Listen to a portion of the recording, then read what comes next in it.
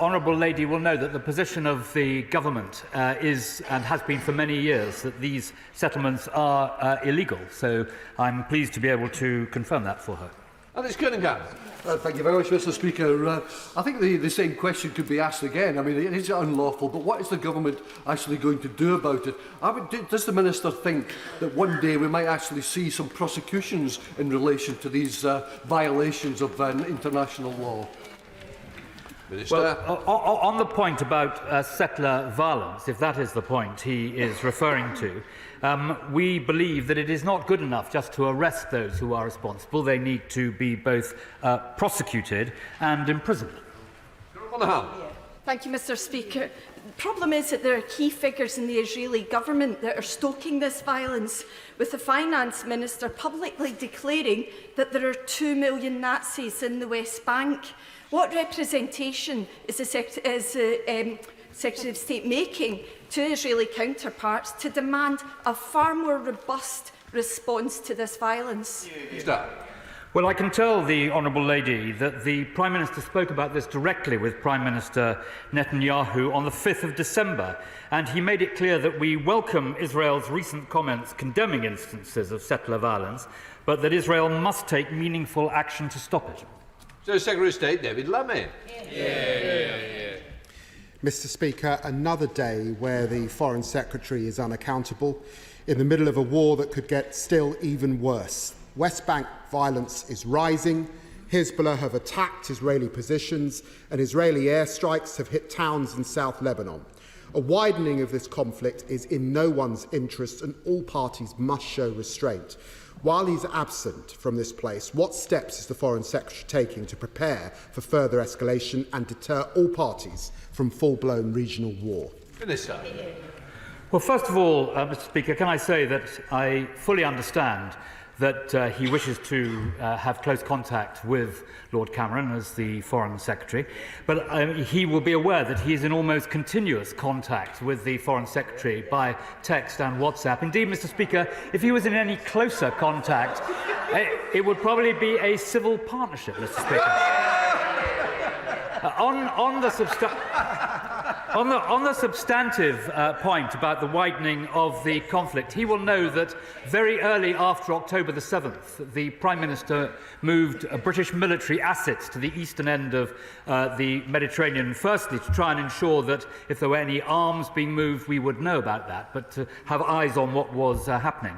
And British diplomacy, along with our like-minded allies and friends, is devoted to ensuring that the conflict does not widen. We now come to SNP spokesperson Alan Smith. Thank you, Mr. Speaker. The UK is providing logistical and surveillance support to the State of Israel. Has any evidence come to light which gives concern about the commission of war crimes in the West Bank or Gaza? Minister. Well, Britain is providing some overflight of Gaza to help us identify and help move forward the issue of recovering the hostages. I think that's exactly the right thing to do. Smith.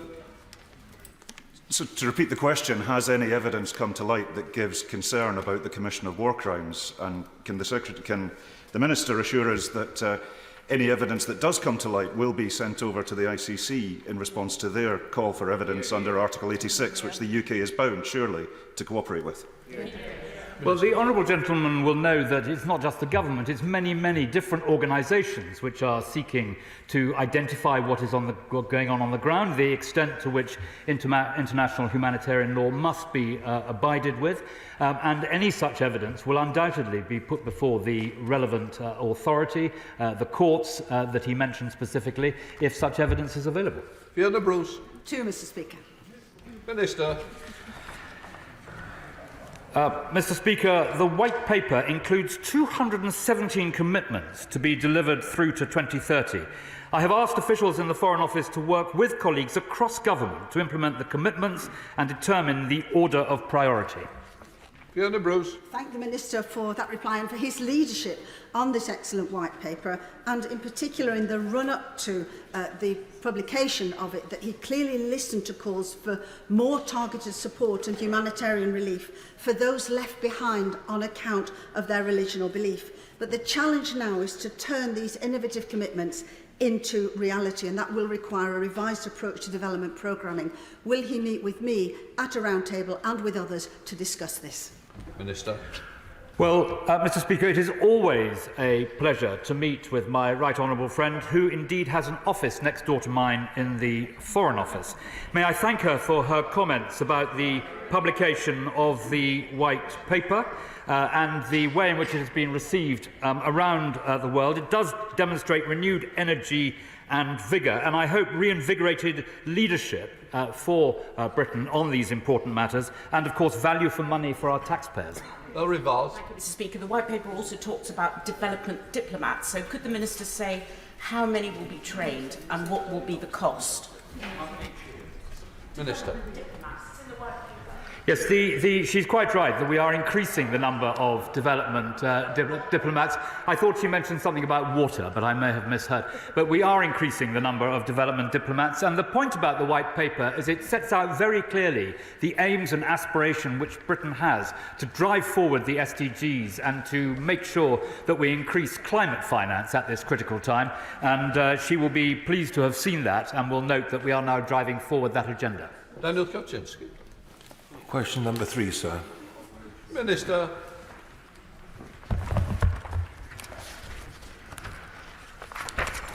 The Foreign Secretary has not yet had a chance to meet his Mauritian counterpart. However, the Prime Minister met the Mauritian Prime Minister at the G20 in September to assess the state of negotiations. They welcomed the progress made and agreed to meet again soon. Kaczynski. Could I thank my honourable friend for that answer, but in my 18 years of loyal service as a Conservative Member of Parliament, I've never been more disappointed, alarmed and angry at the conduct of the Foreign Office in this matter. In a neo-colonialistic way, negotiating with Mauritius, an entity over 2,000 kilometres from the British Indian Ocean Territory, without consulting the indigenous people, the Chagossians, who we expelled in 1968 to make way for an American Air Force base. The time has come for us to respect the right of self-determination and assure the Chagossians are allowed to return to the British Indian Ocean Territory and for them to decide the future of these islands rather than handing them to the Chinese client puppet state of Mauritius, which highly counterintuitive to our AUKUS commitments. Minister. The UK has been working in close cooperation with the US since negotiations began in November 2022. They support our approach. The UK, US, Mauritius have all made clear that protecting the base on Diego Garcia, including preventing foreign malign influence, is a top priority. We'll ensure that any agreement would achieve this. It's in our national interest and those of our partners, and vital for regional and global security.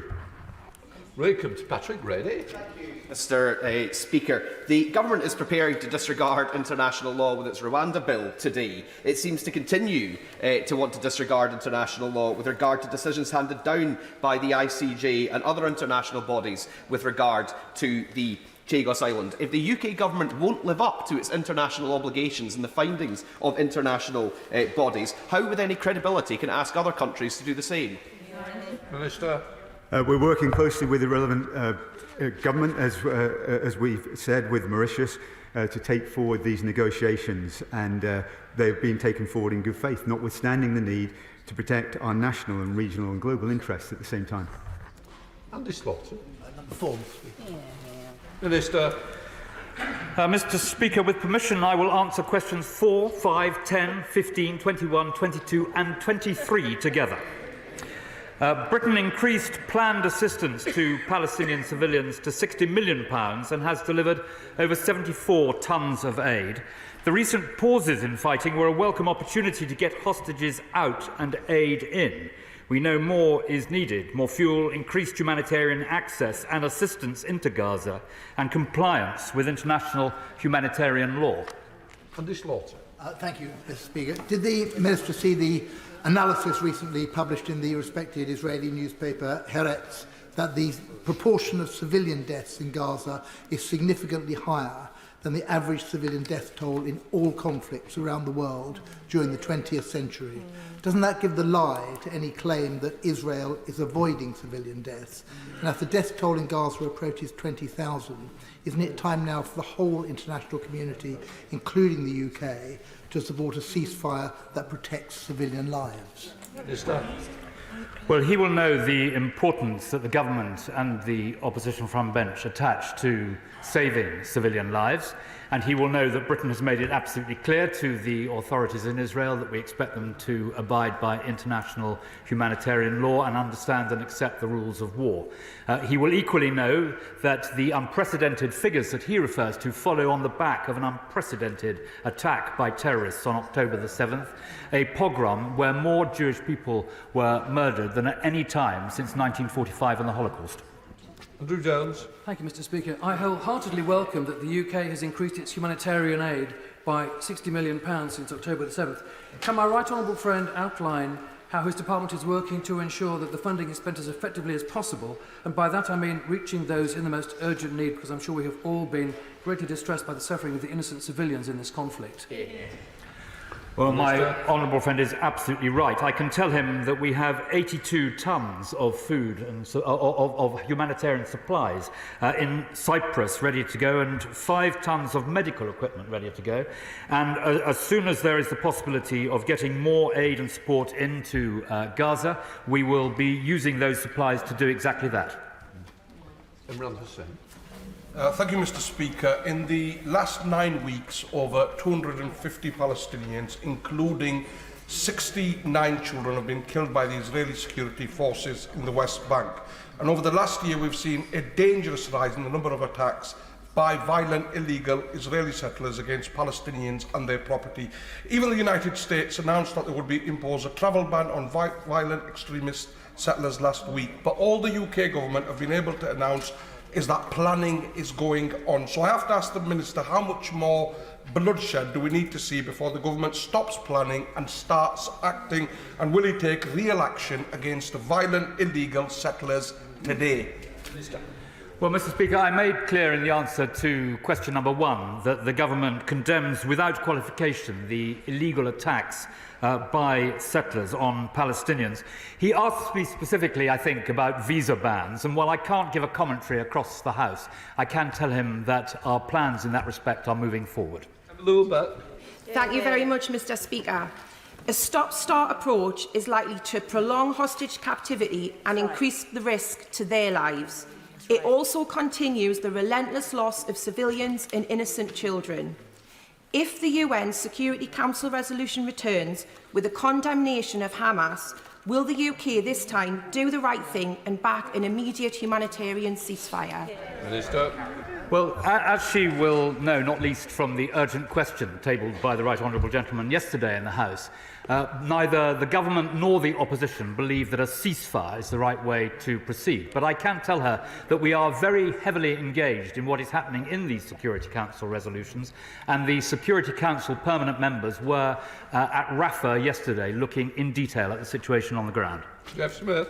Thank you, Mr. Speaker. There has to be a ceasefire to protect civilians in Gaza. And does the Minister agree with the US Secretary of State for Defence when he said that protecting Palestinian civilians in Gaza is both a moral responsibility and a strategic imperative? And if you drive civilians into the arms of the enemy, you replace a tactical victory with a strategic defeat. Are the government making those representations to the Israeli government? Well, of course, the position of the American Defence Secretary is exactly the position of the British government, and that is why we say at all points that everyone must adhere to international humanitarian law. Neil O'Brien. Mr. Speaker, the whole House is appalled by the atrocities committed by Hamas, but also by the civilian suffering in Gaza. Will my honourable friend, set out the steps he's taking to relieve civilian suffering, and also the steps he's taking against illegal settlements and against the actions of violent settlers, because they're an obstacle to a two-state solution and a lasting and just peace? Minister. Well, Mr. Speaker, on the first part of his question, I can tell him that we have delivered 74 tonnes of aid to Al Arish, which we are trying to make sure gets in. Yesterday, in terms of specific relief, I can inform the House that 100 trucks did get across the border into Rafah, and 120,600 litres of fuel. So it's nothing like enough, but there was some progress yesterday. Thank you, Mr. Speaker. Israel has detained huge numbers of Palestinians in Gaza. The ICRC has received reports of 3,000 now missing between the 7th of October and the 29th of November, and many also in the West Bank. We've seen the images of those men stripped on the beaches. Haaretz has released an article showing that 10 to 15% of those were connected to Hamas. That meant that nearly 90% were not. Is this government making representations to the Israeli government about its treatment of Palestinian detainees? Well, the situation she describes is not clear in the fog of war, but what I can tell her is that we emphasise to everyone the importance of abiding by international humanitarian law and, of course, the Geneva Convention to which she was referring. Mark Pritchard. Thank you, Mr. Speaker. Every life lost, whether Palestinian or Israeli, is a tragedy, and so often in conflict or wars, it's the children that suffer the most. On humanitarian pauses, can I ask my right honourable friend what further discussions he's had with the United States and other partners to have new humanitarian pauses? And finally, and I'm supportive of the government, but can I ask him whether he feels the Israeli response is proportionate? So in respect of the pauses, we are arguing in every way we possibly can that there needs to be humanitarian pauses. They need to be 5 days long so that we can get relief and humanitarian supplies into Gaza. In respect of his final point about a proportionate force, as I have said earlier today in these questions, that is why we emphasise continuously the importance of abiding by the rules of war. Shadow Minister Lynn Brown. Grateful, Mr. Speaker. In Gaza, almost 80% of the population have been forced from their home with nowhere safe to go. Sewage is flowing in the street with enormous risk to health, while hospitals and ambulances continue to be hit. Half the population is starving. The most recent reports have over 18,000 Palestinians killed, including utterly appalling numbers of children. I recognise the efforts of ministers, but it's barely even slowing down the tide of death when the humanitarian crisis simply needs to end. Can I ask the Minister, what is his strategy to do that? Well, at all points, Britain is trying to use its brilliant international network, working not only with other of the United Nations Security Council members, but also through our intense diplomatic network around the Middle East. So in terms of trying to see a political track when it becomes available, Britain, with its allies, is doing everything possible to achieve that. In respect of the suffering to which she described, and which everyone in the House will agree with her analysis of that, we have the Foreign Secretary announced recently an additional £30 million of support. We are looking at how that can be used specifically to assist with medical issues, and particularly with children in that extent. James Sunderland. Question 6, Mr. Speaker. Minister. FCDO are working in partnership with the territories to develop climate security assessments through the Conflict Stability and Security Fund. Our Blue Planet programme has provided over $35 million since 2016 to enhance marine protection and build climate change resilience. Mr. Speaker, thank you. I am reassured that the UK is investing heavily in climate change adaptation. Does my honourable friend agree that the best way of future-proofing this is for the FCDO to appoint a dedicated minister for all of the overseas territories and to ensure that the UK never relinquishes sovereignty for any of them? None of them. Minister. I thank my honourable friend for his question. I've recently been appointed as the FCDO minister responsible for overseas territories, and furthermore, the Prime Minister has made clear that every department should have a minister whose portfolio covers responsibilities to the OTs, and the UK has no doubt about its sovereignty over the overseas territories. Any decision to end British sovereignty should be on the basis of clear constitutionally expressed wish of the territory's people. Shadow Minister Steve Deutsche. Thank you, Mr. Speaker. As you know, our global British family in the UK overseas territories contains 94% of all unique species the UK is responsible for, huge marine areas throughout the world's oceans. They're hugely vulnerable to climate change, and yet they are negligible contributors to it. It's been great to see more OTs sign up for the Blue Belt Initiative and work with groups like Great British Ocean, and indeed attend the recent COP. So what is he doing to encourage more overseas territories to join the Blue Belt and to assist overseas territories to get access to strategic international funding for conservation, adaptation and resilience? Minister. No, it's an important question. Obviously, our need to tackle climate change extends widely to the OTs. We've done significant work on the Blue Belt programme, and we've engaged a large number of OTs at COP28 this year as well, so we can help push forward their work and give greater access to this funding. It's vitally important. Sir Edmund Lee. Number 7, sir. Minister. Thank you, Mr. Speaker. We strongly condemn forced marriage and forced conversion of women and girls, including in Pakistan.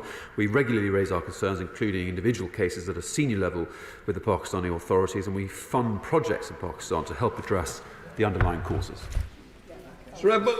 At the age of 14, Mara Shabazz was abducted, forced into a marriage, raped, escaped, has been sitting in one room with her entire family, terrified. She's now 18.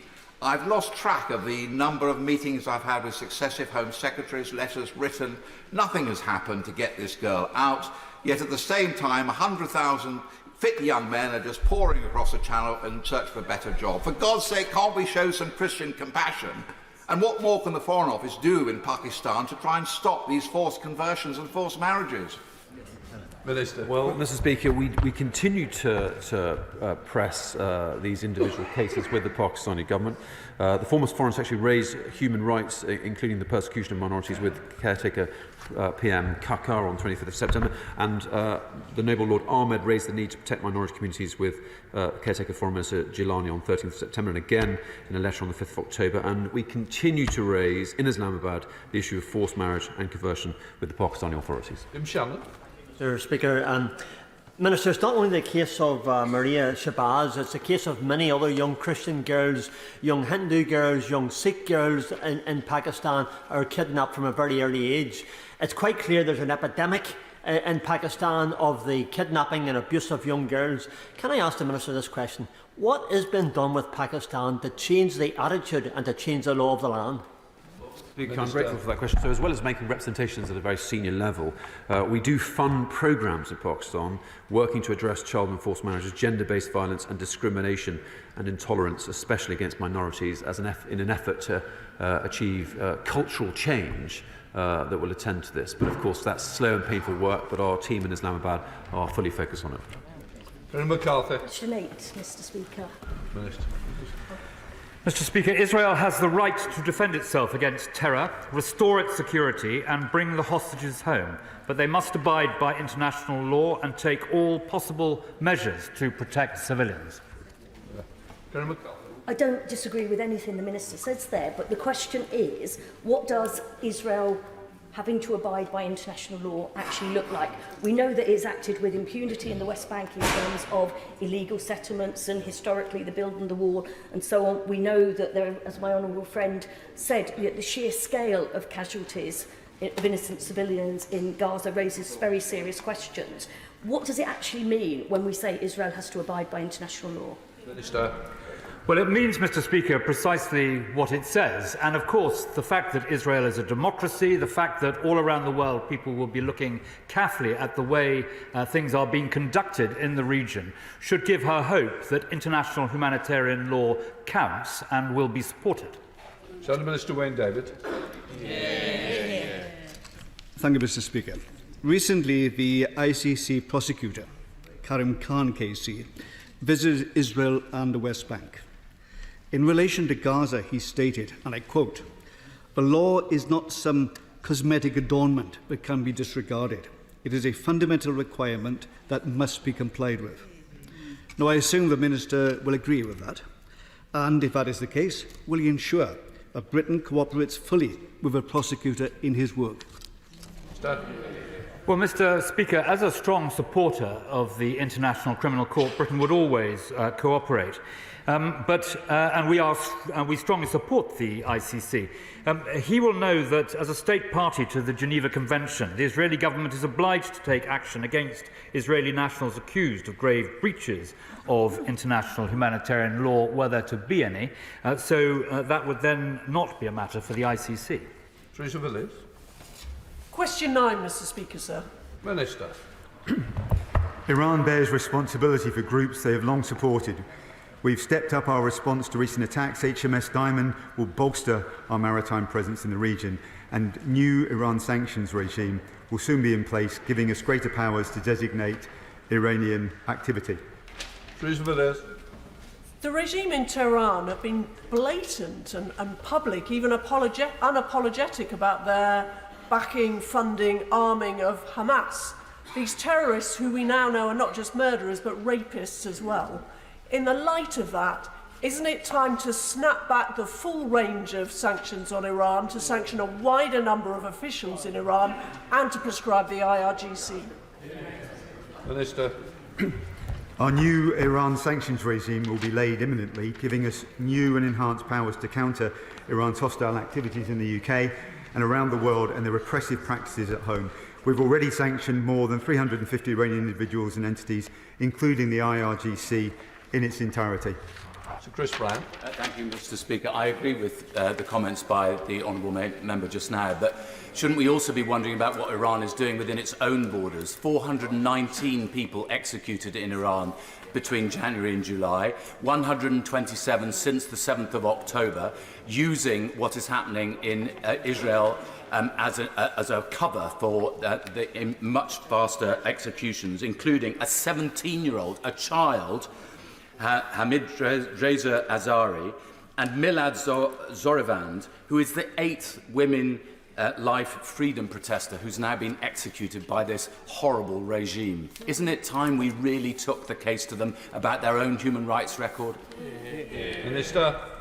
I think the honourable member makes a very important point, and we call out the brutal repression of protests that have taken place, and we continue to hold Iran to account for its human rights record, including the repression of women, girls, children, as he highlights.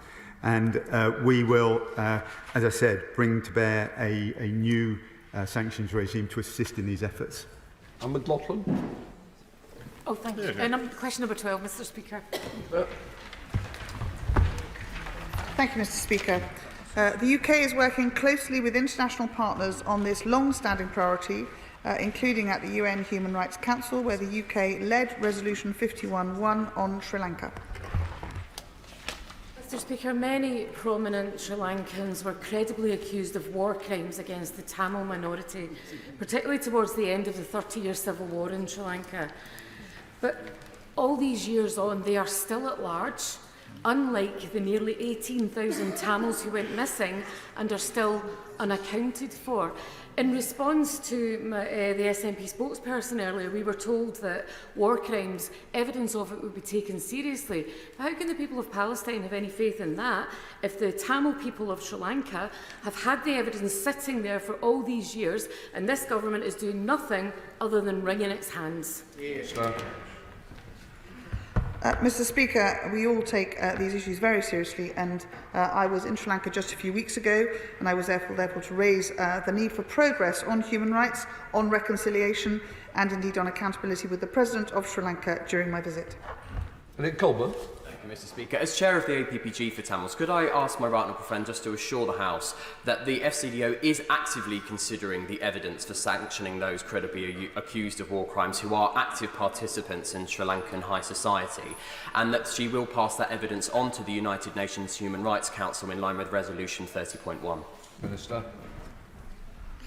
Mr. Speaker, I'd like to commend the Honourable of Carshalton and Wallington for his really active and championing work as chair of the APPG for Sri Lanka. And he's absolutely right, and we absolutely recognise the concerns of the Sri Lankan public and indeed victim groups about the creation of a credible domestic accountability process, and we continue to urge the Sri Lankan government to address these concerns. As I say, I raised those when I was there. I was also able to discuss the issues around human rights and justice with members of civil society and Tamil representatives and the Governor of Northern Province when I was also visiting Jaffna. Minister Catherine West. Thank you very much, Mr. Speaker. Sri Lanka is a key member of the Commonwealth family and occupies a strategically vital position geographically. Warm relations are vital, but for far too long those accused of brutal crimes in the past, including against the Tamil minority, have escaped justice. Will the Minister outline what steps she's taking to support the Tamils' cause for justice, including, if necessary, by taking action against existing and former Sri Lankan ministers? And will she outline support for Sri Lankan democracy and human rights? Minister, sorry. Mr. Speaker, the Honourable Lady is absolutely right, and we welcomed the recent written update on Sri Lanka by the High Commissioner for Human Rights, and in September the UK Government issued statements that emphasised that importance on inclusive transitional justice and effective governance reforms in order to highlight the arbitrary use of laws to suppress dissent. And as I said earlier, we led the UNHRC Resolution 51-1 on Sri Lanka, providing that mandate for the Office for the High Commissioner of Human Rights to be able to report on Sri Lanka. We continue to work with them. Question number 13, Mr. Speaker. With permission, Mr. Speaker, I will answer questions 13, 17, 20 and 24 together. There must be a political solution to the Israeli-Palestinian conflict, a two-state solution which provides justice and security for both Israelis and Palestinians. Thank you, Mr. Speaker. The aerial bombardment by Israel of one of the most densely populated regions in the world, in Gaza, has been devastating. Recent statistics reported in Israel show that 61% of deaths in Gaza have been civilians. When the Prime Minister spoke with the Israeli Prime Minister last week, did he urge him to stop besieging and blockading Gaza, to comply with international law, which must be proportionate, and to protect innocent lives? Well, Mr. Speaker, she is right that at the COP, the Prime Minister was also able to have meetings with Qatar, Egypt and Jordan, as well as Israel. And he reiterated the point that he has made publicly before, which is that Israel has the right to self-defence, but it must operate within international humanitarian law. David Linden. Thank you very much. Mr. Speaker, the Minister talks about the need for a two-state solution, and he won't find much disagreement with that. But how can he advocate a two-state solution when the government refuses to recognise the state of Palestine? And is he confident there's going to be much left of Palestine after Israel's continued bombardment, and why we need a ceasefire right now? Hear, hear. Well, the government does strongly support the two-state solution, and of course before these terrible events on October the 7th there were new partnerships with Israel developing across the Middle East. One thinks particularly of the Emirates and Bahrain. And when there is a break in the clouds and there is an opportunity for a political track to get going, we will do everything we can to build on the important point that he was underlining. Christopher Clarkson. Thank you, Mr. Speaker. Notwithstanding the attempted genocide of the 7th of October and the cynical use of Palestinian civilians as human shields, the single best solution for peace in the region is a two-state solution. So can I ask my right honourable friend what steps the government is taking to facilitate that, and will he agree with me that the kidnappers, murderers and rapists of Hamas cannot be involved in those negotiations? Minister. Yes, Mr. Speaker, we certainly agree with the United States that Gaza should be under Palestinian control in due course and that there is no place for Hamas in all of that. In respect of the point that he made about how you advance towards a two-state solution, he will know that the Foreign Secretary has been both in Tel Aviv and on the West Bank in Ramallah, and we are looking to see what Britain can do to help build the capacity of the Palestinian state in the future and to bolster it. Chair Morrow. Thank you, Mr. Speaker. The Minister will have access to intelligence, ours and that of our allies, that he may not be in a position to share with the House. So can he share his understanding of the effectiveness of Israel's campaign to weaken and eliminate Hamas and return the hostages, given the appalling and unacceptable loss of innocent Palestinian life, thousands and thousands of children maimed and killed, given the catastrophic humanitarian situation in Gaza, given that over 100 Israeli hostages remain in captivity there, and that Hamas continues to fire rockets into Israel every day? Well, we are doing everything we can to try and help the hostages to which she referred and to try and make sure that they are able to come home. And we do that through negotiations, not least in Qatar, but also through the overflights, which I referred to earlier. So in terms of what she wants to see achieved, she may rest assured that the government takes precisely the same view. Wendy Chamberlain. Question 14, Mr. Speaker. Minister. Thank you, Mr. Speaker. We welcome the release of Leila de Lima on bail. This is a positive step for human rights and the rule of law. Mr. Speaker, the UK's ambassador has repeatedly raised this case with the Philippines government and visited her during her detention. Chamberlain. Thank you, Mr. Speaker. While I agree with the Government, it is good news that Senator de Lima has been released on bail after nearly 7 years of detention. What is the Government doing in representations to those counterparts in the Philippines via the Ambassador about the resolution of all the other charges against her? These are believed to stem from her vocal opposition to thousands of extrajudicial killings in connection with former President Duarte's war on drugs, and about a meaningful investigation into those killings. Mr. Speaker, the UK Government regularly engages with the Government of the Philippines on the full range of our human rights concerns, and we welcome the 2020 UN Human Rights Council resolution, which proposed technical cooperation on human rights between the Government of the Philippines and the United Nations. The resolution results in a 3-year UN joint programme, which commenced in 2021, to which the UK has contributed £400,000, and we will continue to work alongside them. Ruth Jones. Question 16, please, Mr. Speaker. Minister. Mr. Speaker, I regularly discuss a broad range of issues, including Zimbabwe, with Commonwealth counterparts, most recently on Sunday in Dubai when I met with the Commonwealth Secretary-General, the Baroness Scotland. The decision on re-entry is for all members based on the membership requirements and the values and principles set out in the Commonwealth Charter. Ruth Jones. Thank you, Mr. Speaker. With the recent enlargement of the Commonwealth, these are important matters that the Minister's just referenced. Over 100,000 Zimbabweans live in the UK, many in South Wales, and thousands more work all year round in our NHS. So what engagement has he had specifically with the Zimbabwean diaspora to understand the diversity of perspectives and to support their views about Commonwealth membership and other challenges and issues that they face? Well, she is quite right that Zimbabwe has a productive and vibrant diaspora in the United Kingdom, and we hear their views many times. But following the election, where Britain warned that the election needed to be violence-free and fair, the election was certainly violence-free, and we are waiting now for the full report of the observers before making a judgment on further events. Bob Blackman. Question 18, Mr. Speaker. Minister. Mr. Speaker, we are working with international and regional partners to secure the release of hostages, including British nationals. Blackman. I thank my right honourable friend for that answer. The hostages that have been released report of sexual and physical violence committed against them whilst they've been in captivity. The Israeli Health Ministry reports that individual hostages were drugged to make them look happy when they've been in the hostage position. So does my right honourable friend agree with me that Hamas are treating these hostages in an inhumane fashion? The International Red Cross should be given the opportunity to visit and see all of these hostages, and that we should ensure they're returned home as soon as possible. Well, he is quite right, Mr. Speaker, about the rights of the International Red Cross.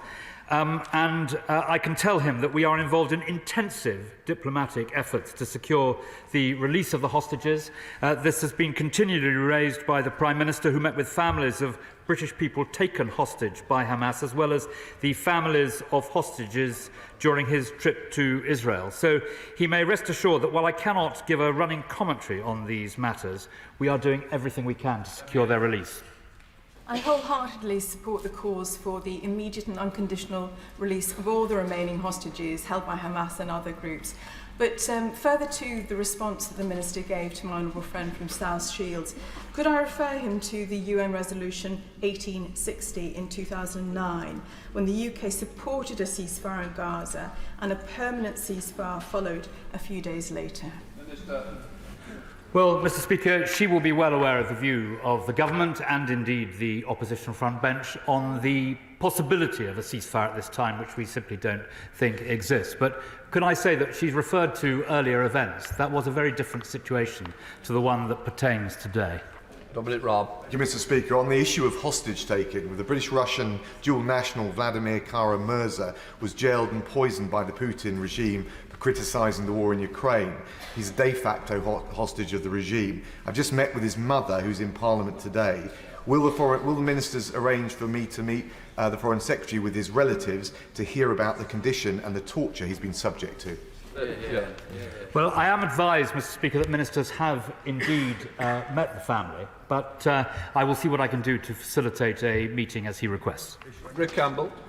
Mr. Speaker, small numbers of hostages have been released in the past as a result of pauses in the response by the Israeli authorities. Will the Minister undertake to ensure that there's wider understanding, both here and internationally, that those pauses are best activated whenever Hamas does not take advantage of them and embed themselves in hospitals and civilian populations again?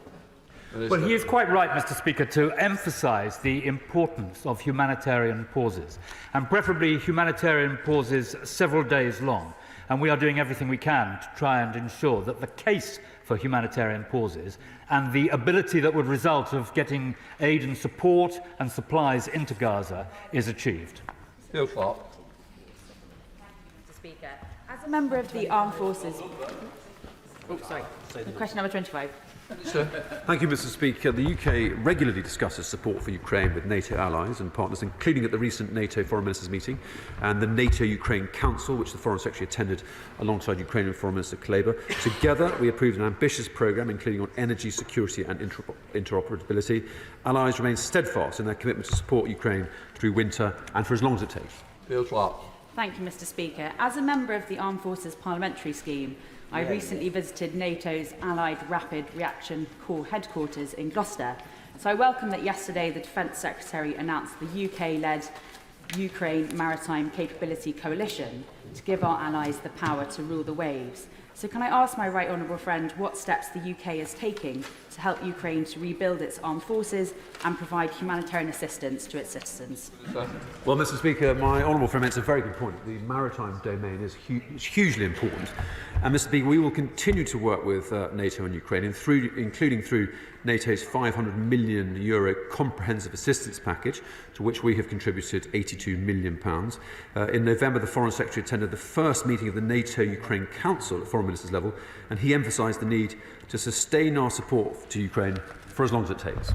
Mr. Speaker, notwithstanding President Zelensky's meeting in the White House today and the Foreign Secretary's visit to Capitol Hill in recent days, what is the government doing to ensure that that US support for Ukraine, which is the anchor of all the European and broader international support, remains steadfast despite the ongoing political situation in the US? Minister. Well, Mr. Speaker, we are leading by example. We now come to topicals. Jason McCartney. Topical 1, please, Mr. Speaker. Thank you, Mr. Speaker. The government is focused on our vital priorities, notably supporting Ukraine, standing with Israel and providing aid to Palestinian civilians. The Foreign Secretary and I met with global leaders at COP28 who welcomed the UK's leadership at this critical time. We discussed our newly launched International Development White Paper, which seeks to get the SDGs back on track at this halfway stage when they are so far off. As mentioned before, I will deputise for the Foreign Secretary in this House and make regular statements to keep members updated. Thank you, Mr. Speaker. What steps is the Foreign Office taking to persuade and encourage our NATO allies to continue and enhance not just their military but also their civil support for Ukraine in their brave campaign against Putin's evil invasion? Well, my honourable friend is absolutely right to put it in those terms. The Foreign Secretary met the Ukrainian Foreign Minister Kuleba at the NATO-Ukraine Council. My honourable friend will know that nearly £10 billion in military, humanitarian and economic support has been provided by Britain since February 2022, and we were the first country to provide lethal aid, and we are the biggest contributor to the armed forces in Ukraine of any single nation. So, Secretary of State David Lammy. Mr. Speaker, an aggressive threat to a smaller neighbour, an attack on recognised international borders, an illegitimate referendum stoking historical grievances. The Putin playbook is being copied in Caracas by Maduro. We must stand up to bullies and tyrants with imperial ambitions. As we maintain our steadfast commitment to Ukraine, can the Minister reaffirm the UK's unwavering support for Guyana's sovereignty? Minister. Yes, I can, Mr. Speaker. And yesterday I attended a meeting convened by the Secretary-General of the Commonwealth, which put out a statement last night, which I very much hope will reassure him. Lynn Saxby. Thank you, Mr. Speaker. What progress has my right honourable friend made on granting full environmental protection to the waters around the South Sandwich Islands, plus additional protections and improved management around South Georgia? The South Georgia and Sandwich Islands Marine Protected Area provides comprehensive protection against the entire maritime zone. It's been rated as one of the most sustainable in the world, and the government is currently undertaking its second 5-year review. The review report is expected early next year. Karen McCarthy. Alexei Navalny has gone missing from his penal colony, hasn't been heard of for almost a week. Can the Minister join in international counterparts in making urgent representations to try to find out where he is and to ensure his personal safety?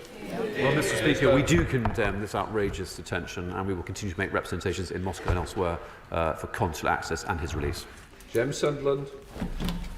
Mr. Speaker, the World Malaria Report for 2023 shows that the number of malaria cases and deaths remains above pre-pandemic levels.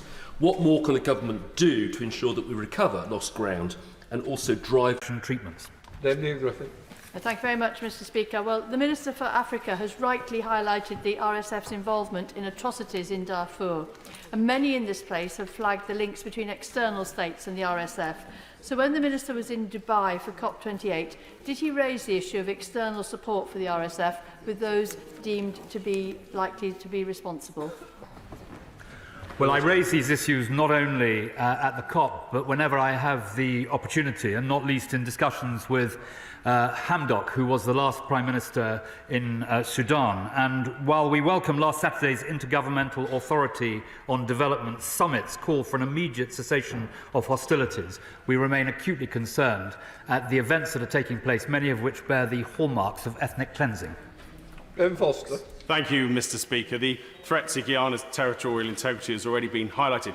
Can he reassure me that we are taking steps with our allies in the region to deter any use of force by the Maduro dictatorship? Minister. Venezuela's actions with regard to 1999, and we're working with our regional partners such as Brazil and international... Some 70 journalists. The vast majority of media casualties have been Palestinian journalists who kept working in the face of airstrikes and a deteriorating humanitarian situation because of the lack of information and because international media are being denied access. The National Union of Journalists warns of systemic targeting of journalists in Palestine, a further breach of international law. How will the Minister impress upon the Israeli government these specific obligations? Well, as I said earlier, we do impress the importance of abiding by the rules of war. But can I say that I pay particular tribute to the bravery of the humanitarian workers who put themselves in harm's way, unarmed, in order to help their fellow citizens. Henry Smith. Thank you, Mr. Speaker. What precedent does the current negotiations between London and Port Louis over the future of the British Indian Ocean Territory have on the sovereignty of other uninhabited overseas territories and indeed the British sovereign base areas in Cyprus? Can we cast? Sorry, Minister. Yeah. I'm doing two things at once. As raised earlier in the topical in the substantive questions, we continue to have our negotiations on BIOT, which we're taking forward in good faith. Mr. Speaker, not just citizens of the United Kingdom, but the government... The need for security which may pertain to the release of hostages, so I think this is entirely a good thing. Mark Logan. Mr. Speaker, as Vice Chair APPG Japan, we hosted over 60 companies here in Parliament recently, with thanks to the Minister for Investment and Blick Rothenberg. With increasing securitisation in international politics, isn't it more important than ever to big up UK-Japan commercial opportunities, and as the Japanese say, ganbattane? Minister. Mr. Speaker, the UK-Japan bilateral relationship has never been stronger. The Hiroshima Accord, which the Prime Minister agreed with Prime Minister Kishida on the 19th of May, cements and builds upon a period of sustained growth and deepening of our enhanced global strategic partnership. Dr. Rosanna Allen-Khan. Thank you very much, Mr. Speaker. As many of us go home tonight and kiss our children, parents in Gaza will be searching for body parts to recognise their children and burying them. Families broken, futures stolen. Is the Minister comfortable with over 18,000 innocent Palestinian civilians being killed, many of them children? And when will he do the right thing and call for a ceasefire? Minister. Well, Mr. Speaker, she reflects the pain and agony that those parents feel with great eloquence and which is felt across the House. But the issue is, how do we address the causes of what happened on October the 7th and the fact that a pogrom was imposed by Hamas, killing so very many Jewish people? And we have to move towards a moment where the political sky is clear and there is an opportunity for a new political initiative. Thank you, Mr. Speaker. I refer the House to my register of interests. Does my honourable friend recognise the recent joint statement from Armenia and Azerbaijan as a historic milestone towards the normalisation of relations? And can he tell us what his government, or this government, is doing towards a lasting peace treaty? Well, thank you, Mr. Speaker. We are greatly encouraged by this joint statement from Azerbaijan and Armenia and confirming their intent to normalise relations. As I made clear to both countries during my recent visit, we fully support their efforts to achieve a historic and lasting peace. Thank you, Mr. Speaker. In answer to question 9, the Minister seemed to say that the government was planning to completely prescribe the IRGC. Could he confirm that? Because if that is the case, it will be welcomed across both sides of the House. I said that what we were going to be doing is introducing a new sanctions regime, just to be clear. My constituent Amani Ahmed, Mr. Speaker, arrived here from Gaza for her PhD just days before the outbreak of the war and is now desperately trying to bring her husband and 3 children to the UK. UKVI advises travelling to the nearest visa application centre, but that's impossible as they're unable to leave Gaza. Can the Minister urgently intervene to ensure Amani's family are able to join her safely in the UK? Well, she will know, Mr. Speaker, that there is a specific track to pursue on this, and if she has not already been in touch with the crisis centre at the Foreign Office, that is what she should do immediately. Thank you, Mr. Speaker. Last week I was contacted by the Kennington Bethlehem Link, a voluntary group dedicated to working with Israeli and Palestinians. They raised the case of Anas Abu Sawa, who was arrested by the Israeli army. This week it was announced he's been detained for 6 months in administrative detention, and the reason for his arrest is still unclear. And it's been 9 days and over 6,000 people have signed a petition in support of this. Will the Minister please raise this with the Foreign Secretary to urgently work with his Israeli counterpart so we can know why he was imprisoned? Well, if she will make available to me the full details of that case, assuming that she has not already told the Foreign Office, then I will look into it for her and make sure she gets an answer. David Hamilton. Mr. Speaker, that great world-beating British charity, the Halo Trust, has just announced the destruction of its 2 millionth landmine. Will the Minister join with me in congratulating them and also pledge further funding, which is going to be vital and necessary if it's going to deal with the outcome of Ukraine? Minister. He is absolutely right to pay tribute to Halo. I was, before I returned to government, an ambassador for Halo, so I speak with some pride in this matter. And if he looks carefully at the International Development White Paper, which drew strength from all across the House in its commitments and identifying important aspects, he will see that Halo is mentioned there. Ian Paisley. Good to see you back in your place. Is the department monitoring the case of the British citizen who's been currently taken through the Vatican State courts, Ralph Manconi? Are they monitoring that case, and are they making any recommendations or representations to the Vatican court about that case? And would his officials agree to meet with me to discuss it? Well, I can certainly organise that someone meets the honourable gentleman to discuss this, but as he will know, the arrangements with the Vatican were changed substantially in the year 1534, in the reign of King Henry VIII. And as far as I know, there's been no change since then to reverse that. Alison Doulis. Thanks very much, Mr. Speaker. India's Supreme Court has upheld the Indian government's decision to revoke Article 370 of the Constitution, which granted special status to Jammu and Kashmir. Can the Minister tell me what assessment he has made of this situation, as many Kashmiri constituents are quite worried about this? Minister. Mr. Speaker, we took note of the Supreme Court decision and we continue to discuss with both parties the need both to resolve that continuing situation, but also to have constructive dialogue with those Kashmiris involved. That completes questions. A point of order, Curry McCarthy. Thank you, Mr. Speaker. With crucial talks at COP28 locked in disagreement, we're hearing reports that the Climate Change Minister is on his way back to the UK. It is said he will continue to be the lead UK Minister for negotiations with any final decisions agreed with him. I don't see how that can quite be the case when he's on an aeroplane. We can only assume that he's being called back because of tonight's Rwanda vote, and that saving the Prime Minister's skin is somehow seen as more important than trying to save the planet. So can Mr Speaker tell me, how can we bring the Minister to this House to explain why he has left the COP talks and what that means for our negotiations? Well, the good news... Oh, sorry, Minister. Mr Speaker, further to that point of order, a government, as she will know, is seamless, and while the Minister for Climate Change is anxious to support the government in the important legislation tonight, my noble friend Lord Benyon, one of the UK's greatest experts on climate change, is in Dubai today at the COP to ensure that a senior minister is representing Britain in these vital negotiations. Right, let us move on to presentations of bills. Dame Maria Miller. Order, come back. Either sit down or at least wait. It's very discourteous to the member. Both sides. Commonwealth Parliamentary Association. Just sit down for a moment, please. Second reading what day? Friday the 19th of January, sir. Friday the 19th of January. Presentation of bills, Dame Maria Miller.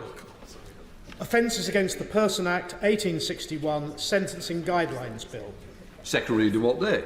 Friday the 19th of January, sir. Friday the 19th of January. Thank you.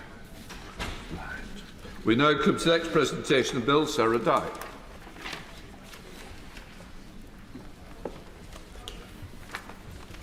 Public Transport Rural Areas Bill.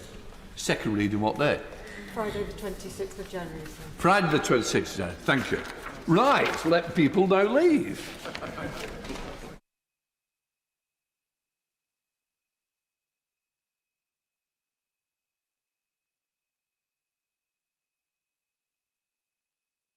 Now proceed to read the orders of the day. Safety of Rwanda, Asylum and Immigration Bill, second reading. Now. Now, the reasoned amendment in the name of the Leader of the Opposition has been selected. The Minister now to move the second reading, or Secretary of State, the Home Secretary himself, James Cleverly. Mr Speaker, with your indulgence, before I formally move the bill, the House may well be aware that tragically there has been death on the BEB Stockholm barge.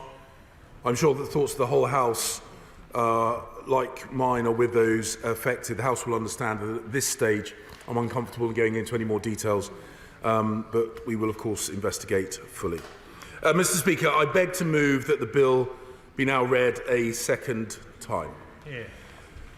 This government is stopping the boats.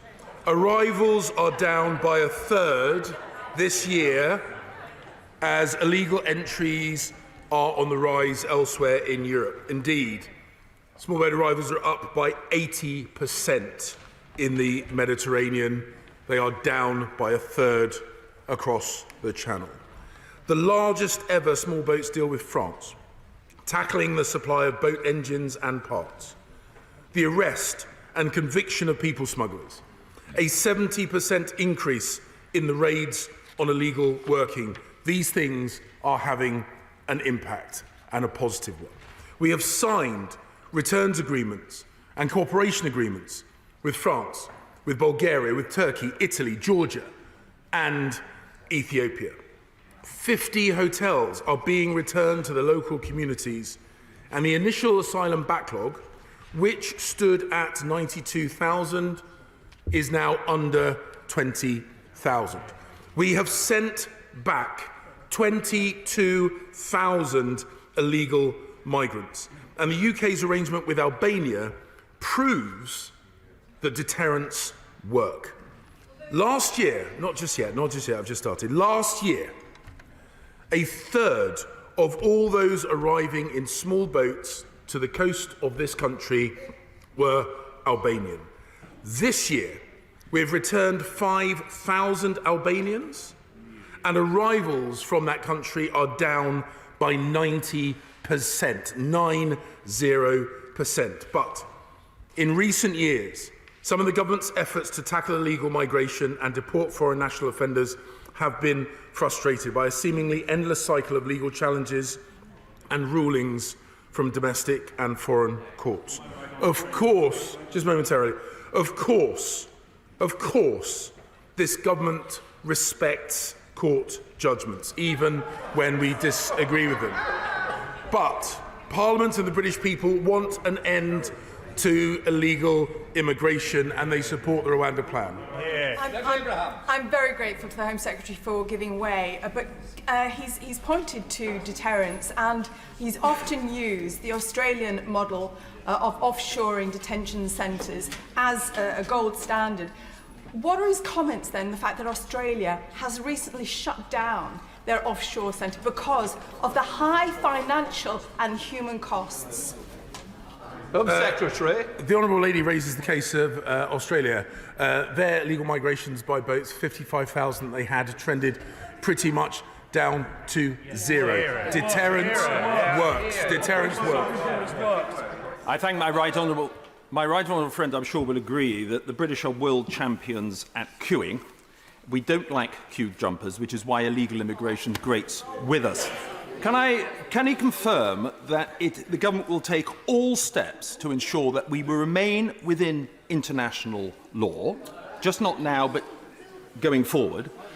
In which case, I will certainly be supporting the bill tonight. But can he also, does he also agree with me that some colleagues in this place need to be careful what they wish for? Secretary. So I am confident, and indeed the conversations that I've had with the government's legal advisers reinforce my belief that the actions that we are taking, whilst novel, whilst very much pushing at the edge of the envelope, are within the framework of international law. And that is important.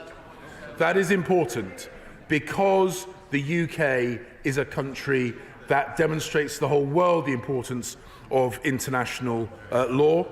We champion that on the world stage, and it's important that we demonstrate it. I'm going to make further progress. Judges, of course, play an important role, but they are not policymakers. They should not be policymakers. And so when the courts find a particular formulation of policy unlawful, it is the job of politicians to listen to their views, respect their views, and find a solution. I will make further progress. Thanks to the efforts on the part of the UK government and the government, that is exactly what we have done in response to the verdict from the Supreme Court. The new treaty that I signed last week with Rwanda and the bill that accompanies it are game-changing. The principle of relocating people to a safe country to have their asylum claim processed there is entirely consistent with the terms of the Refugee Convention. Both the High Court and the Court of Appeal unanimously confirmed this point. I'm very grateful to my right honourable friend. He was an excellent Foreign Secretary, so he will know the extraordinary tensions that exist between the Democratic Republic of Congo and Rwanda. The Democratic Republic of Congo accuses Rwanda of sponsoring the M23 terrorist organization, which is violating Congolese women and killing Congolese soldiers. The Congolese president has named the Rwandan president as a Hitler-like figure this week. What is his response to the concerns of our Congolese friends in this regard? Well, in my formal role, I had extensive conversations with both the government of the Democratic Republic of the Congo and Rwanda. We do not agree with that assessment of the government of Rwanda. And more importantly, other international organisations also rely heavily on Rwanda. The UNHCR, the European Union, these are organisations which rely heavily on Rwanda. They would not do that. If they believed Rwanda was an unsafe country. I do intend to make further progress. There's a second reading debate. There will be plenty of opportunity for colleagues to speak. No, can I thank the Minister for giving way? Minister, just yesterday I received correspondence which I need to quote. EU Council Directive 2005/85/EC is cut by Article 2 of the Protocol, therefore can be relied upon in Northern Ireland but not in the GB in relation to the Rwanda bill coming forward. Article 7 confers the right to remain in the territory whilst a claim is being processed.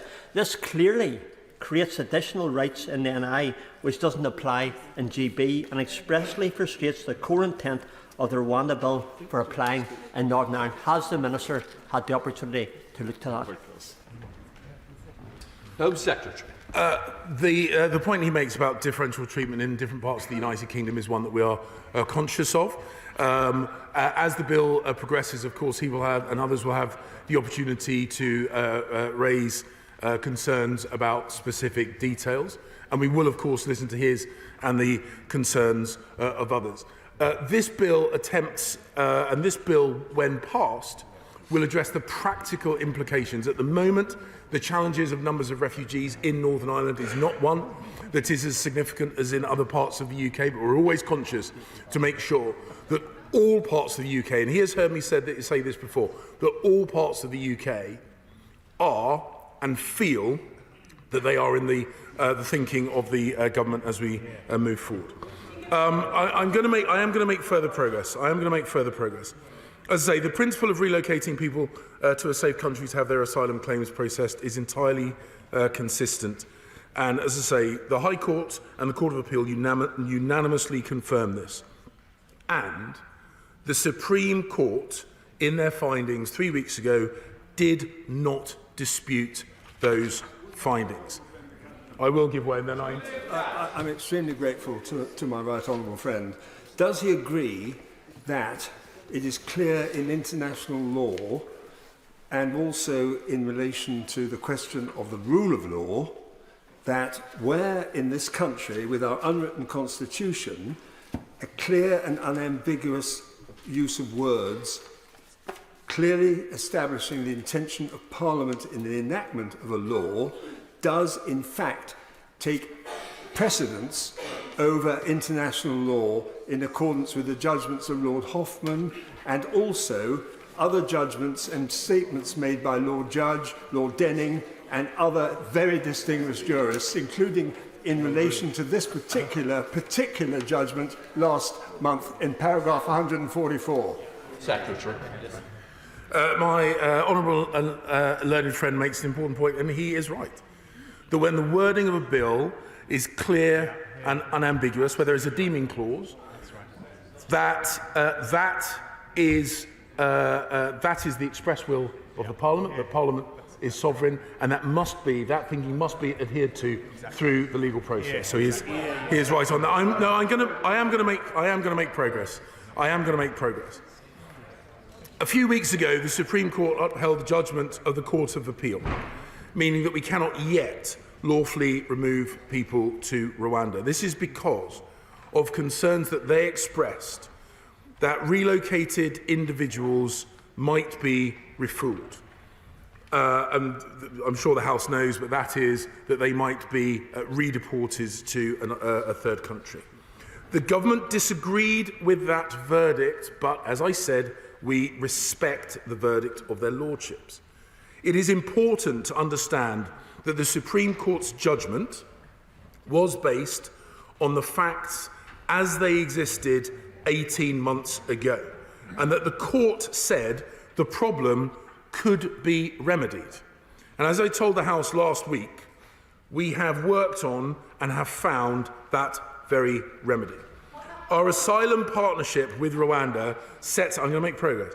Our asylum partnership with Rwanda sets out in a legally binding international treaty the obligations both of the United Kingdom and of Rwanda within international law. It also sets out, and then I will. I'm extremely grateful to my right honourable friend for giving way. As he says, international law and domestic law are both important, but they are different. this bill seeks to give this House the power to deem Rwanda a safe country. Can he confirm for me that what it does not seek to do is to suggest that this country, or this House, has the power to deem itself in compliance with international law? And my worry stems from Clause 1(5) of this bill, which, of course, reflects the government's intention to deem Rwanda a safe country, but then goes on to describe a safe country as one to which persons may be removed in compliance with all of the United Kingdom's obligations under international law. Will he confirm it isn't the government's intention to suggest that it falls to any country to deem itself in compliance with international law? He doesn't need me to explain what the consequences of that might be elsewhere in the world.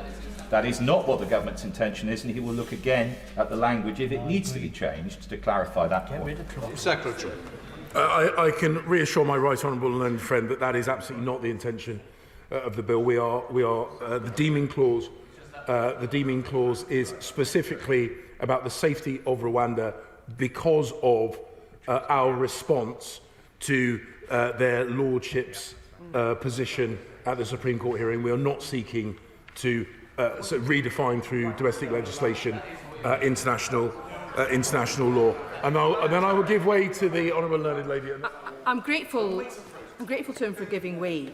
If he's right and the treaty with Rwanda it meets the concerns of the Supreme Court, then why is this bill necessary? If Rwanda is now a safe country as a result of the treaty, why is this highly controversial bill that's clearly causing him great problems in his own parliamentary party, why is it necessary? Because we are putting forward legislation which will be clear and unambiguous, so as to support the treaty. And the treaty addresses the concerns raised by their lordships. And with the indulgence of the House, Mr. Speaker, I do intend to make some progress. I want to make sure that others have the full chance to speak in this debate. As I say, the bill sets out to Parliament and to the courts why Rwanda is safe for those relocated there. The treaty that I signed last week puts beyond legal doubt the safety of Rwanda. It provides the basis to end the merry-go-round of legal challenges that have second-guessed the will of Parliament and frustrated this policy, this House, and the desire of the British people. Rwanda will introduce an even stronger end-to-end asylum system. Stronger still than the one which underpins their relationship with the UNHCR. It will have a specialist asylum appeals tribunal. I thank the Home Secretary for giving way. Since we last spoke in this House, it's been now confirmed that the government has given the Rwandan government 240 million, with a further 50 million to come in April, all independently of anybody being sent to Rwanda.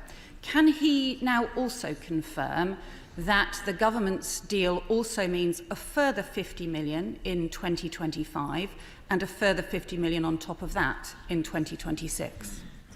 Home Secretary. Well, the Right Honourable Lady is asking me to confirm figures which we have put in the public domain. So, unsurprisingly, I'm totally comfortable. I'm totally comfortable confirming what I've already said, Mr. Deputy Speaker.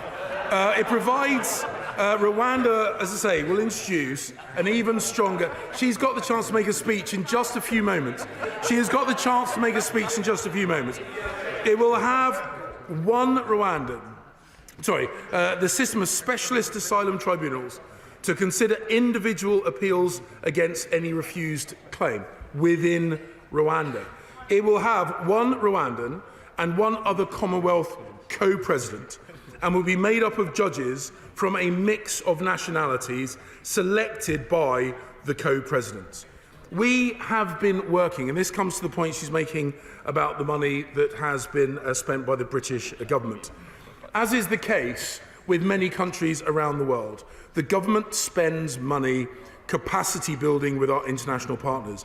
And we have been working extensively with, I'm going to make progress, we have been working extensively with Rwanda to build capacity too. The treaty makes clear that anyone we locate to Rwanda cannot be removed from Rwanda to another country except back to the United Kingdom. It is binding in international law, and it enhances the role of the Independent Monitoring Committee, which will have the power to set its own priority areas for monitoring. The committee will have unfettered access to monitor the entire relocation process, from initial screening to relocation and settlement in Rwanda. Relocated individuals and legal representatives will be able to lodge confidential complaints directly with that committee. It is this treaty and the accompanying evidence pack that enables the government to conclude with confidence that Rwanda is safe. We will need to be certain that domestic and foreign courts will also respect the treaty. And that is why we have introduced the bill. And I'm grateful to my right honourable friend. On that point on foreign courts, 5.2 of the bill says that it's for a Minister of the Crown to decide whether the United Kingdom will comply with the interim measure. Is the advice from the Attorney-General that it will be compatible with international law for a minister to refuse to comply with such an indication? Secretary. Well, my right honourable friend, who is an expert proceduralist in this House, will know that advice from the AG to government is privileged, and I am not going to be sharing it at the dispatch box. But he will also know that the government's position is clear and unambiguous, that this is in accordance with international law. So he can rest assured on that. And I will give way briefly and then to the... I'm grateful for giving way. Will he confirm that, in fact, as a matter of law, an interim measure under Rule 35 is directed not to the courts of the United Kingdom, but to the governments of the member states? So, therefore, what the bill says simply restates what is the position anyway. It's the member state that it applies to, not the courts. Secretary. My honourable learned friend is absolutely right. I will give way one more time, and then I will make more progress. Thank you, Mr. Speaker. I thank the Home Secretary for giving way. He says he won't reveal the Attorney General's advice to the House. That's fine. But on the issue of the money, his permanent secretary was in front of the Public Accounts Committee yesterday and told us that, as well as the payment due of £50 million next year, there are payments planned for years 4 and 5. Is he willing to share with the House how much payment will be made to Rwandans in years 4 and 5 of this programme? Secretary. The Honourable Lady will know that we have committed to a reporting schedule which is completely consistent with other government departments, completely consistent with the reporting schedule of the Home Office in other files, and we absolutely intend to commit to doing that. So the reason we have introduced this bill, it builds on the Illegal Migration Act and complements all other measures that this government is employing to end illegal migration. The Safety of Rwanda Asylum and Immigration Bill makes it unambiguous and clear that Rwanda is safe and will prevent the courts from second-guessing the will of this sovereign parliament. It gives, I've got to make progress, it gives effect to the judgment of Parliament that Rwanda is a safe country, notwithstanding UK law or any interpretation of international law. For the purposes of the bill, a safe country is one to which people may be removed from the United Kingdom, in compliance with all of the UK's obligations under international law. And I hope that will reassure my right honourable and learned friend, and that are relevant to the treatment in that country of people who are removed there. It means that someone removed to that country will not be removed or sent to another country in contravention of any international law. And anyone who seeks asylum or who has had an asylum determination will have their claim determined and be treated in accordance with that country's obligations under international law. I'm going to make progress. I've been generous, but I want others to have the chance to speak. Anyone removed to Rwanda under the provisions of this treaty will not be removed from Rwanda, except to the United Kingdom, in a very small number of limited and exceptional circumstances. Should the UK request the return of any relocated person, Rwanda will return them. Decision makers, and that includes both myself or the holder of the post of Home Secretary, an immigration officer, or the courts, must all treat Rwanda as a safe country, and they must do so notwithstanding all relevant UK law or any interpretation of international law by courts or tribunals. And that includes the European Convention on Human Rights, the Refugee Convention, the International Convention on Civil and Political Rights, the UN Convention Against Torture and Other Cruel, Inhumane or Degrading Treatments or Punishment, the European Convention on Actions Against Trafficking in Human Beings done at Warsaw, 16th of May 2005, customary international law, and any other international law or convention or rule of international law whatsoever, including order, judgment, decision or measure of the European Court of Human Rights. The Prime Minister has been crystal clear that he and the government that he leads will not let foreign courts destroy this Rwanda plan and curtail our efforts to break the business model, of those evil people smuggling gangs. I'm very grateful to my right honourable friend.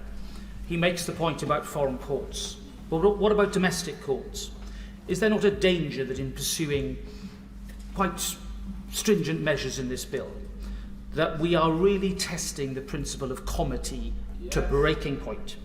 This House and this Parliament is sovereign, but we also have the independence of the courts and the rule of law to bear in mind, and restraint on both sides by the judiciary and by this place is essential if we are to maintain the balance of our constitution.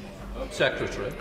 My right honourable and learned friend, who knows I have a huge amount of respect for him, not just as a friend, as an individual, but also his experience at the bar, at a very high level within the bar.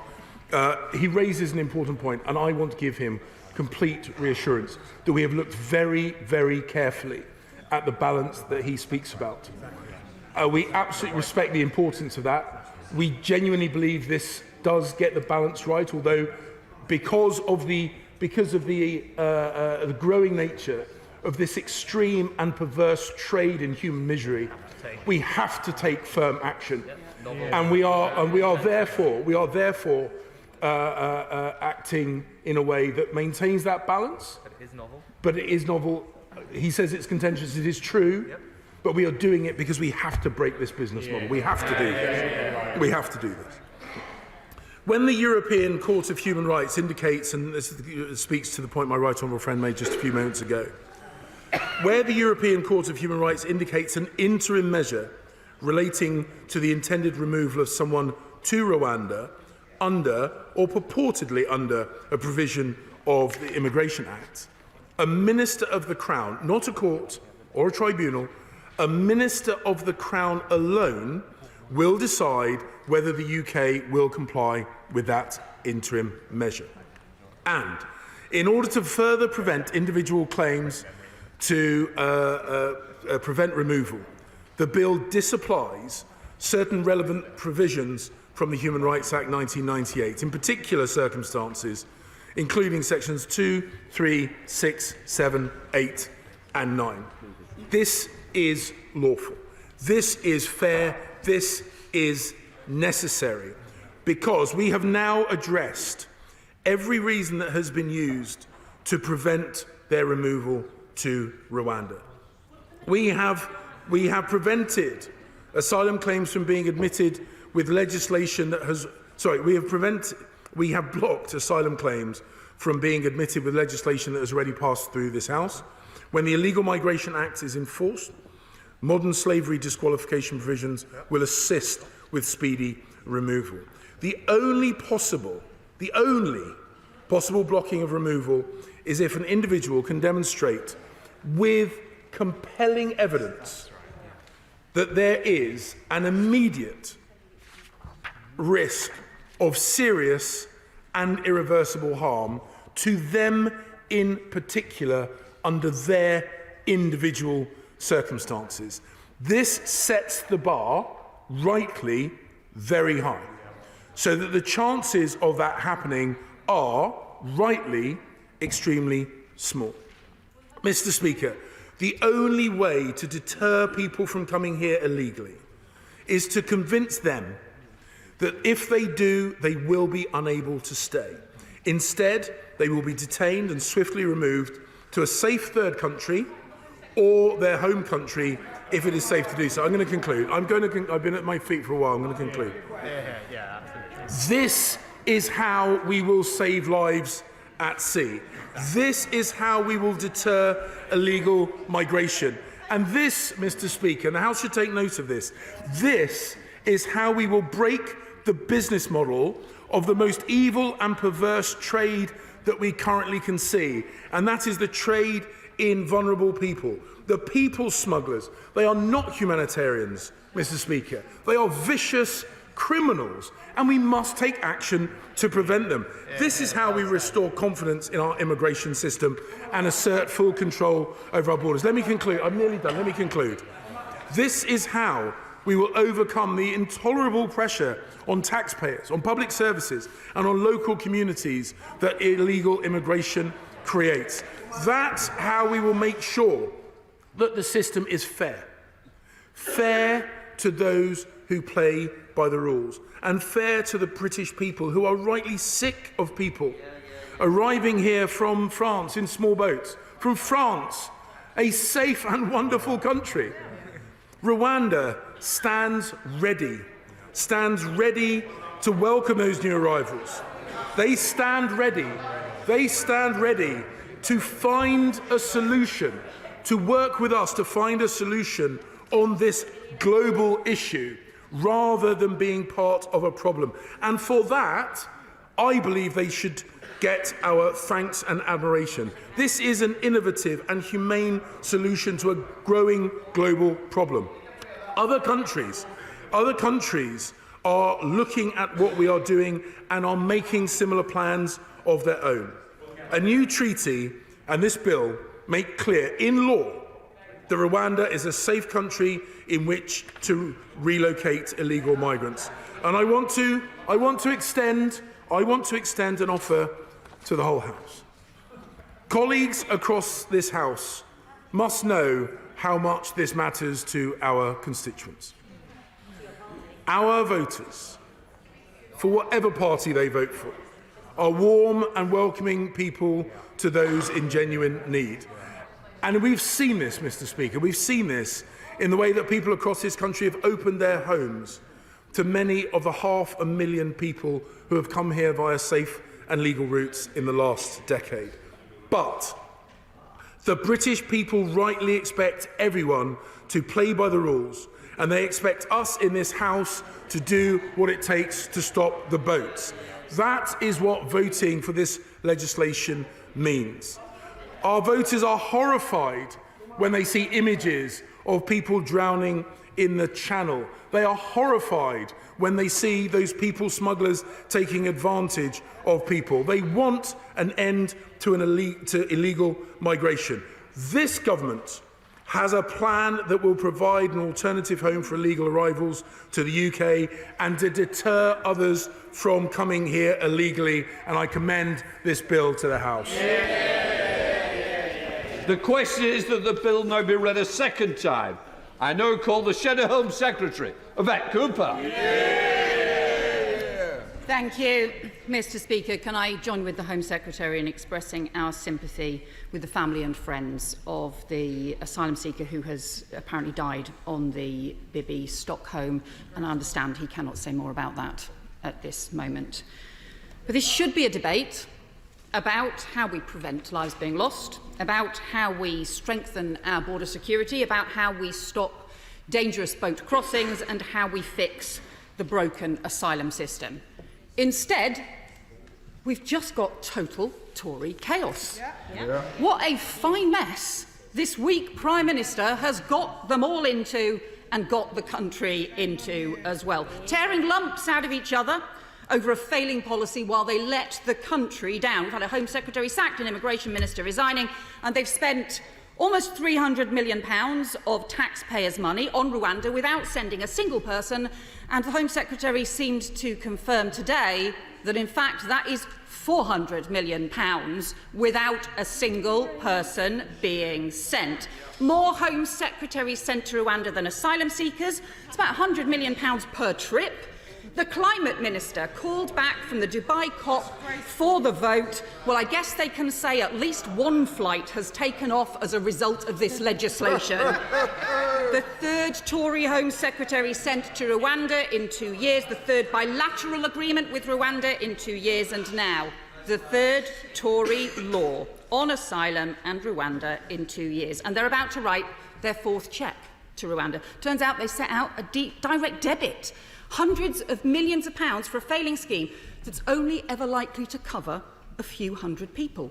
Less than 1% of those claiming asylum last year. For a failing scheme that's actually become a proxy for the deep civil wars in the Tory party, this carousel of Conservative chaos. We've got the European Research Group, the Northern Research Group, the New Conservatives, the Old Conservatives, the One Nation Group, the implausibly named Conservative Growth Group, and if you thought that was an oxymoron, we've also got the Conservatives Common Sense Group too. I mean, seriously, so many fighting factions, but all with one thing in common: they don't believe in this bill. And the Prime Minister forced into an emergency breakfast meeting this morning less a smoked salmon offensive and more buttering them up with butties and bacon and a side briefing and backstabbing, promising them amendments and then rowing back, telling them he really wants to break international law, but the Rwandan government won't let him,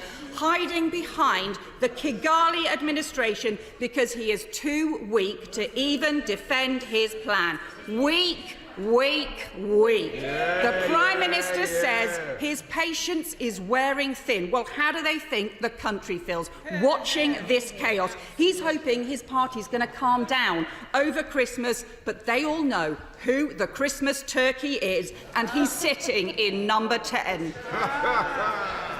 I will give way to the honourable member first. John Barron. I thank the right honourable lady for giving way, but the Prime Minister has come up with a plan. He's committed to it. We've had assurances from the dispatch box that all steps will be taken to stay within international law. Can I ask the right honourable lady, what is the official opposition's plan?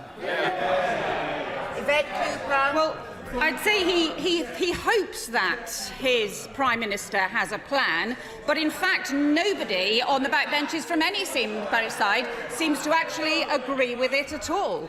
We're clear what we should be doing is using the hundreds of millions of pounds that the government is wasting in cheques written to Rwanda for nothing, for a scheme that at best will only send a few hundred people. Instead, we should be using that money to strengthen our border security, to go after the criminal gangs, and to make sure that we clear the asylum backlog and save the taxpayer billions of pounds. Well, actually, he hasn't. The Home Secretary likes to claim that he's doing this, and he likes to claim that he's bringing down the number of people in hotels. But in fact, they've gone up to a record high, 56,000, since the Prime Minister said he was going to end asylum hotel use. In fact, they've gone up by a further 10,000 because he is failing. Now, let me welcome the new immigration ministers to their posts. One of them who's obviously been an immigration minister before. I think during the time he was immigration minister before, net migration trebled and the number of boat crossings also trebled, but I'm sure nobody will hold that against them.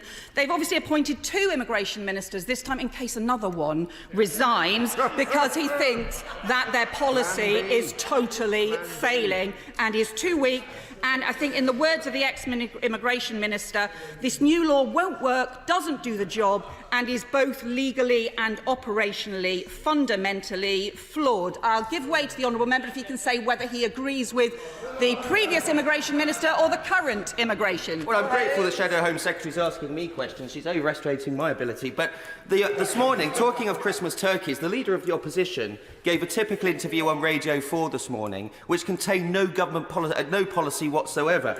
Can she outline how she would reduce immigration and tackle the problems that she's castigating this government for, when everything that she says she would do, this government's already doing? Yeah, the trouble is, except that they're not. They're just not. The scale of the government's operations around going after the criminal gangs is tiny. You know, the £300 million that the government has already committed to Rwanda, that is a third of the budget of the National Crime Agency. So that is the scale. They're prepared to put that investment into Rwanda, into this tiny scheme, to affect only a couple of hundred people, and instead they are totally failing to have a sufficient scale of investment in tackling the criminal gangs, in working with Europol, in going after the supply chains. There are warehouses of boats across Europe that the government, that the Europol, that the European police forces are totally failing to go after, that our party has said we would go after. We would work with Europol and we would get new security arrangements in place that, again, the government is failing to do. So instead we've got the former Home Secretary who signed the last agreement and brought forward the last piece of legislation, saying it's fatally flawed and won't stop the boats. The backbenchers saying yesterday that the bill should have been pulled because it's partial and incomplete, and the Home Secretary, who privately called this whole thing batshit, is out to bat for it today, even though he knows it won't work. This is the Tories' asylum crisis. 5 years ago, we didn't have a major problem with dangerous boat crossings, but they let criminal gangs take hold along the Channel. They failed to work with France at the beginning when they had the chance. They let smugglers spread their tentacles along the coast, organising dangerous boats that undermine border security and put lives at risk. And at the same time, they let Home Office decision-making collapse. They decided to downgrade the skills and experience of caseworkers, then shrugged their shoulders when productivity dropped. They failed to return people. They've let returns collapse, down by 50% compared to the last Labour government. What the next Labour government would do if we're elected is set up a new major returns unit with 1,000 additional staff to increase the returns, to actually make sure, rather than the total returns collapsing and their failure to actually return people who have no right to be here, our party would introduce a new returns unit to make sure that we have proper enforcement. Order. Just shouting at the Shadow Home Secretary is not a good look. You should be listening to what she has to say. Yvette Cooper. I will give way to her. Well, giving way on her last point. Isn't this not just a fig leaf for a completely incompetent Home Office? I have a constituent who's exhausted his leave to remain. He wants to go back to Fiji. He applied to the Return Service in September. He gave his passport to the Home Office in December 2022. The local church is going to pay for his ticket, and yet he still can't return. If they can't deal with cases like that, how can we trust them with anything else? The Honourable Member is totally right. There are failed asylum cases, and I have now heard a series of these failed cases where people now want to return to their home countries. They have applied to the Home Office to be able to do so, and the Home Office has told them they're going to have to wait for 6 months because the Home Office is so incapable of getting a grip. And the case that the Honourable Member, you've got somebody waiting for, 12 months, even to be able to return to their home country, a 50% drop in returns compared to the last Labour government, because they always go after gimmicks and they never get a grip. 40,000 people whose asylum applications have failed and haven't been returned. 17,000 people who they've just lost. Altogether, they don't even know where they are. And it was their policy to let the backlog soar and to put 56,000 people in hotels. This is the Tories' asylum crisis, and they are failing to fix it. So, The Prime Minister has made this legislation, this policy, their flagship. Extortionately expensive and failing. The ministers have repeatedly tried to hide the cost. Just 10 days ago, the Home Secretary was trying to suggest it was only £140 million. It's already twice that, not for anyone to be sent, for a scheme, by the way, that the Home Office officials have described as unenforceable and at high risk of fraud. Hundreds of millions of pounds could now be £400 million, and I would like the Immigration Minister, whichever of the Immigration Ministers is winding up today, to explain whether in fact this is now a £400 million plan. Hundreds of millions of pounds that could be spent on thousands more police to boost our border security and to smash the criminal gangs. Hundreds of millions of pounds that could have been used to clear the backlog entirely, end hotel use and save us a further couple of £1 billion, or could have trained 1,000 doctors or 4,500 nurses. And of course, they'll have to spend further money if they manage to send people there, probably around £200,000 per person. Perhaps they can confirm that figure, more than twice as much as it costs here in the UK. So can they confirm this scheme in total is going to look like it's going to be closer to £500 million for Rwanda by the time they finished, just for a few hundred people, just for around 1% of those arriving in the country? Because the Court of Appeal have said there's only capacity in Rwanda for around 100 people. Even the judge who agreed with the government said talk of thousands is political hyperbole. The asylum system in Rwanda, we know, is also limited. They've only processed an average of 100 people a year for the last 3 years. So at most, a few hundred people.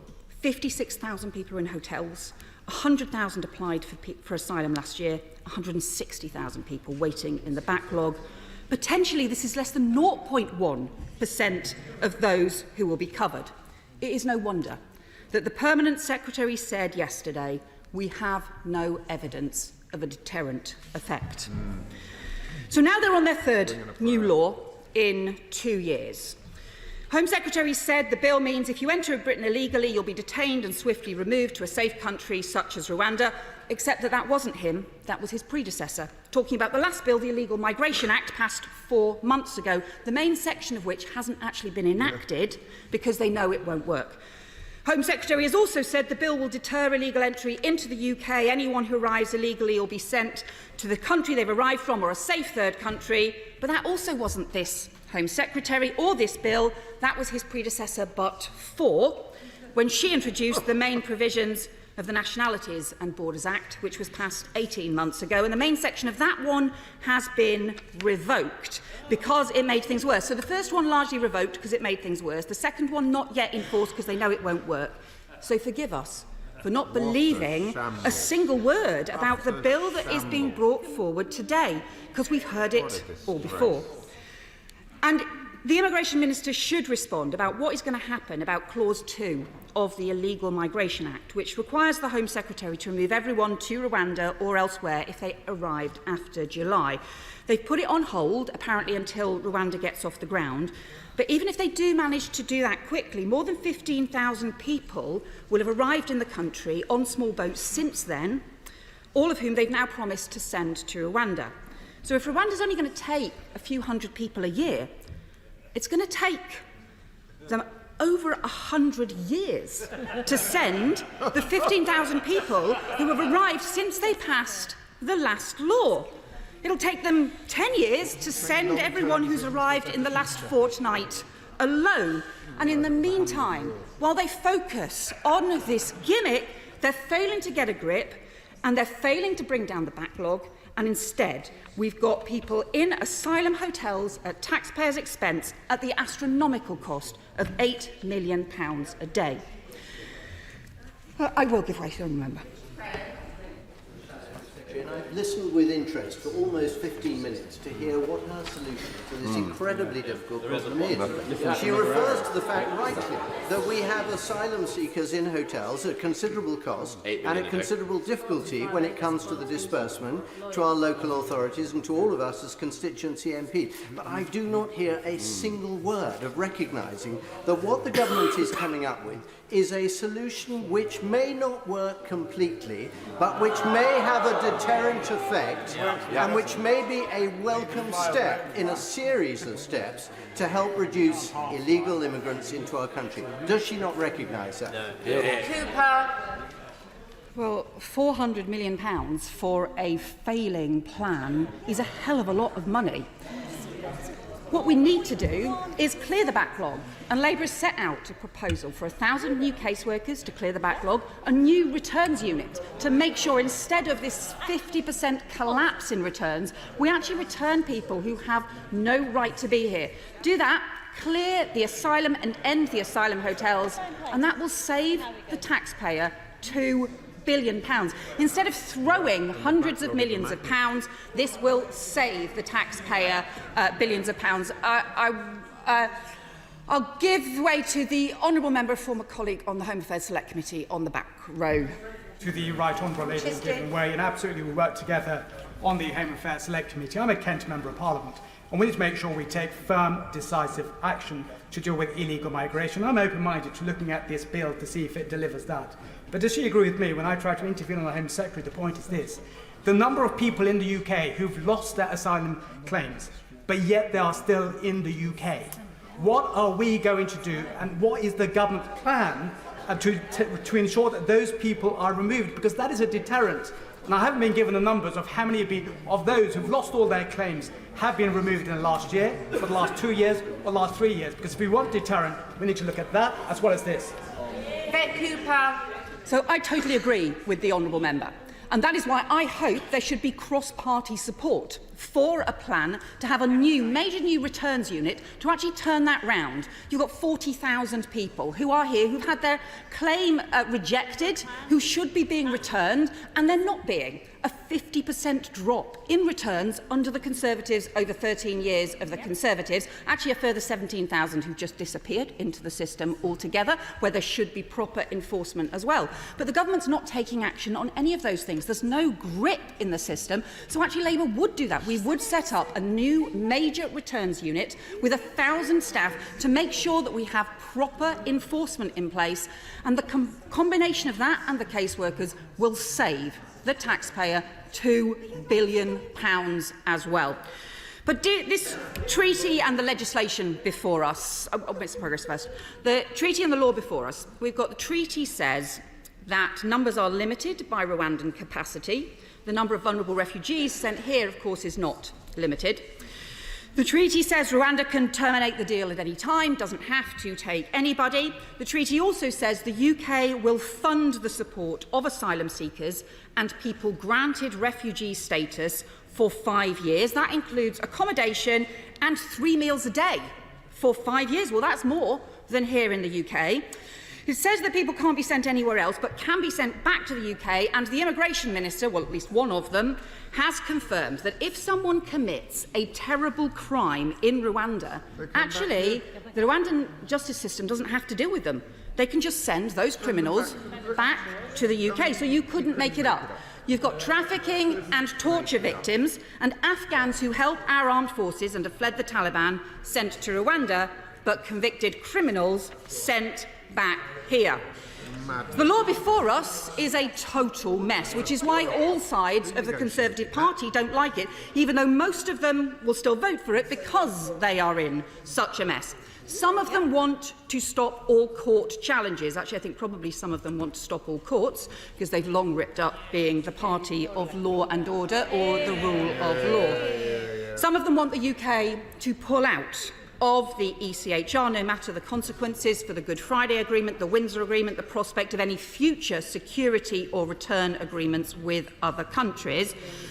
And then this really astonishing scene of the British Prime Minister claiming that somehow it's the Rwandan government's commitment to the ECHR is the reason why he can't possibly breach it, that they are keeping the British Prime Minister on the straight and narrow, even though it's the Rwandan government who was found by the British Supreme Court to be in breach of international law. So this is kind of through the looking glass now. Does the Rwandan government really suddenly care about the European Convention on Human Rights, or did the Prime Minister ask them to say that they wanted the European Convention on Human Rights to be complied with, because he was too weak to tell his backbenchers that actually he thinks our great country should abide by international laws that we helped write and that we currently urge everyone else to follow. I will give way to the honourable member. I'm grateful to the Shadow Home Secretary for giving way.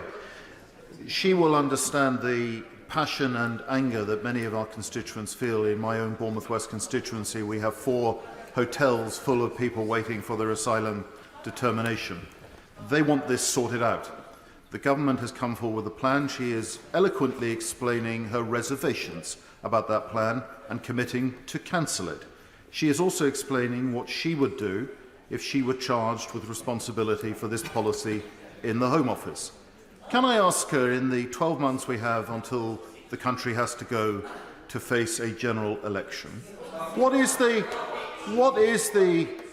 timeline that the Right Honourable Lady would put on ending the boats if her policy was enacted? And will she, from that dispatch box today, give that date to the British people? Well, I think the honourable member is just highlighting, actually, the failure of his front bench. All of us should want to stop these dangerous boat crossings. They are undermining border security and they are putting lives at risk. We should be seeking to smash the criminal gangs. We should be seeking to strengthen our border security. We should be seeking to return people who have no right to be here. We should be seeking to fix the chaos in the asylum system, because most people want to see both strong border security and also a fair and effective, properly controlled and managed asylum system, which we haven't got at the moment. That means clearing the backlog. It means setting up a new returns unit. It means seeking to work with France, with Albania, where we agree that actually we agree with the government on this. We support the work the government's done, but actually it should be going much further. It should be much further, the work with France, with Albania and with other countries as well. So we have that European cooperation in place. And all of us should be seeking to do that instead of the total chaos that we've got now on a gimmick that isn't about getting a grip. And the problem as well is, I will make some progress and then I will give way to the honourable member. The problem is that even if it stands, this law risks breaking international law, and that actually makes it harder to get further returns agreements and also to get further security cooperation that we need with our nearest neighbours. It's also why for the One Nation group to support this puts them in a pretty impossible position as well. The bill says in Clause 1.5, a safe country is a country to which persons may be removed in compliance with international law. In Clause 2.1, it says decision makers must treat Rwanda as safe, even if it isn't.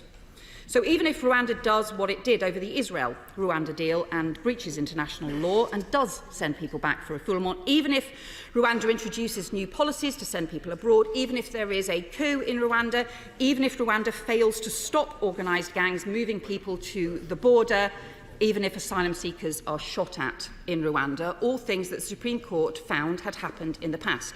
Even if the treaty is designed in good faith, if it fails, the government is still saying that British courts cannot consider the facts. I will give way to the honourable member. Oh, I did promise to give way to the other honourable member. I will come back to him in a second. I'll give way to the honourable member. Fundamental difference in the government deeming Rwanda safe to what the Labour government did in 2004 in deeming a whole list of countries safe in precisely the same way, in precisely the same legislative technique. Yeah, well, he knows that that's actually not the case, because what the government has done is to both deem and to remove any capacity for the courts to consider the facts. And it shows how absurd that even the government figures this is. A second. The Home Office's own legal guidance, published yesterday, quotes legal judgments, and it says, the court should not shrink from applying the fiction created by the deeming provision. And then it says, the statute says that you must imagine a state of affairs. It does not say, having done so, you must cause or permit your imagination to boggle when it comes to the corollaries. Well, the mind does indeed boggle. And here is the problem actually for the Foreign Secretary and for the One Nation group, because even as it stands, the government is effectively admitting that it is creating legal fictions, and it is saying that rather than following the facts, the courts will actually have to follow those fictions instead. And for the sake of a tiny scheme that costs not just 300 million, but possibly 400 million, and sets a precedent too. I will give way to the honourable member, and then I will come back, because I did say I would give way to the honourable member. Honourable Lady for giving way. There are really 2 points to correct her narrative about what Labour would do, which the government is not doing. The first is which the government is already doing much of what she lists, and I can attest to that, having obviously in various different capacities having funded that. But also, she misses the point, as my honourable friend, the member for Gloucester, made a moment ago, that we are dealing in this instance with the consequences of large numbers of people coming to this country, not with the cause of it. That Rwanda seeks to address the incentives that are driving this evil play. It's only by getting Rwanda to work that we change the calculus, both for the people who are making this crossing, but also the people who are expediting that, i.e. the criminal gangs. Does she not recognise that that is why this scheme is so important? Order. Before I call the Right Honourable Lady, could I just stress that when people make interventions, not only should they be fairly short, but after having done so, it is important to stay for the rest of the speech. Some people have been sort of wandering out, having made an intervention. So anyone who's thinking of making an intervention, please do bear in mind you have to stay then for the entirety of the speech. Yvette Cooper. Well, I'll just say to the honourable member that the problem for him is that he has got a scheme that's likely to be costing now £400 million, that is only likely to cover less than 1%, and perhaps even 0.1% of the people arriving in this country. And that's why the Permanent Secretary has said there's no evidence of a deterrent. What we need is the practical measures to actually take action, to go after the criminal gangs, to work with our neighbours. And when he says that the government is doing this already, how come there's been a drop of 30% in the number of people convicted for people smuggling? If they are really going after the criminal gangs at a time when we know that the people smuggling across the Channel has rocketed, how come convictions for people smuggling have plummeted by 30%? And that is the evidence that the government is actually failing to do the basics to tackle those practical things. I will give way. I'm grateful to her for giving way. She's making a really powerful case that seeking to legislate by assertion that Rwanda is safe is as dangerous as it is ridiculous. But does she agree that those who claim that this is about parliamentary sovereignty and that's why this sinister attack is justified are wrong, because Parliament can only be meaningfully sovereign within a functioning legal and constitutional system, which this bill totally undermines? Without the courts being able to interpret law, then the legal system doesn't work and it undermines this place as well. So we do have a sort of constitutional roles for Parliament, for the courts. Actually, it is right for Parliament to respond to court judgments, to respond, to adapt, to change policy. But what this bill is doing instead is actually putting at risk the international law, the compliance with international law that we actually need in place in order to be able to actually make further agreements instead. And the problem in the end, I actually don't think, in the end, all of this is about Rwanda. I think it is about the deep divides in the Conservative Party. It's about their chaos. It's about the Prime Minister's inability to show leadership. It's about the fact that they just want to tear lumps out of each other, and they are creating chaos while they are letting the country down. The former Immigration Minister has said that what the government is now aiming for is just 1 or 2 symbolic flights off before the next election with a handful of illegal migrants on them. That is not the same as stopping boats. That is not the same as strengthening border security or fixing the asylum chaos. I will give way because I know the honourable member likes to think of himself as the leader of the Common Sense Conservatives group.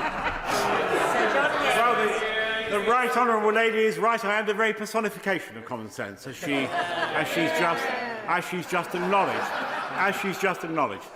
So the real divide here is between those people on that side of the chamber, very largely, who believe that international law trumps the supremacy of this place, and those who believe that the reason this place is supreme is because our legitimacy is derived from the people. Only a polity can make law. Only a polity can make law for that reason. And so international treaties matter, but they don't matter as much when it comes to this kind of legislation as the people expressing their will through those they elect to speak for them.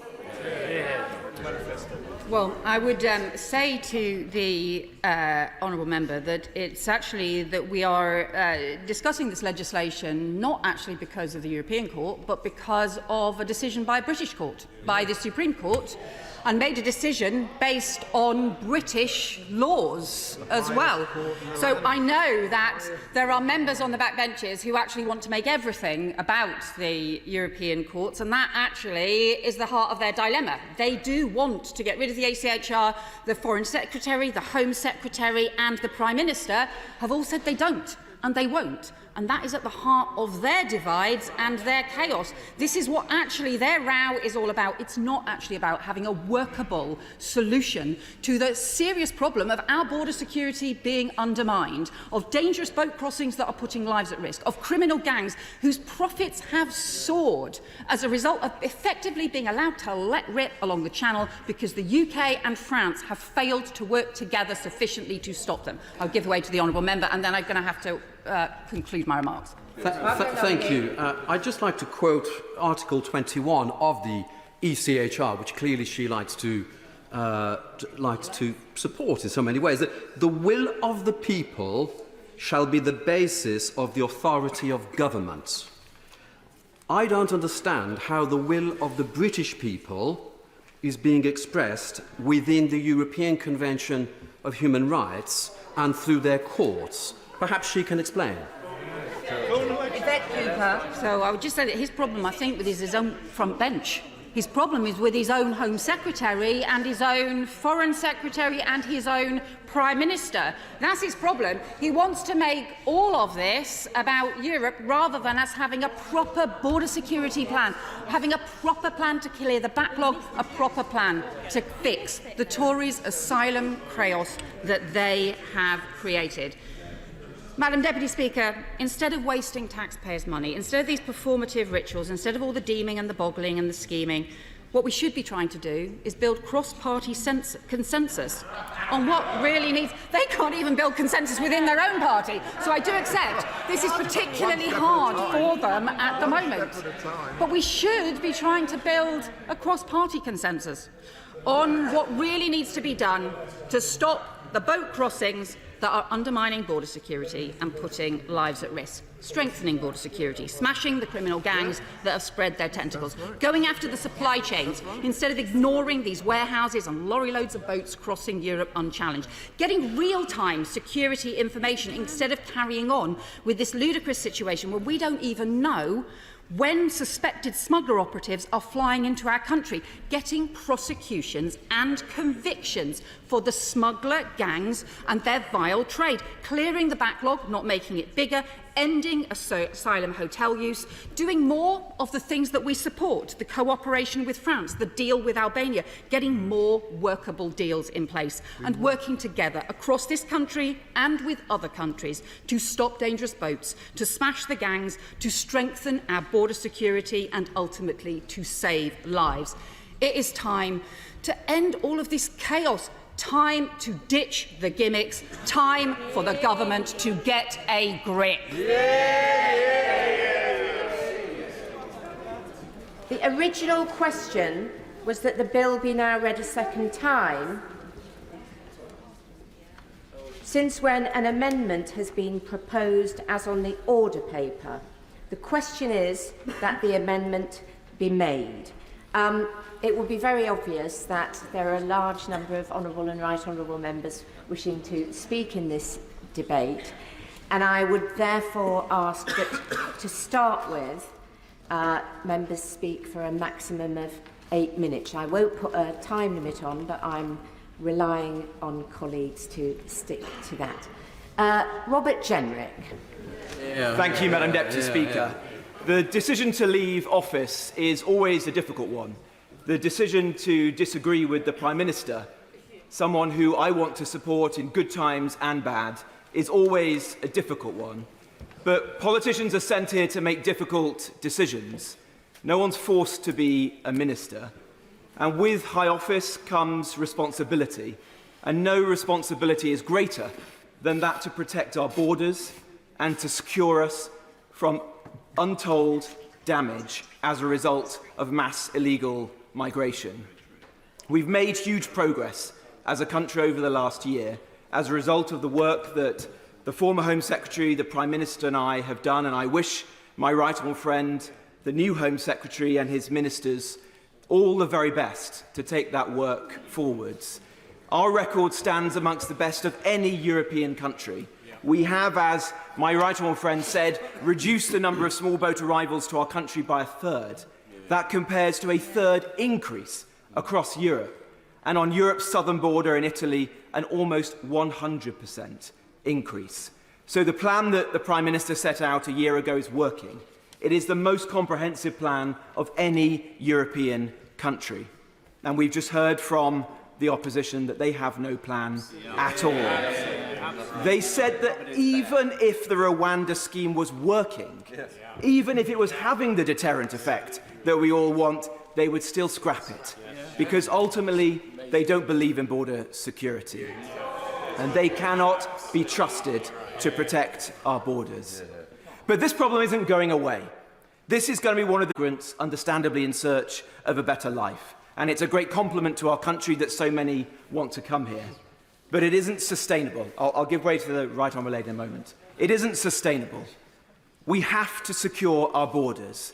And that means that all the good work that we've done over the course of the last year, the Albania deal, the asylum backlog work, the deals with Bulgaria and France and Italy and others, that isn't enough. We're not going to stop the boat purely on that work. You have to interject the strongest possible deterrent and the best deterrent, the only deterrent that we can use in the course of the next 12 months is the Rwanda deal. And that is why it is so critical that we get that up and running. I genuinely believe, having immersed myself in this issue for 14 months, that this is a good policy, that it can work, and that it will help our country to fight back against this great scourge. And in my job, I have seen the consequences of that every day. I've been with my honourable friend, the member for Dover, to meet her constituents, whose homes have been broken into and whose lives have been ruined by illegal migrants. I've been with my right honourable friend, the member for Bournemouth, and I've read about his constituent who was murdered by an asylum seeker who posed as a child and then killed somebody on the streets of Bournemouth. I've worked with almost every member in this House on their determinations to close asylum hotels. Even the greatest advocates for open borders change their minds when there's an asylum hotel in their constituents. Hypocrisy is all over this issue. This is why we've got to fix this problem. And that's why I say, when I said whatever it takes, I meant it. And I honestly believe that that is shared by all of us on this side of the House and many good colleagues on the other side as well. To do that, we have to make sure this policy works. And this is a good faith disagreement. There are good people on both sides of this House, and certainly within my party, who have disagreements about how we can make this policy work. But my point of view is this. When untold damage is being done to our country, when this issue will be with us for years, if not decades to come, where if we do not operationalise this policy correctly, we will see the numbers rise, and we'll see them rise for many years to come. If, God forbid, there was a Labour government, there would be a decade of small boat arrivals. I want to stop that. There are two big flaws with this bill to my mind. The first one, as I've said to many people who've asked me, and I've said on the media, is that it doesn't address the question of individual claims. If I've learned anything in this job, it is this, that those seeking to frustrate their removal from our country will stop at nothing. The small boat chasing law firms and legal representatives will help them to find each and every way. Give them an inch, they'll take a mile. Even the best meant things that we've done as a country in recent years, like our world-leading modern slavery laws, are abused.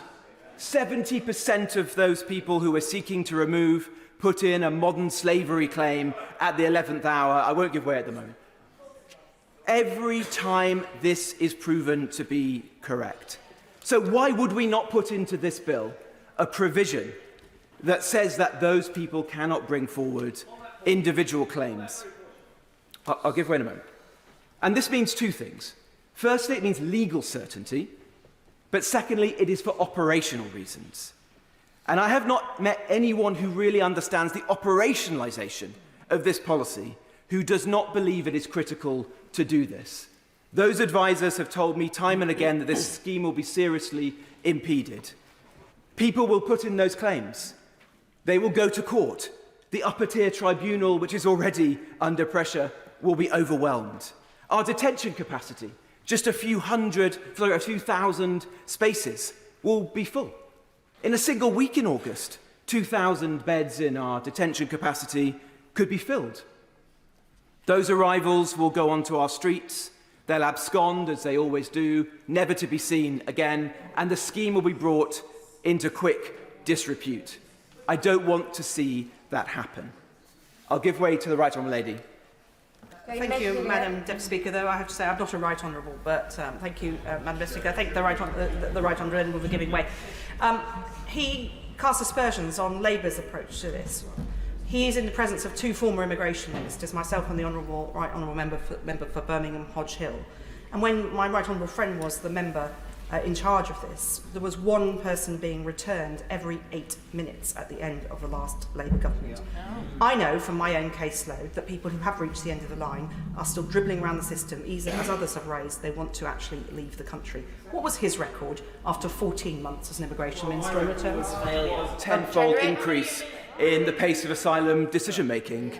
So we have absolutely transformed the decision-making system. We've massively increased the number of returns.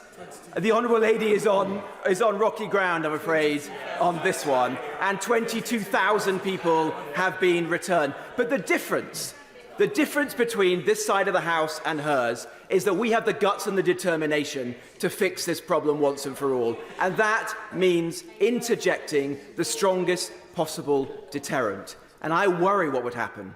I worry for this country if there was a Labour government, because I think we would see a massive increase in the number of small boat arrivals. The people smugglers would be celebrating if there was a Labour government. That is why it is so important to us on this side of the House that we use. I won't give way. I won't give way with all due respect, because I only have a few minutes left. We need to use the time that we have left in government before the general election. Of course, I hope we win the next general election, but the public are watching us. They expect us to fix this problem. So why would we not put into this bill all of the strongest protections that are at our disposal? The second important thing that needs to change in this bill is this. It is inevitable, in light of the Supreme Court's judgment, that the Strasbourg Court will impose further Rule 39 interim measures. That is, after all, what bedevilled my right honourable friend, the member for Whittam's, flight a year or so ago. We have to stop that. It is a matter of sovereignty for our country that ministers acting on the instructions of Parliament do not allow those flights to be delayed. The provision in the bill today is sophistry. It is the express policy of the government that Rule 39 injunctions are binding, and to ignore them would be a breach of international law. So we are being asked to vote for a provision which it would be illegal to use. I do not want to be in the position that my right honourable friend, the member for Whittam, whose determination I do not doubt, was in. I don't want my right honourable friend, the Home Secretary, or my successors as Immigration Minister to be in that position. We as a House are giving them a hard deal. We're doing them a disservice if we allow the bill to continue in that way. They must have the full power of Parliament to ignore those Rule 39 injunctions and to get those flights in the air. There are other things I know that others will contribute, not least my honourable friend, the member for Stone, and the work that he's done, drawing out some of the other challenges with this bill. But I'll close with this. This is not a bad bill, but it is not the best bill. I want this bill to work. The test of this policy is not, is it the strongest bill we've done? It's not, is it a good compromise? It's, will it work? That is all the public care about. They don't care about Rwanda as a scheme. They care about stopping the boats. And we are sent here to do that for them. I will never elevate contested notions of international law over the interests of my constituents, over vital national interests, like national security, like border security. This bill could be so much better. Let's make it better. Let's make it work. SNP spokesperson Alison Thewlis. Thank you very much, Madam Deputy Speaker, and I move the reasoned amendment that stands in my name and that of my honourable friends. Madam Deputy Speaker, before I start, I just want to remark on the tragic news that emerged that an asylum seeker aboard the Bibi Stockholm was found dead this morning. Now, we don't know yet what the cause is, and we sympathise for that person and everybody who loved them. But what I do know is that our words and our policies in this place have consequences, and we should all reflect on that in the debate this afternoon. The UK's approach to migration, both legal and illegal, has been nothing short of chaotic. Poisonous rhetoric swirling around the plight of the world's most vulnerable at the Channel on a stormy night. I'd like to take a moment to reflect upon how the Tories have taken us to this parlous state. A former Home Secretary, the Honourable Member for Maidenhead, doubled down on Labour's hostile environment policy in a speech 11 long years ago. She promised to make life really difficult for those who came to our shores, to deport first and hear appeals later. The Immigration Act of 2014 and 2016 fostered a toxic culture of suspicion and disbelief in the Home Office, turning health staff, employers and landlords into border guards. This led to the Windrush scandal, to the TOEIC scandal, to lives fractured and still not put back together, to go-home vans and the highly skilled migrants 3225 scandal. People being forcibly removed despite having done nothing wrong. Directly to the dehumanisation found by the Brook House inquiry and to the rampant spread of COVID in scabies in Napier Barracks. They tightened up on the lorries, and then we had small boats, and the talk got ever tougher.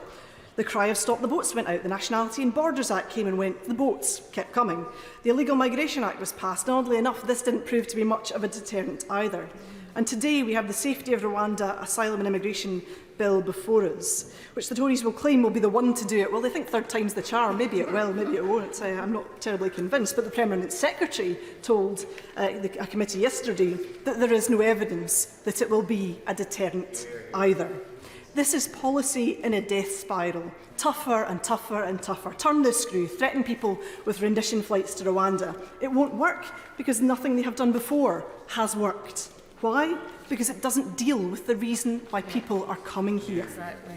People will continue to put themselves in small boats because they feel there is no alternative. They come to reunite with family because of historic ties and because of the English language. It's all too easy to dehumanise, to speak of scourges and swarms and hordes, to speak of those who try and come here with no papers, those who somehow want to cheat the system and skip the queue. As the MP with the highest immigration caseload in Scotland, I see many of those people that ministers refer to at my surgeries week in, week out. I have to look them in the eye, as so many I know over the other side don't have to. I have 138 outstanding immigration cases if the Home Secretary would care to look at his inbox once in a while. So I will speak instead briefly about some of my constituents. I will call the first constituent Mohammed to protect his anonymity. He came here from Sudan and got refugee status. He applied for his wife to come, and after 9 months waiting for that application, he came to my surgery in March this year. In April, conflict broke out in Sudan. His wife's family fled to Egypt, but because her paperwork was in the closed visa application centre, she couldn't go. In May, I was told the case was allocated to a decision maker, but that the visa application centre in Khartoum was still closed. By October, the case was still with a decision maker, but there was no timescale for a decision, I was told. On Friday, Mohammed came to my advice surgery to show me pictures of the gunshot wound to his wife's leg and the video footage of those that had been killed in the same incident. So I asked members of this, what would they do if it was their wife? There is no safe and legal route from Sudan, and the family reunion route is demonstrably not working in the face of an ongoing conflict. Yes.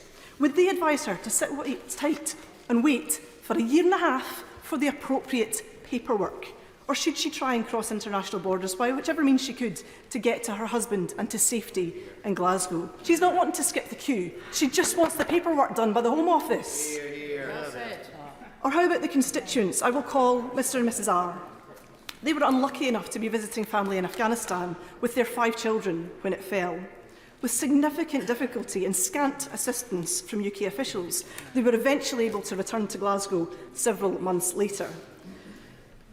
Yet they contact me regularly about the family members that they had had to leave behind. Despite the much-touted Afghan schemes, there is no route for them. Their relatives fled to Pakistan and had to leave everything behind, including their paperwork. The government of Pakistan is now sending people back to Afghanistan into the hands of the very Taliban they fled from. So I asked members opposite again, what would they advise Mr and Mrs R's family to do? Ask the Taliban for a passport? Wait for the Taliban to come and shut their door? Wait for the Pakistani government to arrest them? Or should they try another route? It's no accident that Afghans make up the greatest number of people in small boats. As Safe Passage have pointed out, in the first 9 months of this year, just 279 Afghans came through official routes. For every person arriving through the Afghan seams, 17 Afghans are crossing the channel in a small boat. And we've heard this week about how Arab is leaving those who served with our armed forces at risk of execution. I travelled recently with the Home Affairs Select Committee to hear more about what's happening in France and Belgium and their response to small boat crossings. The French Red Cross said that they have worked with young unaccompanied asylum seekers that they find who are trying to cross the channel to reach family members in the UK. They try to convince them of the merits of a family reunion application, but the backlog is so long, the casework is so slow, that they will inevitably wait for many months. Members in this place tend to forget that the channel isn't the beginning of somebody's journey, it's the end. It's the last leg. The channel holds little fear, given the dangerous journey some have already made to be here. It could not be more tempting to know that they are so nearly to safety. If a humanitarian travel document existed, those same young people could avoid the perilous journey in a leaky rubber dinghy. They could get the same train or ferry as many millions of travellers do every year. They would not need to pay people smugglers at all. That would kill the business model at a stroke. It's the denial of this logical option that is placing people in danger. So what's the government offering instead? If you make that long and dangerous journey to our shores, your case will not be heard at all, and you may be sent to Rwanda. I will. I thank the member for giving way, and she's making an excellent speech and bringing real humanity to this debate. Is she aware that those people in Calais that are trying to cross the channel are homeless, poor, desperate, and often victims of war and human rights abuses, and that walking away from international law and international conventions won't offer them any protection, won't offer protection for any other desperate people in the world, and will be a terrible message to the rest of the world that this country is turning its back on international law that we established in 1948. He makes an excellent point, and this country is turning its back on its international obligations with this bill here today. It is a pathetic excuse for a policy, a foghorn signalling to the far right. It's too weak for some of the Home Secretary's colleagues, too harsh for a few exceptional others. For all the talk of full-fat versus semi-skimmed, it's more akin to milk which has gone stagnant and sour, utterly repellent to decent people, and best to be binned altogether for everybody's safety. For the SNP benches, it's an absolute abhorrence which undermines the UK's international obligations, the principles of human rights. It costs a fortune, and it's highly unlikely even to achieve its tawdry aims, and we should be lodging a prayer against the Rwanda Treaty. The legal experts that I've heard from are appalled at the implications of proceeding with a bill which, by the Home Secretary's own frontispiece to the bill, cannot be declared as compliant with the ECHR. The Home Secretary claims he respects the decisions of the Supreme Court, but he comes here today with the sole purpose of overturning them and to prevent them ruling on anything ever again. A government disapplying human rights when it suits them and instructing courts and public bodies to do likewise is a deeply troubling place. Yeah. Liberty have stated that this bill will tie the hands of every court in the UK while also abandoning the UK's international commitments. Now, far be it from me to be concerned about the UK Constitution or standing in the world, but I note that the Law Society of Scotland have questioned the UK's rationale in disapplying a range of human rights agreements dating back 70 years and the global implications from this departure to the international rights order. ILPA, Justice and Freedom from Torture, say that this bill sends a devastating signal to the world about the UK's reliability as an international partner. It also begs the question of whether the breaking of international law is something the Rwandan government would actually accept. The Minister Vincent Biruta has reportedly said without lawful behaviour by the UK, Rwanda would not be able to continue with the Migration and Economic Development Partnership.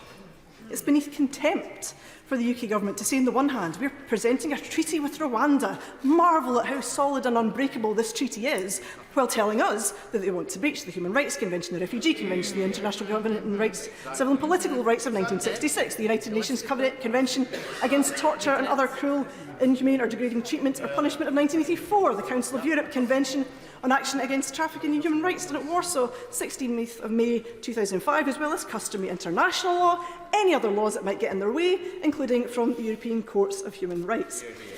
International law is binding. No welching, no backseas, no keys up. They're supposed to adhere to it. That's why they signed up to it in the first place. It is abject nonsense. The Law Society of England and Wales go yet further. They state quite clearly that domestic legislation cannot immunise the government from the enforcement of international law. To claim it can is disingenuous. They also state that refusing to comply with an interim measure would be a clear and serious breach of international law. They accuse the UK government further of using law to manufacture a reality. Madam Deputy Speaker, it's the time of year we all indulge in some Christmas magic and imagine reindeers on the roof, but this UK Tory government has asked the entire legal system of the United Kingdom to engage in a far more dangerous pretence. The UK Supreme Court sought out the facts for itself, and upon that clear and substantial evidence found Rwanda to be unsafe. And this seems most likely why the government wants to ban courts from doing this again via this legislation. They speak of the risk of refoulement and sending people back into harm's way. And indeed, if Rwanda was safe, why would it be the case that they're also able to send asylum seekers to the UK as part of this deal?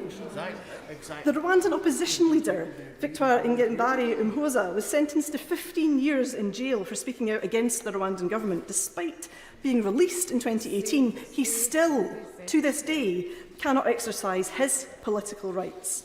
His criticism of this deal has had to be done in the international media because he says the local media dared not give him a platform. If the Honourable Member could explain to me why Rwanda is safe, I'll certainly take his intervention.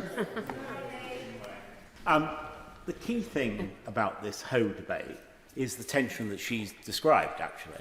Is she familiar with the rulings of Judge Denning, of Lord Hoffman, of Bingham, and more recently, of Reid, all of which directly contradict what she said about the balance between international law and laws passed by this Parliament. All of those very distinguished jurors say that the opposite of what she said. And does she at least acknowledge that truth? I acknowledge that different lawyers will have different opinions, and the Law Society of England and Wales in their briefing says that the government is being disingenuous in what it is claiming here, and I will take their word for that, and my honourable friends, I'm sure, got a point on this too. Picking up on the honourable gentleman's point, he cites various judges, but of course the most Supreme Court in the United Kingdom is the UK Supreme Court, and they were very clear in the Miller 1 case that while parliamentary sovereignty might mean that the law can be changed internally, this Parliament cannot legislate its way out of its international obligations. Now, does the honourable lady, my honourable friend, agree with me that no matter what various judges may have said at various times, it's a recent massive constitutional case of the UK Supreme Court we should look to on this issue? She is absolutely correct, as her learned knowledge comes in many of these issues. And I think it is important that we reflect on these cases and what that actually means, rather than what members opposite wish that those cases mean.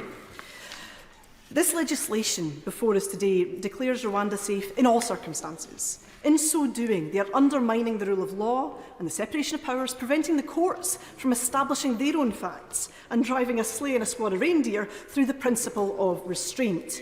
My torture metaphor ends here because far from being Santa, the Home Secretary makes the Grinch look generous, and he truly does have a heart that is 2 sizes too small. This treaty creates new rules for Rwanda, but in reality nothing has changed in the weeks since the judgment. Lords Reid and Lloyd Jones said that intentions and aspirations do not necessarily correspond to reality. The question is whether they are achievable in practice.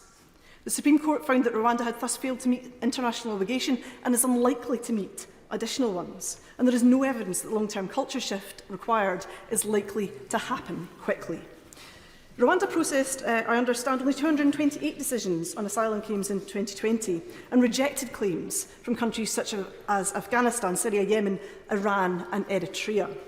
I don't want to get dragged into the merits or otherwise of Rwanda as a nation, as there is a far broader principle in play here. If we start to offload our international responsibilities to a third country, any third country, we're effectively surrendering our influence over what then happens next.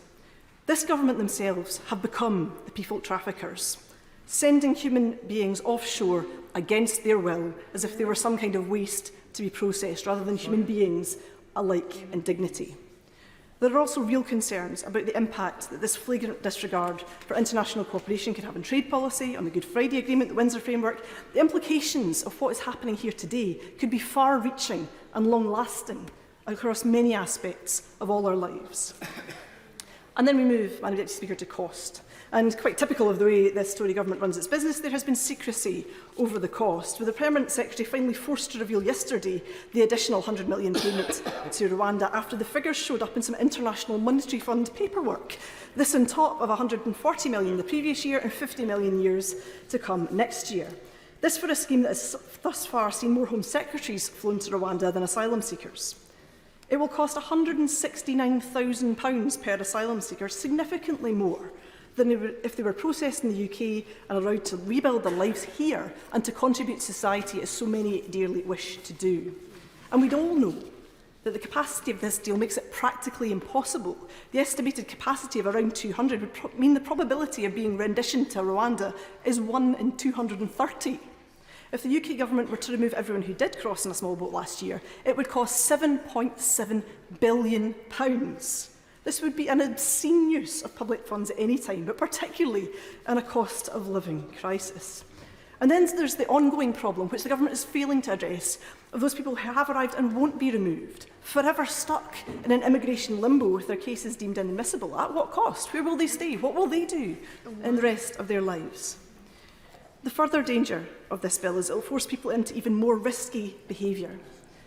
The Refugee Council have stated that almost everybody who does arrive in the UK does so after being intercepted by the UK Coast Guard, the RLNI or the Border Force, and many actively contact those agencies asking to be rescued. This bill makes it far less likely that they will do so.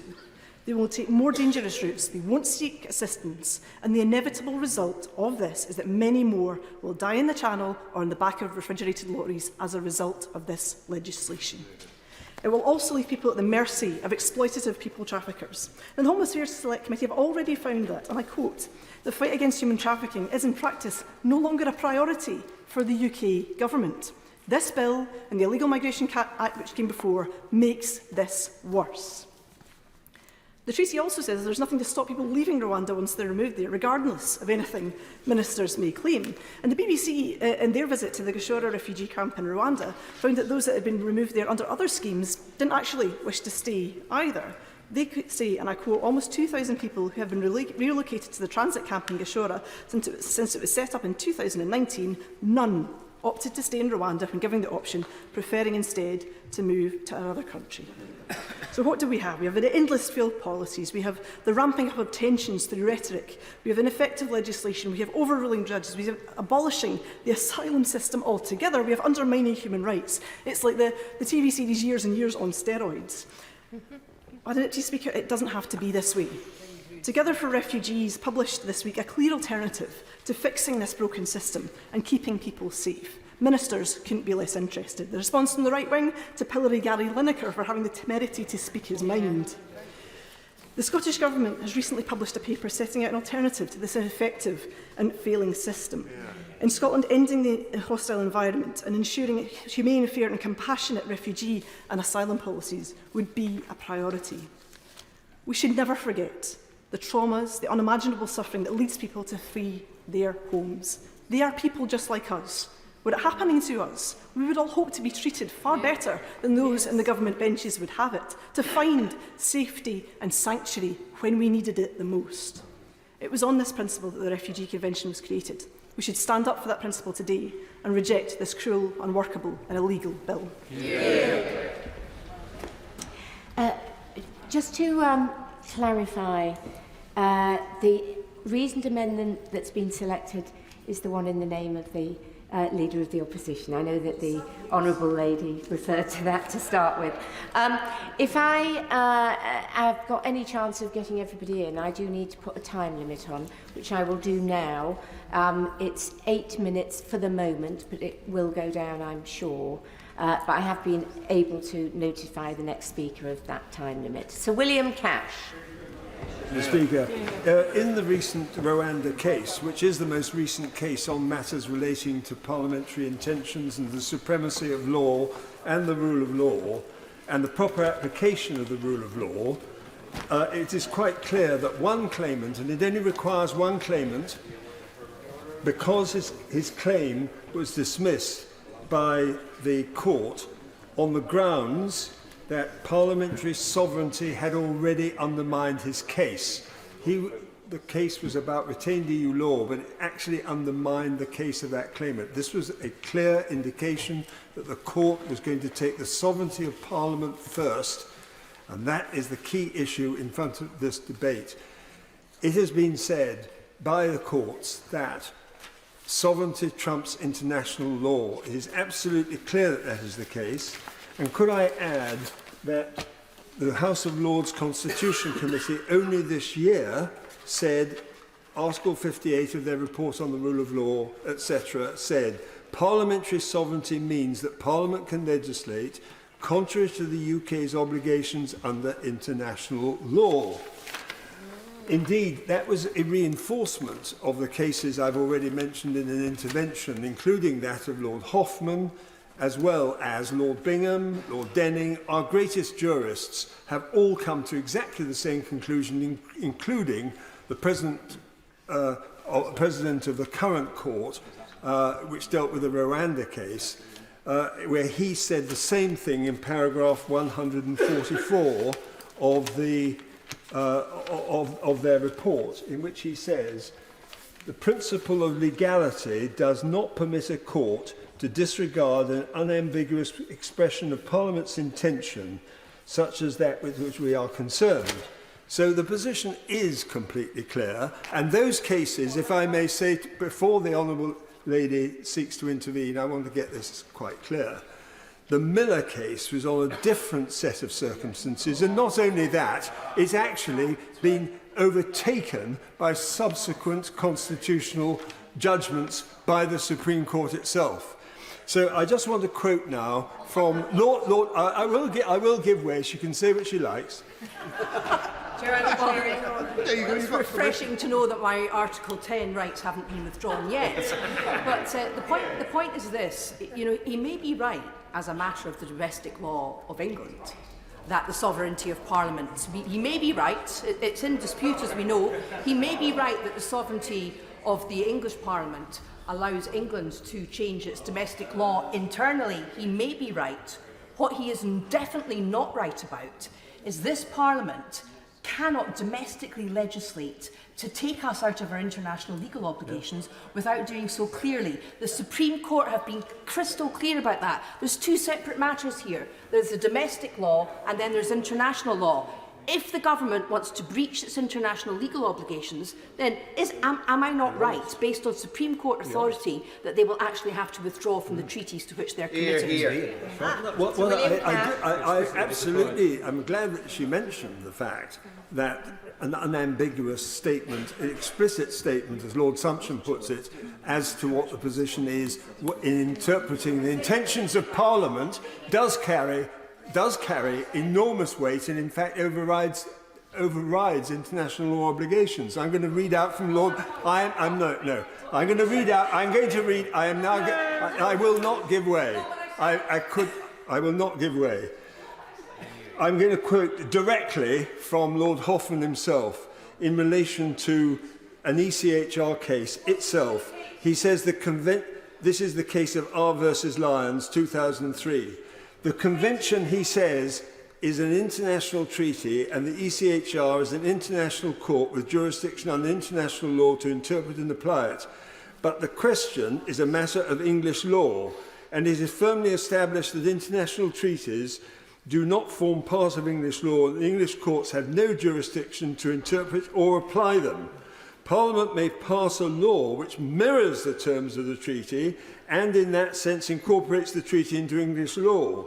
But even then, the metaphor of incorporation may be misleading. It is not the treaty, but the statute which forms part of English law. And English laws will not, unless the statute expressly provides, be bound to give effect to the interpretations of the treaty by an international court, even though the United Kingdom is bound by international law to do so. Of course, there is a presumption, a strong presumption, in favour of interpreting English law in a way which doesn't place the United Kingdom in breach of international law. But, and this is what he says, this is absolutely crucial here, but the sovereign legislator in the United Kingdom is Parliament. If Parliament has plainly laid down the law, it is the duty of the courts to apply it, whether that would involve the Crown in breach of an international treaty or not. That is what the law is. And that is a straightforward interpretation and statement of what has been said. Now, there is an issue which I want to come on to, because my honourable friend, who I praise for his courage, actually, and also for a brilliant speech, I would simply say I would endorse every word he said. I also would just simply like to say this. We want the government to succeed in its legislation, but it has to be legislation that works. And as I've explained, in relation to the Supreme Court, the whole question turns on the intention of Parliament and the sovereignty of Parliament. It's a question of justiciability as well. If there are to be amendments, and I put this to my right honourable friend at the moment, I'm sure he'll be right honourable very soon. The fact is that when it comes to it, in this bill, we can make changes. It is possible to extend the scope of the bill, and it is possible, and I hope he will have discussions with the Clerk of Public Bills, who I've had discussions with already. The point is this, that it is absolutely clear that the scope of the bill will determine amendments, whether they're from the government or from backbenchers. And it does matter that we're entitled to have a proper debate about this fundamental question about international law and its relationship to sovereignty. Only one case taken to the courts on this bill, if enacted after royal assent, could be scuppered by a claimant and by the courts if the words of the Act were not clear, express and explicit in ruling out any such claim, for example, under Clause 4 or any other heading such as Rule 39 and all these other things which we will trot out, no doubt, when it comes to committee stage, if we get there. What I can say, however, is that you have to address the question of the scope of the bill, because that's the way Parliament functions. That is the way the Speaker has to decide about the selection of amendments. So this is crucially important. I would also just like to conclude by saying, because I've got much more I could say, but I want to just draw attention to this global issue. The fact is that in the whole of the European Union, there is a real problem. They are tearing their hair out because they have got the Charter of Fundamental Rights on the one hand, and they are bound by qualified majority voting to comply with a situation which is actually not the same as us, because we have a unique opportunity in our parliamentary system, with the sovereignty of Parliament, to be able to make amendments and to provide domestic law that will satisfy the voters of this country. Chair of the Home Affairs Select Committee, Dame Diana Johnson. Deputy Speaker, can I first start by expressing my condolences on the news of the death of an asylum seeker on the Bibi Stockholm barge this morning. It's now almost 1 year since the Prime Minister pledged to stop the boats. No one here is arguing against that goal. We all want to see an end to people risking their lives by getting in small boats and crossing the Channel. However, the Home Affairs Select Committee stated very clearly in our report on Channel crossings last year that there was no silver bullet to end small boat crossings.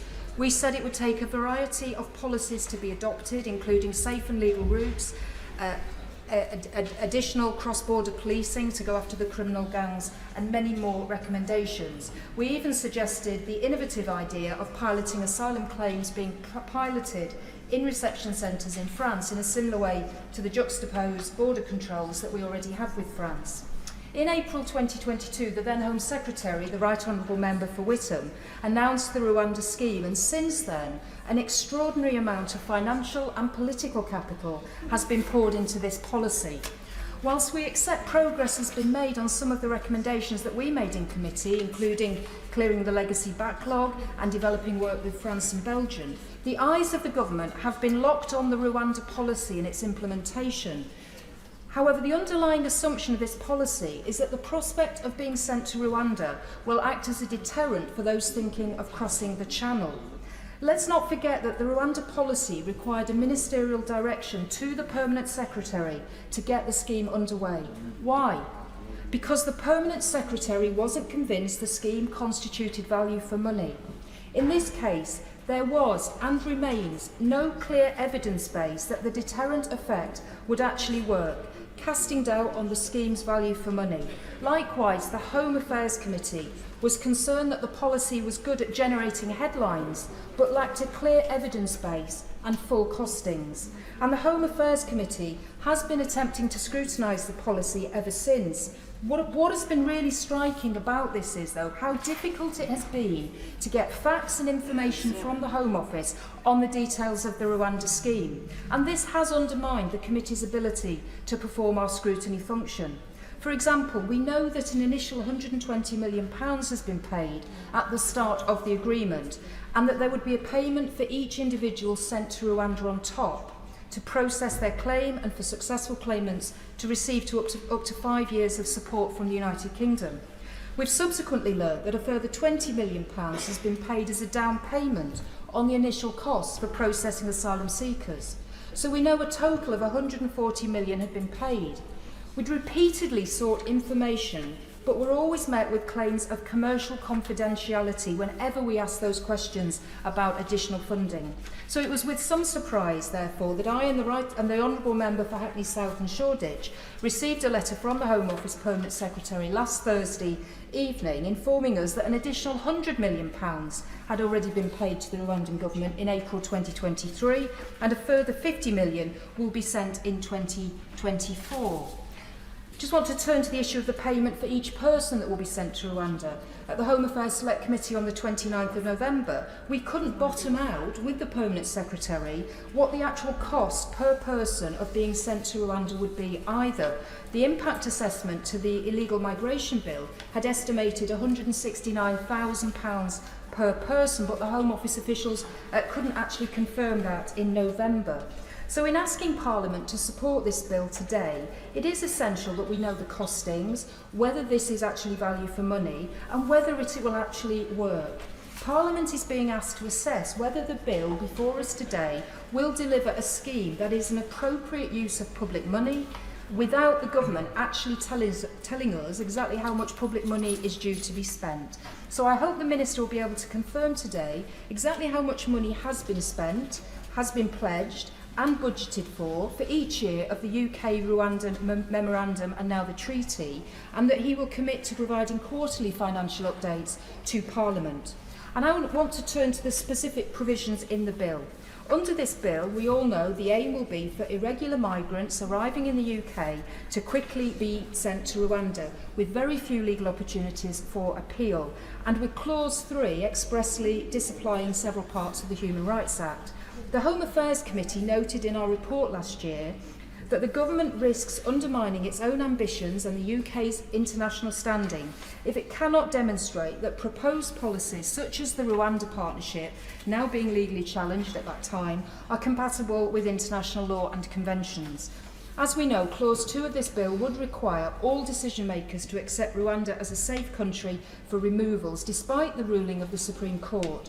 As a very distinguished former Solicitor General, Sir Edward Garnier KC, has said, it's rather like a bill that has decided that all dogs are cats. Indeed, the bill does not resolve any of the issues raised by the Supreme Court. The Supreme Court decision was based on evidence that Rwanda had previously violated international human rights treaties. This bill is not a magic wand that suddenly makes that evidence disappear. And I would question, why is the need to legislate that Rwanda is a safe country in this bill? If the treaty says Rwanda is safe, shouldn't the government be confident that the courts will now come to a different view and conclude themselves that it is safe? The bill will prevent the courts carrying out independent and rigorous scrutiny of any claim that there are substantial grounds for fearing a real risk of refoulement or treatment contrary to Article 3 of the European Court of Human Rights. However, I understand that this would be incompatible with the UK's international obligations under the Refugee Convention and ECHR. So is the Minister concerned about the impact of the bill on the UK's international standing, particularly given the absence of an evidence base for its deterrent approach? And is the Minister also concerned by effectively reversing by statute a Supreme Court judgment on the facts that this bill could undermine the constitutional role of the judiciary? Just turning now to some very practical questions. Within the treaty, it talks about the seconded independent experts who will be supporting asylum decision-making for the first 6 months. It talks about asylum appeals made by a new appeal body. It also talks about free legal advice and representation from legal professional members of the Rwandan Bar Association. All of these things will take time to develop and will need investment. And I wondered whether there is an additional cost there that the Minister might like to tell us about. I have no doubt that the Rwandan government have entered into this treaty in good faith, but whether this treaty has been entered into in good faith or not by both parties is beside the point. What matters is whether Rwandan officials will recognise and comply with their obligations and whether there are sufficient resources and adequate capacity on the group to enable this, neither of which can be guaranteed by the treaty or this bill. So I hope that the Minister will provide that evidence today, that capacity building and attitude change has taken place, therefore addressing the Supreme Court's concerns. The challenge of stopping dangerous small boat crossings is real, but so is the challenge of clearing the backlog, ending the use of expensive hotels and delivering an asylum system that works. They all warrant serious evidence-based solutions with full costings.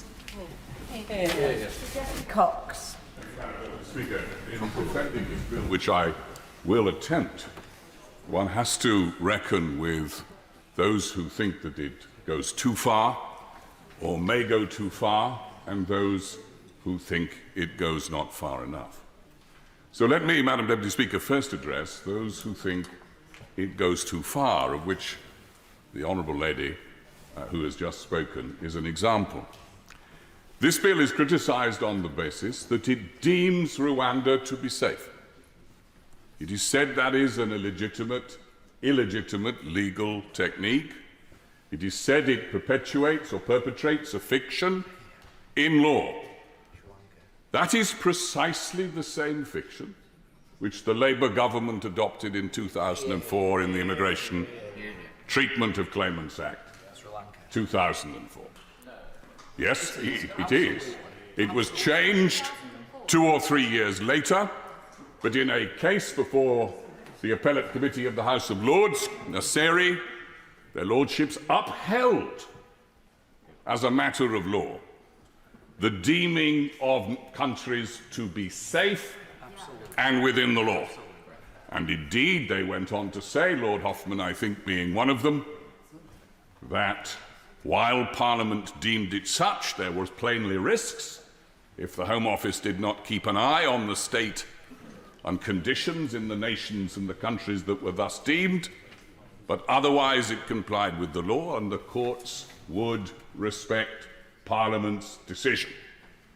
Now, what is said in this case is that, but there is a Supreme Court decision which has already held Rwanda not to be a country for the to be safe for the purposes of the guarantee against refoulement. And it is said that for this House to overrule the decision of the Supreme Court in such an individual case is constitutionally undesirable and contrary to fundamental constitutional principle. Mr. Deputy Speaker, I do not agree with that analysis.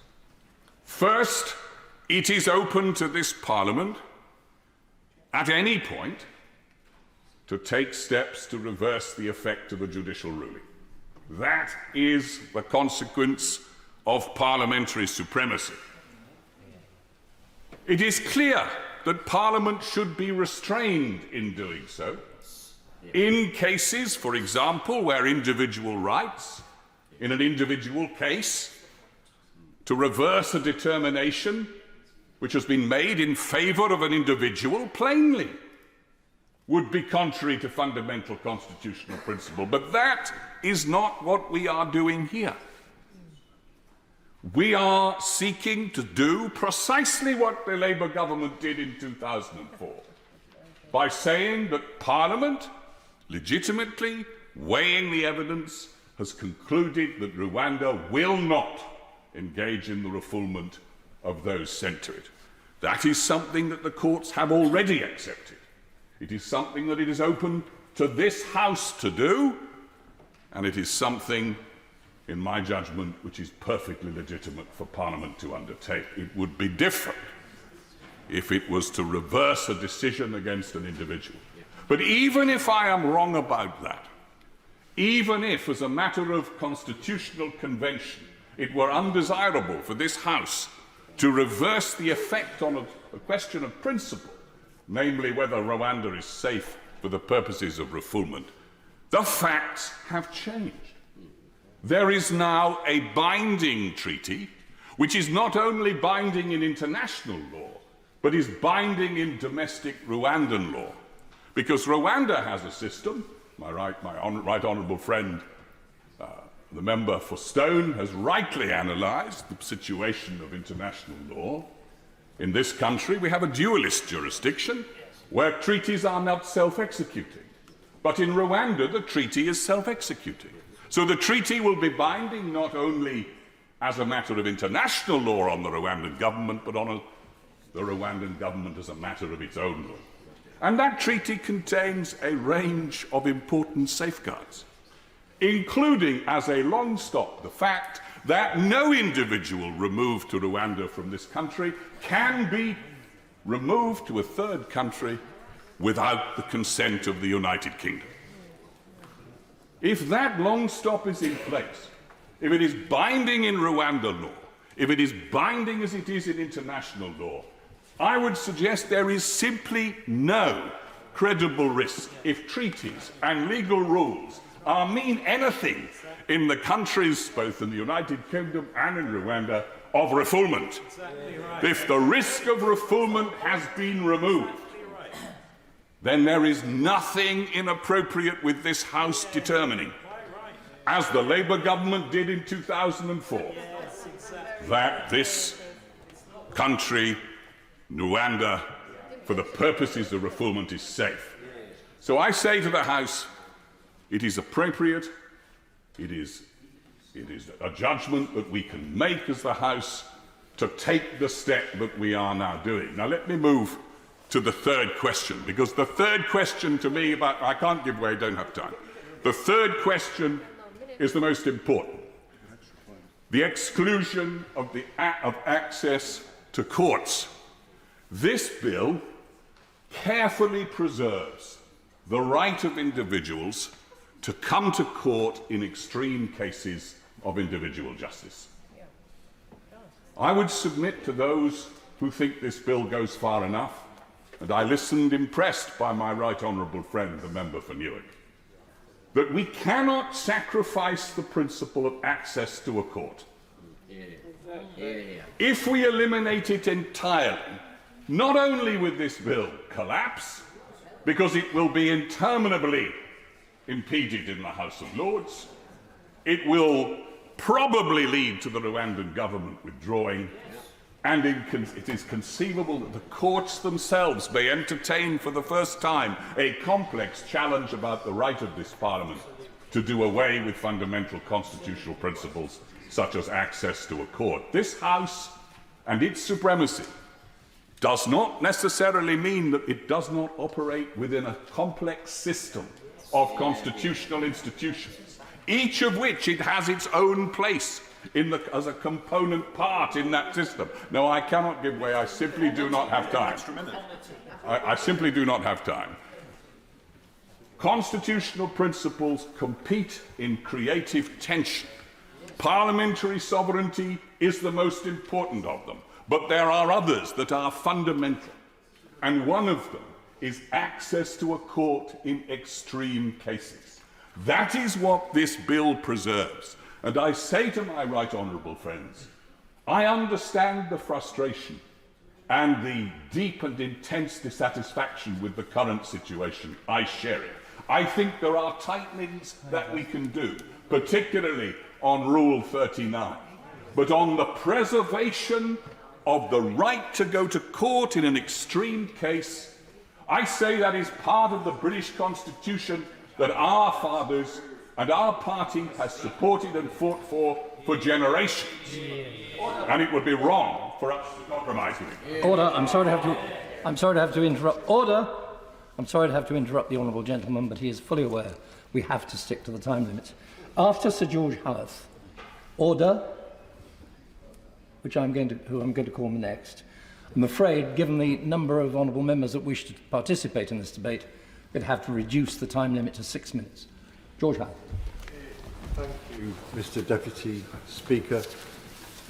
The government's failure to arrive at a workable solution to the problem of asylum seekers is not just about how they have tried to deal with refugees, as many have already demonstrated, but its failure to create the capacity in our country to maintain reliable services to such an extent that many British people find themselves unable to gain access to basic needs and services to which they are entitled, and also about the stewardship of the economy. Additionally, it's rooted in the government's careless conduct of our relationships with other countries, particularly in Europe. So crucially, in dealing with this sensitive issue, it is, in my view, important to be clear about the principles any approach should be based on.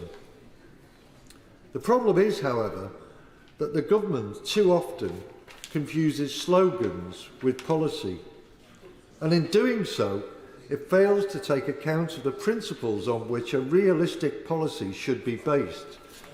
Its cynical obsession with creating dividing lines is a barrier to building the sort of consensus my right honourable friend, the member for Normanton, Pontefract and Castleford, referred to.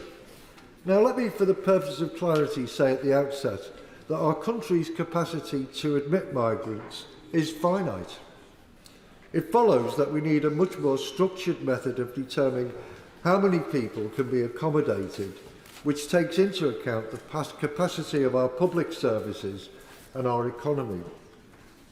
I'll later say a few words about the space that exists in our economy to fill the gaps that we find in various industries and sectors. But one of the principles would be to match would-be immigrants with sectors in which there are not sufficient people to be able to plug those gaps. And many do have those skills. Yeah. Very, very grateful to you for giving way. And very briefly, would you agree with me When we're talking about people who are claiming asylum in the United Kingdom, it would make eminent sense to ensure that they have the right to work whilst they're waiting for a decision. Not least because it would allow them to be integrated better into our community when they do get a decision, but also it would reduce the cost to the taxpayer and allow those people to support themselves whilst they're here. Well, gentleman, for the point he makes, and later in my speech I'll address that very point, if I have enough time. So now perhaps I can say a word about the capacity of those services. In England, the NHS waiting list for hospital treatment rose to a record of nearly 7.8 million in September, up from approximately 2.3 million over the past 2 years. Ambulance response times have also risen, with the average response to a call going up to 1 hour 30 minutes in December 2022, which compares to the target of 18 minutes. Or take housing. The UK is experiencing an acute housing crisis, with house building consistently failing to keep pace with demand. The National Federation of Housing Associations say that there are 8.5 million people in England who are in housing need, 42 million of which are in need of a social rented home in England. And in England in 2022, people were having to spend over 8 times their annual salary to purchase a home. In terms of school capacities, in 2020-21, 17% of primary schools were at overcapacity, and in secondary schools the figure was 23%. Mr. Deputy Speaker, we didn't get to this position by accident. It's the result of 13 years of careless neglect and the obsessive pursuit of shrinking the state. Now I'll turn to the capacity of our economy and the ongoing skills shortages we're faced with. GDP is at zero growth, and low GDP growth is forecast to continue into 2024 and possibly beyond. The Office of Budget Responsibility's latest economic and fiscal outlook stated that living standards are forecast to be 3.5% lower by 2024-25 than at pre-pandemic levels, which is the largest reduction in real living standards since records began in the 1950s. The skill shortages I've referred to do not only affect our overall economic performance, they are having a negative effect on our provision of public services such as health, housing, and important sectors such as food supply and the care and hospitality sectors. As I've already said, many of the refugees here already do have those skills, and with a constructive approach from the government, would be able to plug the gaps in those sectors and consequently help grow the economy.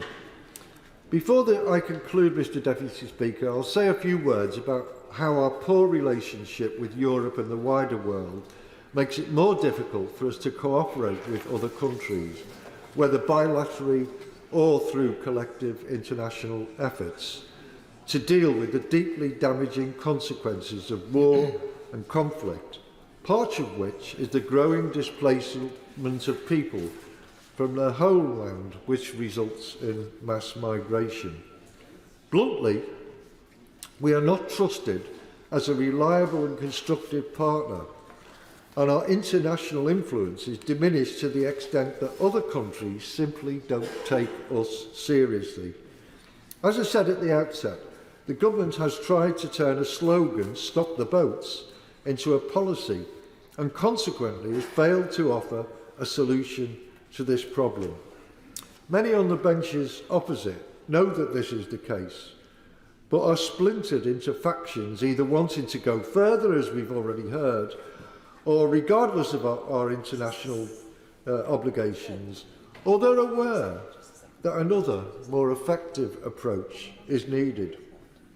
Sadly, this bill and their conduct illustrate that the Conservative Party is not a competent or coherent party fit to govern, but rather one riven by warring factions. Frankly, it's now time for them to make way for a national leadership and party which will deal with our mounting problems calmly and competently.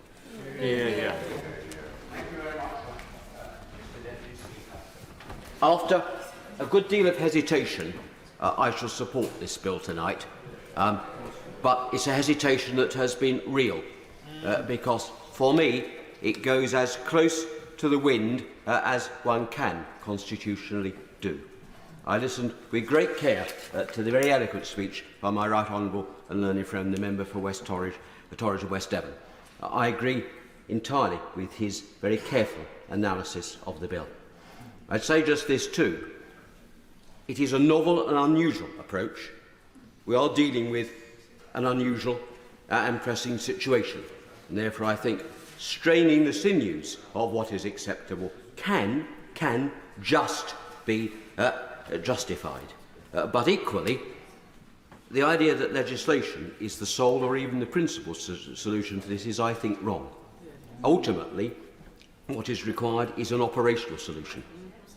And what is surprising is that some previous occupants of the Home Office did not think about that rather more. I know others did, and it's a pity that they were not acted upon more. But ultimately, it will be operational measures that make the real difference.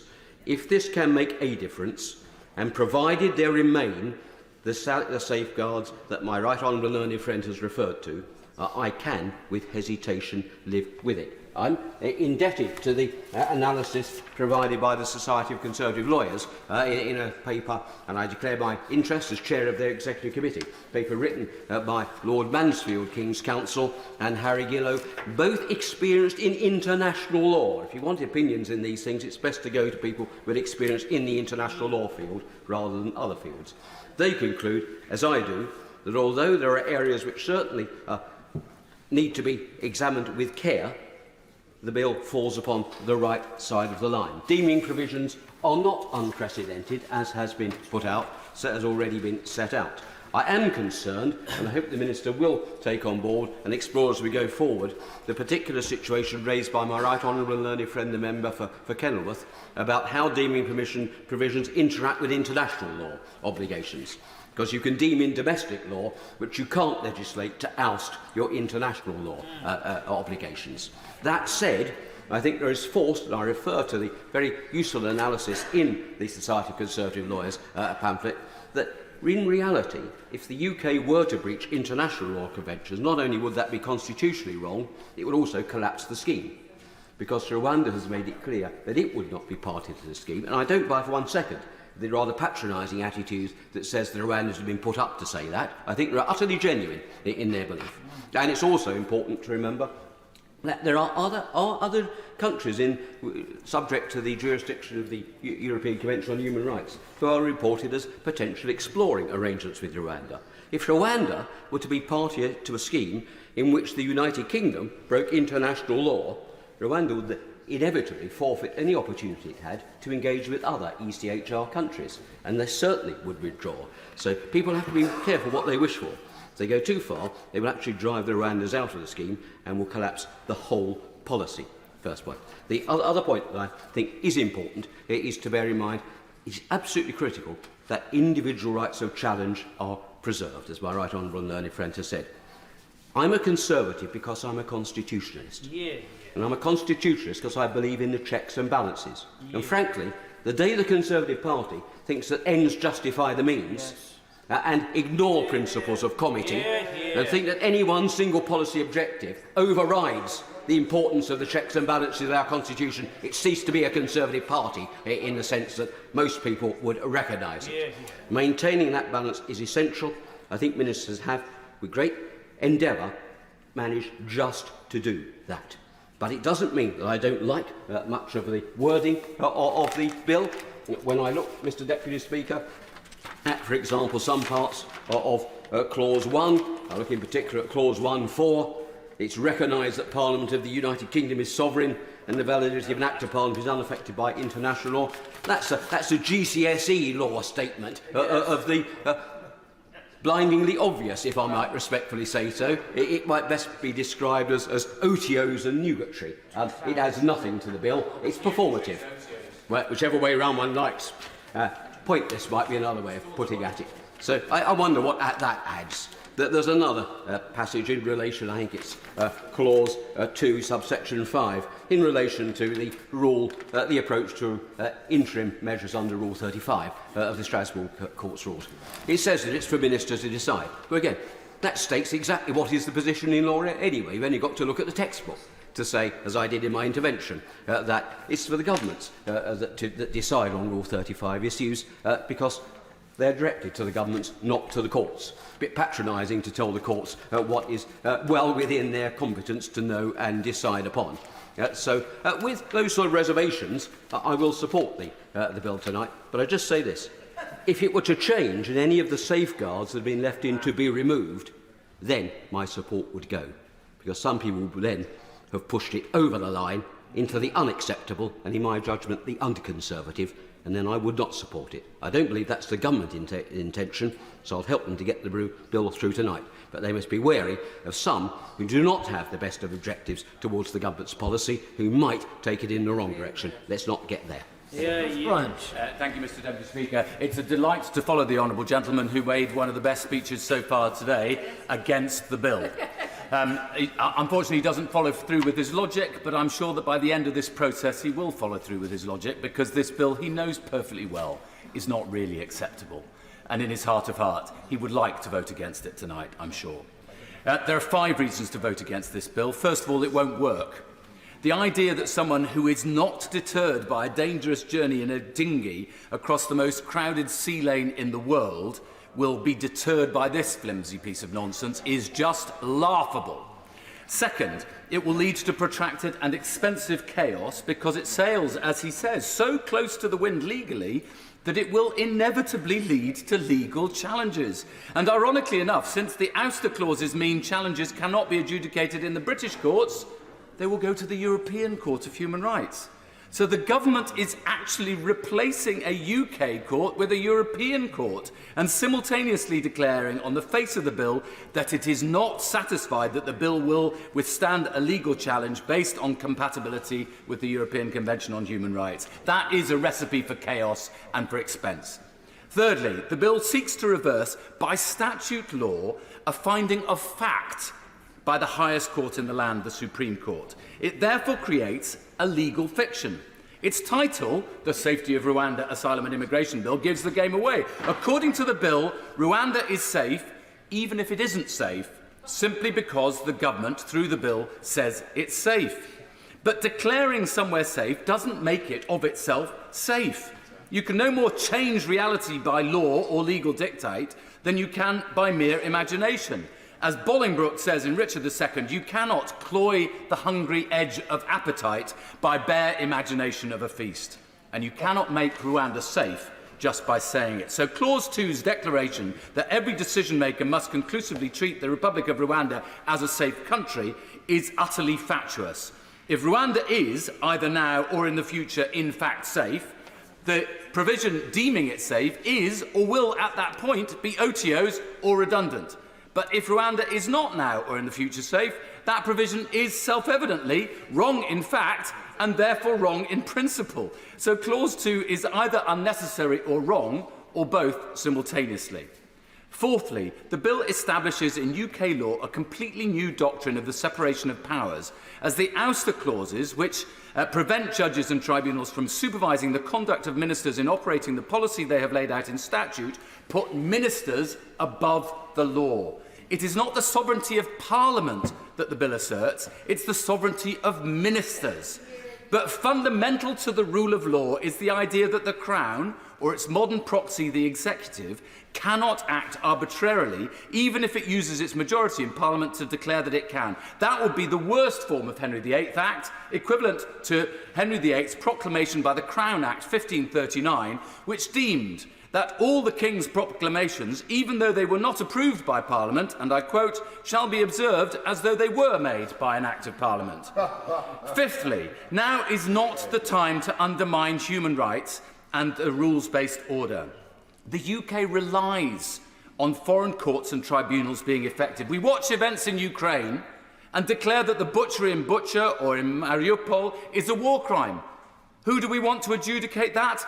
An international court. We rightly lecture China about human rights abuses in Xinjiang province and about abiding by the United Nations Convention on the Law of the Sea. We invoke Magnitsky sanctions against human rights abusers around the world. But how can we expect others to abide by the rule of law and their human rights and other treaty obligations if we abandon them? The member for Torridge and West Devon was right about one thing. He was wrong, incidentally, about 2004, because what we didn't do at that time was put in an ouster clause, meaning that ministers were free to do what they want.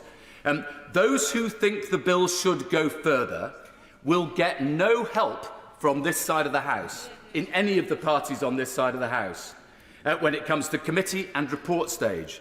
And as we've just heard, if the member for Stone's demands were to be met in amendments at committee and report stage, Rwanda would withdraw, and the member who's just spoken would withdraw his support for the bill. I don't know why anyone would vote for this bill, but voting for it, despite knowing that it's legally offensive, or believing that it is fatally flawed, in the desperate hope that the government will help you amend it, is just delaying the inevitable. Because the most extraordinary irony of all is that the Prime Minister has had to rely on the Rwandan government to tell him and his MPs that Rwanda won't accept any law that breaches international law. Rwanda, which is theoretically, nominally democratic, but is in effect and in actuality an authoritarian one-party state. That's who's keeping us on the straight and narrow legally. Just think about that before you vote for this nonsense. It's a pleasure to follow the honourable gentleman, and I was very pleased to hear his strong invocation of the fallacy that we live in a separation of powers constitution. We do not. We live in a constitution of checks and balances. We are proud to have an independent judiciary, an independent legal profession underpinning the rule of law, which we are all equal and subject to. We also have a parliament that is supreme. The crown in parliament is in fact the phrase, which is why, like my honourable friend, the member for Bromley and Chislehurst, I take issue with some of the wording in clause 1, but that's by the way. But the principle of comity, Mr Deputy Speaker, is one that we can ill afford to overlook. What do I mean by that? Well, I mean that mutual respect that has to exist between the different arms of the Constitution. This place is sovereign. We derive our sovereignty from the people. But we also have a responsibility to use that in a responsible way. And this is not a new challenge, Mr Deputy Speaker. Previous generations have faced similar dilemmas, because I am not going to stand here and minimise the emergency that we face from illegal migration, or minimise the challenge that the entire West faces from the mass migration of people who might seek a better life, who are either fleeing war-torn countries or are coming for economic reasons. It's an unprecedented challenge for all Western democracies. But challenges like that have been faced in the past. When we were at war, we had to make very difficult decisions in this Parliament to make sure that we struck the right constitutional balance between defending these islands against dictatorship, but not in a way that defended us and protected us out of our very freedoms. Our very liberty itself is at stake. And the way in which we legislate has to be responsible and has to be in line with that respect for our fundamental freedoms. And as my right honourable and learned friend, the member for Torridge and West Devon, said, there is a fundamental truth here that we cannot avoid. And that is, if this bill is amended to create an utter, complete ouster from any individual-based challenge, then that goes beyond the parameters of reasonableness and into the sort of legislation that inevitably sets up a fist fight, not with international courts, Mr Deputy Speaker, but with our very own courts themselves. And I'll give way to my honourable friend. Of course, my right honourable friend is more than aware of the Privacy International case, and he knows as well as I do that in fact in that case there was a dissenting judgment by both Jonathan Sumption and Lord Reid. I think that sort of sums it up. It was very, very finely balanced on the facts of that particular case. My honourable friend, contrary perhaps to mythology within the Conservative Party, and I agree on many of these key issues, he and I, for example, would have legislated to overturn the Evans decision, the Prince of Wales letters decision, because we felt that their lordships went too far.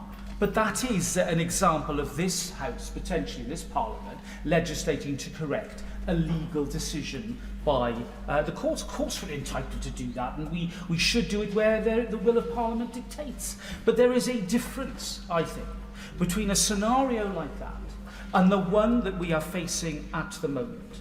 Because without more evidence and without more work by the government to blithely create a deeming provision in the face of, let's face it, a very strong Supreme Court decision against the government, would have been to invite disaster. And that's why not only the treaty that has been signed between Rwanda and Britain is crucial, but also the policy statement that has been published by the Home Secretary today, laid in this House, which I urge all honourable and right honourable members to read, because there is no doubt that the facts are evolving and that they are changing, and that we should remind ourselves that the Supreme Court, when it made its decision, looked at the law and the facts as of summer of last year, 18 months ago, when we have moved on considerably. Now, of course, deeming provisions are not constitutionally unprecedented. They're unusual, and that is why the government has to be restrained. But without clause 4 in this bill, I am afraid that what the government will do is to set up a massive glass jaw to be smashed by a court in future, and to invite the sort of constitutional conflict that any good Conservative would not want to see. We don't want our courts being drawn into politics. I have spent my career in this place and my political life arguing against the politicisation of the judiciary, and I've been the first to bring forward legislation to oust the court's jurisdiction. We did so in the Judicial Review Reform Bill on the CART jurisdiction that my right honourable friend finished the job on. Of course, I'm more than happy to be robust about the position of this place and the importance of not having undue and capricious interference with the will of Parliament. I'm the first person to assert the authority of this place. But what I won't do, Mr Deputy Speaker, what I won't be a party to is legislation that in effect invites the courts to come on up if you're hard enough. That is not the approach that we as responsible Conservatives should take. And to echo the point made by my honourable friend, the member for Bromley and Chislehurst, if this bill is to be amended in a way that crosses that line, then I cannot support that. And I will not support that.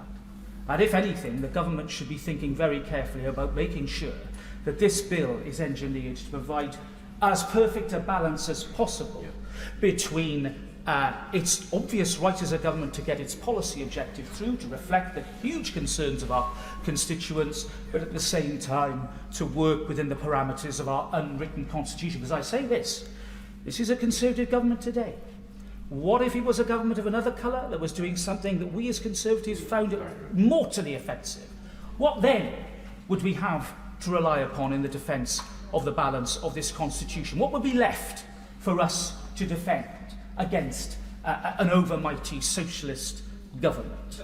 Not a lot. And that's why today this has to be, yes, about principle, but we mustn't, at the end of all of this, lose sight of the fact that as Conservatives, it is our constitutional duty to maintain that balance. Remember comity, Mr Deputy Speaker, and we won't go wrong. Alistair Carmichael. Thank you very much, Mr Deputy Speaker. Can I say sincerely it's a genuine pleasure to follow the Right Honourable and learned gentleman who gave a characteristically thoughtful speech for the second reading and, more interestingly even than that, laid down several markers for future stages should we get to that point. It's a most interesting and unusual second reading debate where you have a debate not just on the bill but played out in front of us the sort of tripartite discussion between that side of the government, that side of the government and the Treasury bench. It is a quite remarkable spectacle to observe, albeit not a particularly seemly one.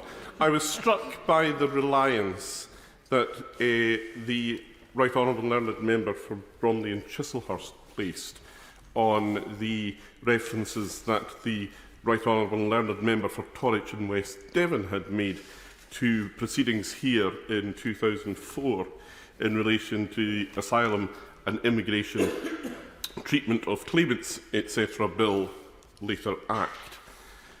That, of course, as the Right Honourable Learned Gentleman observed, was where this concept of safe countries was introduced.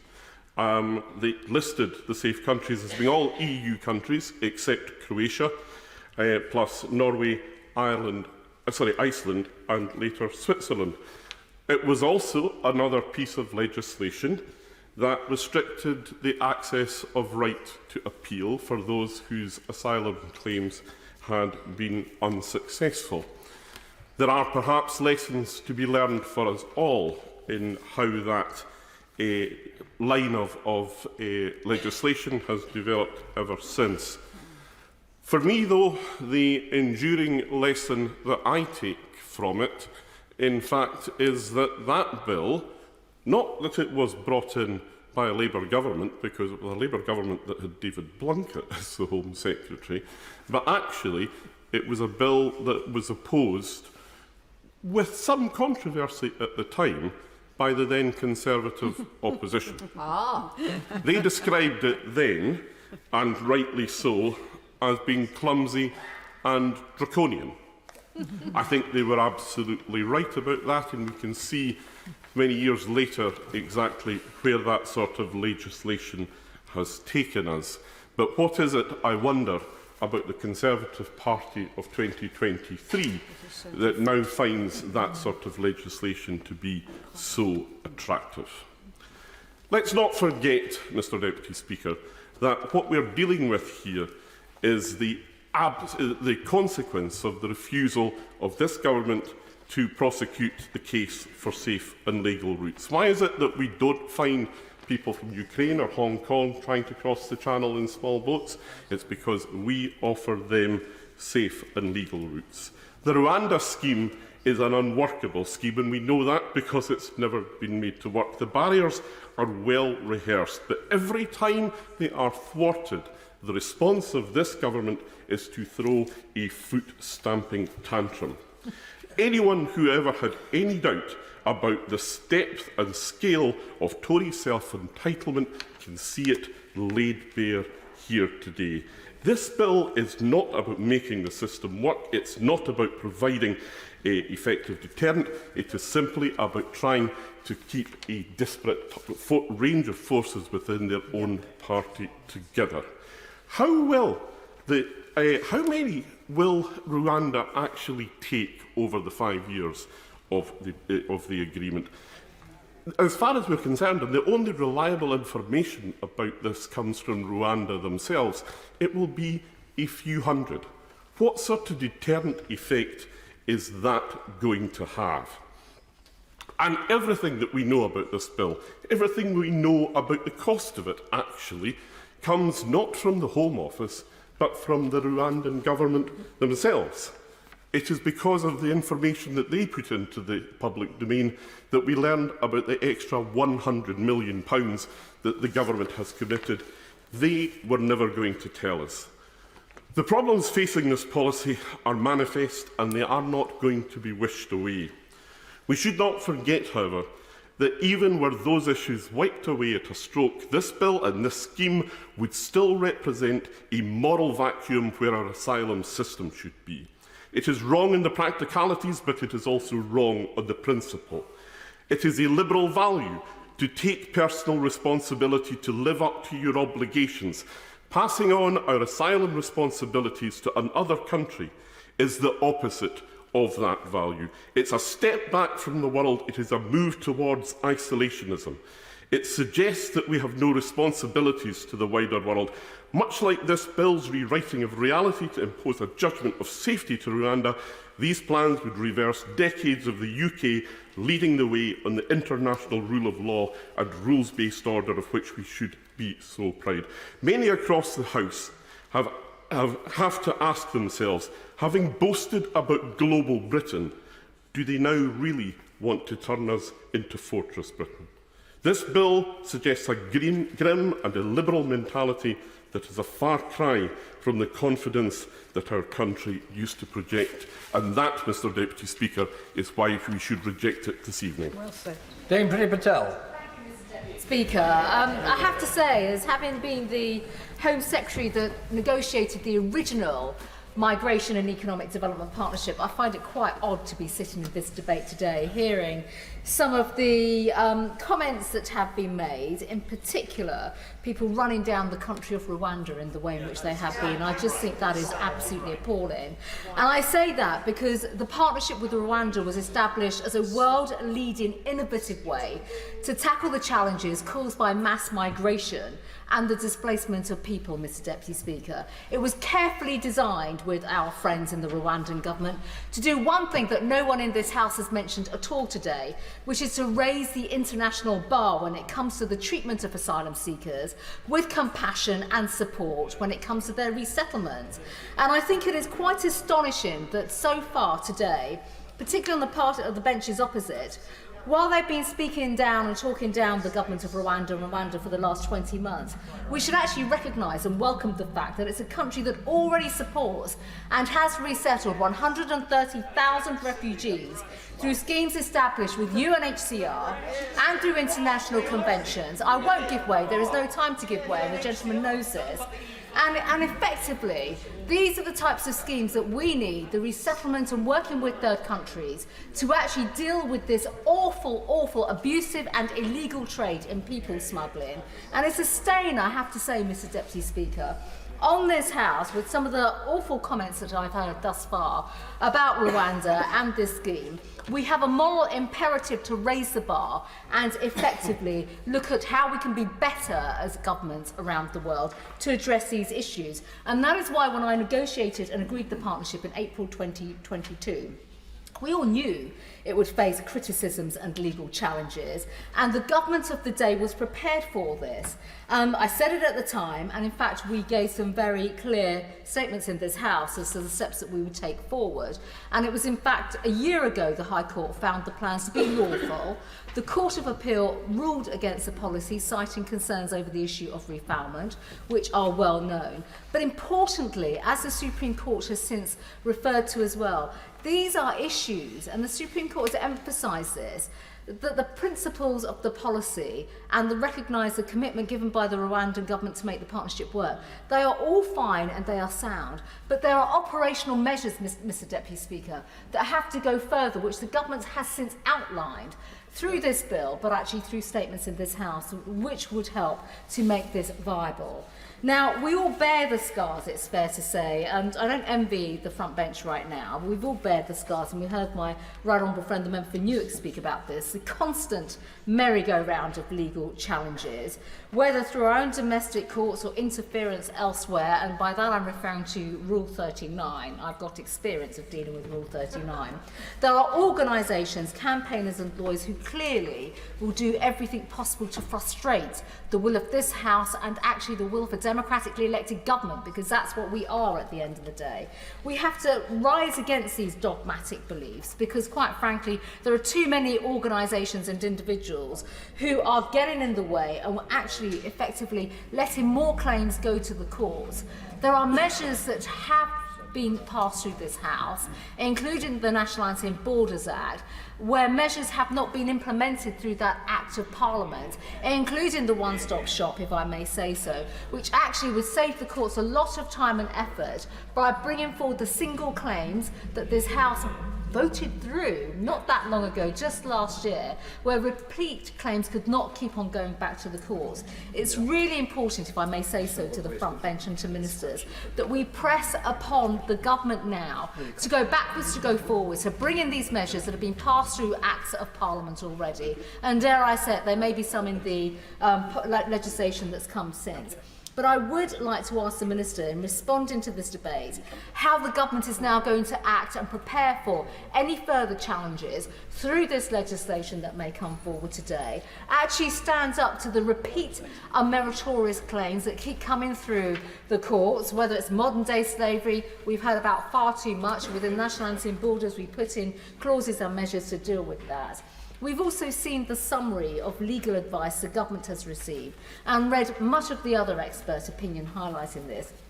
So seeking assurances from ministers on the awareness he and colleagues have on the risks of challenge and how these are going to be mitigated, if I may say so, through the way this bill passes through the House in the conventional way is going to be absolutely crucial. We cannot have more cases bogged down in the courts, and too many of us have worked through that as well.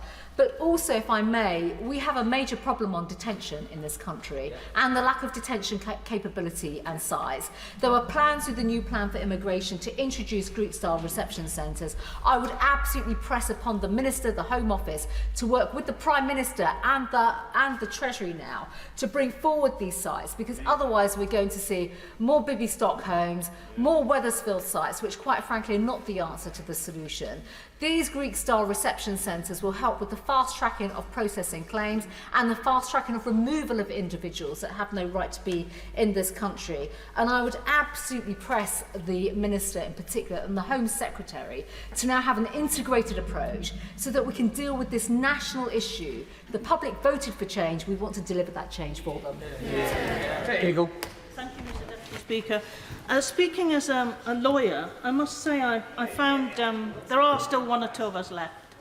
I must say I found reading this bill I felt quite queasy reading this legislation. It's not the kind of thing that I would expect this Parliament to be considering, and I detected the same level of queasiness in some of the other lawyers who've spoken from the government benches, the former Justice Secretary, the current chair of the Justice Select Committee also apparently found it a queasy experience reading the legislation. I agree with the former Tory law officer Lord Garnier, who used to be in this House, who called this bill political nonsense and legal nonsense. It designates Rwanda as a safe country, but by doing so, it's seeking to reverse a conclusion of the Supreme Court on the facts. Now, it's perfectly reasonable if the Supreme Court strikes down a policy to legislate, but one normally legislates to change a policy, not to try and purport to change the facts or say that the facts which have not changed are other than what the court found them to be. That was the first thing that made me feel queasy.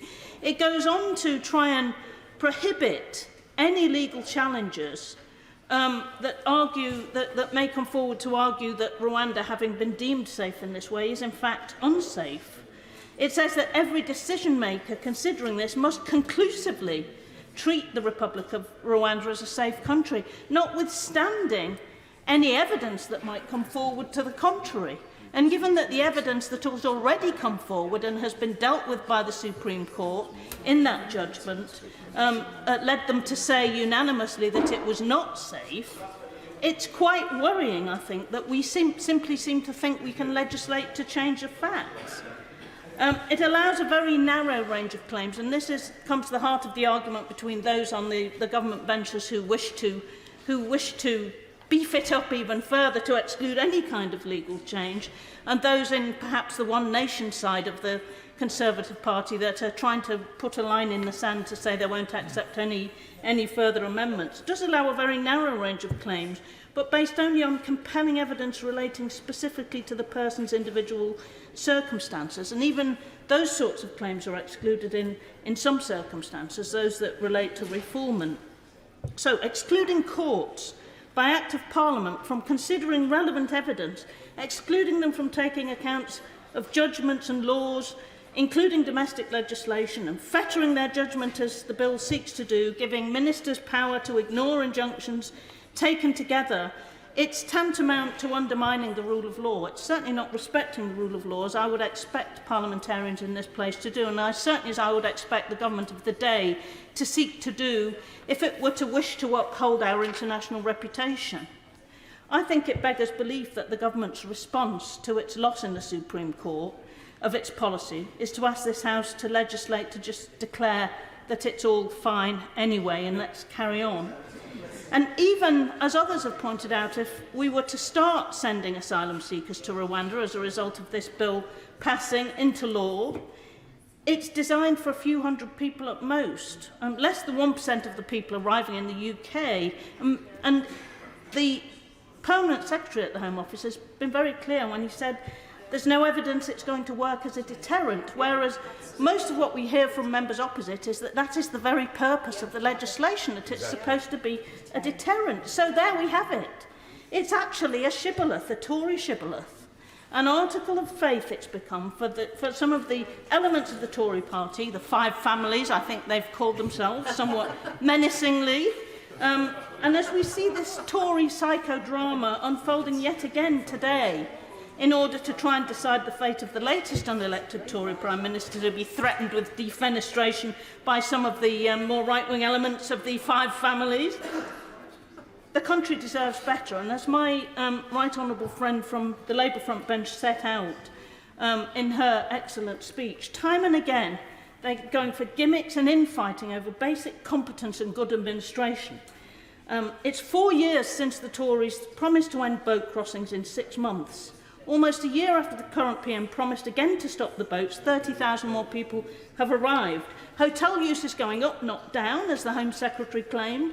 It's at 56,000 at the moment, 10,000 more than when the Prime Minister promised to end hotel use. Criminal gangs are not being deterred. Convictions for people smugglers have dropped by 36% since 2010, and the criminal gangs are making far more money now than they ever were. The backlog of undetermined cases remains at 165,000, despite the PM's promise to abolish the backlog of initial asylum claims by the end of this year. It's folly to continue with this farcical failed joke of a policy when what's really needed is competent, good administration. Why not put the money being wasted on this policy into dealing with the actual problem? If the party opposite and the government were to actually try and do that rather more successfully than they've managed in the last 13 years, they might get some credit from this side of the House and from the nation, but there's precious little evidence that there's going to be any of that. Mr. Deputy Speaker, we all know our constituents want action on this. We all know, if we do surveys and read our emails, that this is one of the most important issues that faces our constituents. But it's not new that the political parties have been debating this. It's not new that the political parties have been making promises on this. The Honourable Lady concluded by bemoaning lack of action and changes in a year and 4 years. When she delved seriously back, she went 14 years. Let's go back a bit further. In 1997, such was the issue of asylum and migration that it merited a mere 2 paragraphs in the Conservative Party General Election Manifesto, and the same in the Labour Party Manifesto. In 2001, my party was saying, with Labour newly in office, the problem here is worse than anywhere else in Europe because of Labour's mismanagement. The government has presided over massive delays in processing applications and admits that thousands of those whose cases are rejected simply disappear.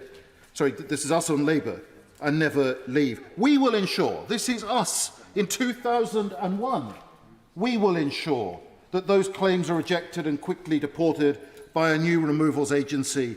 Conservatives will restore common sense to Britain's asylum processes. By 2005, Labour are promising a points-based system. We will establish a points-based system, and they're saying we will ensure that only skilled workers are allowed to settle long-term in the UK with English language tests for everyone who wants to stay permanently and end chain migration. By 2010, Labour are telling the country and seeking a mandate for a promise that people need to know that immigration is controlled and the rules are firm and fair. And they're promising an Australian-style points-based system. By 2010, we might, if we listen carefully, hear the echoes from down the corridor from the other place. We are promising we will take steps to take net migration back to the levels of the 1990s, tens of thousands a year, not hundreds of thousands. By 2015, Labour are talking about how broken promises erode trust. And there were echoes in what the Shadow Home Secretary said, where they said they would recruit 1,000 new border staff and they would speed up the process. Mr. Deputy Speaker, both political parties have made promises to the British people at election times, and both political parties have then told the British public that it's the other party's fault that it hasn't been addressed. And when we look back, between 1964 and 1997, the UK's net migration figures were never lower than minus 87,000 or higher than plus 58,000. Now it's regarded as a modest year, a low figure, if those figures are in the several hundreds of thousands of net migration. All the time, in the meantime, we see over 8 million people, according to the ONS in this country, who are economically inactive. Mr. Deputy Speaker, I will support the government today because I think the government deserve credit for attempting to try and deliver their promises to the British people on the boats. And I think we should unite in this House for once to actually seek to deliver on the promises that we all have successively made to them. And surely if we look at other countries where those promises have been broken, we have seen others, unsavoury, dangerous people who have stepped into that void. And I fear, Mr. Deputy Speaker, if we do not once and for all say what we're going to do and do it and deliver for the British people, we could see such a fate ourselves in this country. In my own constituency of Bournemouth West, we have some 4 hotels that are occupied by people who are waiting for their asylum application to be determined. And I'm very clear that that is grossly unfair on them to be trapped in that limbo. And yes, we should do everything we can to accelerate it. But if they have no right to be in this country, then it is fair on the British people, the British taxpayers, and equally fair on them that they get that determination and are returned to the country of origin to get on with their lives. We're seeing far too many people coming in here without the necessary checks, who are then doing things in this country that are deeply unwelcome. And I cite the example of the poor young man, Tom Roberts, who was brutally murdered in my own constituency, who said he was 18 when he came here. He was put into a secondary school. It turned out that he was 14. It turned out that he'd murdered 2 other people in the country before he came here. Mr. Deputy Speaker, we owe it to the British people to be clear and direct. I will support the government. I will support the opposition if they become the government, to finally keep faith with the British people, keep faith with those who come here and come here with the right to be here, fulfilling our ancient pledge to offer sanctuary and freedom to those who are persecuted. But we have got to be straight with the British people. If we say we're going to do something, we've got to do it. And we've got to try every means at our disposal to deliver directly for the British people. Thank you very much, Mr. Deputy Speaker, and I'm glad today's debate has provided some therapy for former immigration ministers to come together and to share a little bit of experience about some of the principles that are at the heart of this bill. I served as immigration minister for nearly 2.5 years. In fact, I think I'm the longest serving immigration minister still in this House. And so I know a little bit about what it takes to deliver an immigration system, and I have some sympathy with the comments, some of the comments, not many of the comments, but some of the comments that I've heard from the Treasury benches this afternoon. So I just want to say 3 quick things about deterrence, about international agreements, and about staying true to our values in these debates. Mr. Deputy Speaker, I was the Minister that introduced the UK Border Agency. I brought UK visas in from the Foreign Office into the Home Office. I brought customs out of Treasury to create a £2 billion agency with a simple principle at its absolute core, that border security in the 21st century cannot simply be about defending the border at the shores of our country. In this day and age, one has to operate a triple border. One has to export the border as far away from these shores as possible. You have to have a strong border at the shores, but then you have got to have strong in-country enforcement. And the only way in which you can get that system to work and to work effectively is to fund it. Yes. And so at a time when global migration pressures have grown so sharply, and the Right Honourable Member for Bournemouth West was right to flag this, there are now 184 million people globally who live outside the borders of their birth. There are now 37 million refugees globally. These migration pressures have been growing exponentially since the fall of the Berlin Wall, and guess what? They're going to grow exponentially in the years to come, not least as the ravages of extreme weather drive more and more people in fragile and conflict and violent countries into poverty. People will always go that extra mile to seek a new life abroad. But if we are to have strong borders for this country, then yes, we've got to have a deterrence. But the deterrence is the speed of justice. It is not the prospect of overriding domestic laws and shipping people off to some remote deportation centre. That is why the Home Office officials are right to say that this bill and the objectives of this bill provide, frankly, very little deterrence. Because what this bill does not do is it does not accelerate the process of rendering a decision on a case, and then if somebody has got no basis to be here, removing them very, very rapidly. We knew, Mr. Deputy Speaker, that we had to transform the speed of deportation under the administration that I ran. That is why we moved heaven and earth to ensure that there was somebody removed with no right to be here at the rate of 1 every 8 minutes. That was the kind of pace that was going to be needed to send a very clear message that if you are found to have no right to be here, then you are going to be removed very, very quickly. That is going to be the most effective form of deterrence. And so the House has got to confront the reality that given a choice of how to spend £400 million of taxpayers' money, do you spend it on building a remote processing centre in a faraway place that your own officials tell you is going to have no deterrent effect whatsoever? Or do you actually invest that money in creating a system that takes decisions quickly and removes people quickly if they've got no right to be here? The second point is that the first thing that you learn as an immigration minister is that you can't remove people unless you've got agreements with other countries to take them. This is not a country that just drops people out of the back of aeroplanes if they've got no right to be here. You've got to get them new travel documents, and you've got to have other countries that agree to take them. And frankly, the most important countries with which we need those kind of agreements are our closest neighbours in Europe. And so can we just confront the reality that if we are about to destroy and wipe out and put into history years, decades worth of human rights agreements with our closest countries, how easy do we really think it is going to be to get return agreements of any type with our closest neighbours in Europe? It is going to get harder and harder and harder, because we will be seen not to be good partners, but to be bad partners. And frankly, that will not help us get in place the kind of returns agreements that we're going to need to keep a border and immigration system working well in the 21st century. The final point, Mr. Deputy Speaker, that I wanted to make was a point about the European Human Rights Act. It is a terrible sight to see the party of Churchill now depart so quickly from one of Churchill's proudest legacies.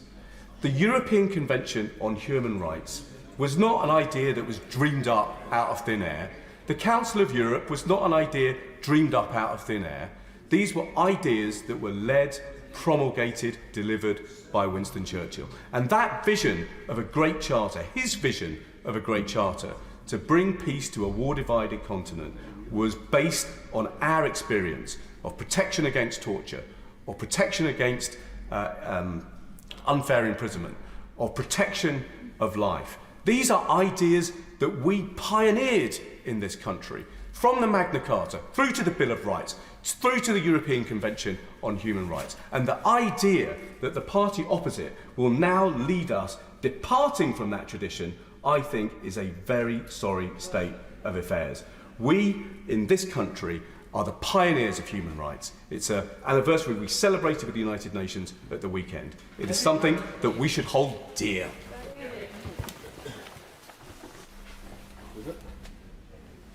David Jones. Thank you, Mr. Deputy Speaker. I'm sorry I couldn't hear you in all the excitement. Unusually, the aim of this bill is set out in Clause 1, which is, and I quote, to prevent and deter unlawful migration, and in particular migration by unsafe and illegal routes. Now that is an aim which I'm sure not a single honourable member could disagree with. Illegal migration is possibly one of the greatest scourges of our age. It's evil, it's internationally organised, and it's socially and economically damaging to this country. The Rwanda scheme is an inventive and innovative plan. It establishes an effective, or it's aimed to establish an effective deterrent to prevent illegal migrants, to make them think twice about making that perilous crossing across the Channel. And unfortunately, it has foundered on the rocks of the Supreme Court last month, in which the court held that Rwanda could not be considered a safe country because there were substantial grounds to believe that migrants would face the risk of refoulement or being transferred to their country of origin or another third country. The treaty that the government has concluded does provide reassurance in that regard, and it addresses the problem identified by the court by making specific provision that no relocated individual may be removed from Rwanda otherwise than to the United Kingdom. Now, given the dualist nature of our constitution, the treaty needs to be complemented by domestic legislation, and this bill is that legislation. And it's critical that it should function as the government intends, which is to say, to facilitate the removal of illegal migrants to Rwanda without legal impediment. And the question is, does it do so effectively? The bill has been described as the toughest piece of migration legislation ever put forward by a UK government, and there is no doubt that it does toughen the current regime. But it is debatable whether it is sufficiently watertight to amount to a significant deterrent to the boats by facilitating the flights to Rwanda. The bill has been considered by the legal panel of the European Research Group, and I do commend it to honourable members. And the report notes that significant amendments to the bill are required to improve it, but expresses concern that those amendments may well be outside the scope of the bill. One of the most significant problems is that the bill contains no restrictions on legal challenges against removal to Rwanda on any grounds other than that Rwanda is not a safe country. And that clearly reflects the fact that the bill is a direct response to the judgment of the Supreme Court last month. If the bill does successfully block challenges based on arguments that Rwanda is not safe, and the treaty certainly does help in that regard, then it is likely that those advising illegal migrants will focus more on pursuing challenges of another kind. But we should consider Clause 4 of the bill, which specifically provides legal challenges to removal may be made if arguments are put forward that Rwanda is not a safe country for individual migrants based on compelling evidence relating to their personal circumstances. Now, the opportunities for abuse of that provision are obvious. Migrants may well be advised by people smugglers or by unscrupulous lawyers, because there are some, that they should oppose removal to Rwanda on spurious grounds, such as, for example, a non-existent mental health condition, a fear of flying, or whatever. And given that as many as 500 illegal migrants in the height of the summer arrive on these shores every day, 1,200. well, I stand corrected by someone who knows about it. It's not difficult to envisage a situation where tribunals and courts may be overwhelmed. What I'm saying, Mr. Deputy Speaker, is that I believe that this bill does require amendment. And what I'm inviting my honourable friend, the Minister, to say when he winds up this evening is that the government is open to amendments, and I hear what my honourable friend, the member for Stone, has to say about scope, but that he will also engage with colleagues to see if this bill may be made better. Because at the moment, there are numerous deficiencies that have been identified in the report of the so-called Star Chamber that will, I believe, render this bill inoperable and ineffective. And the last thing we want to do as a House is to expend a lot of time and a lot of agony over putting in place a bill that doesn't result in the flights to Rwanda and the deterrence that we need to illegal migrants. I do hope that my honourable friend will respond positively to this suggestion when he winds up. I know that a lot of colleagues are going to listen very carefully to what he has to say, and I think that they will welcome what may well be regarded as a change of tone on the part of the government. Thank you, Mr. Deputy Speaker. This bill might be called the Safety of Rwanda Bill, but it's really the Safety of the Future of the Tory Party Bill. It's basically Schrodinger's legislation, all things to all Tories. The ministers might say it doesn't breach international law to make it a dead cat of a bill for some, but it needs to say that it will breach international law to make it work for a dead cat of a Tory party, scrambling to find a reason to provide this. In my contribution, I want to say why I'll be voting against this legislation, to stand up for Britain's proud tradition of human rights, and to urge this place to learn from the mess that was created by the Northern Ireland Protocol Bill, which also repeated these similar challenges. It is extraordinary that the government is presenting us with a piece of legislation that says on its first page it cannot confirm it is compliant with our convention obligations, with the rules of law that we all signed up to support. I think many members on the opposite side have been listening to Oscar Wilde when he said that the study of law was sublime, its practice vulgar. Legislation isn't vulgar, it's imperative to democracy. They should listen more to Winston Churchill, who said the idea of a Charter of Human Rights was for it to be guarded by freedom and sustained by law. But this legislation will not sustain those laws, it will diminish them.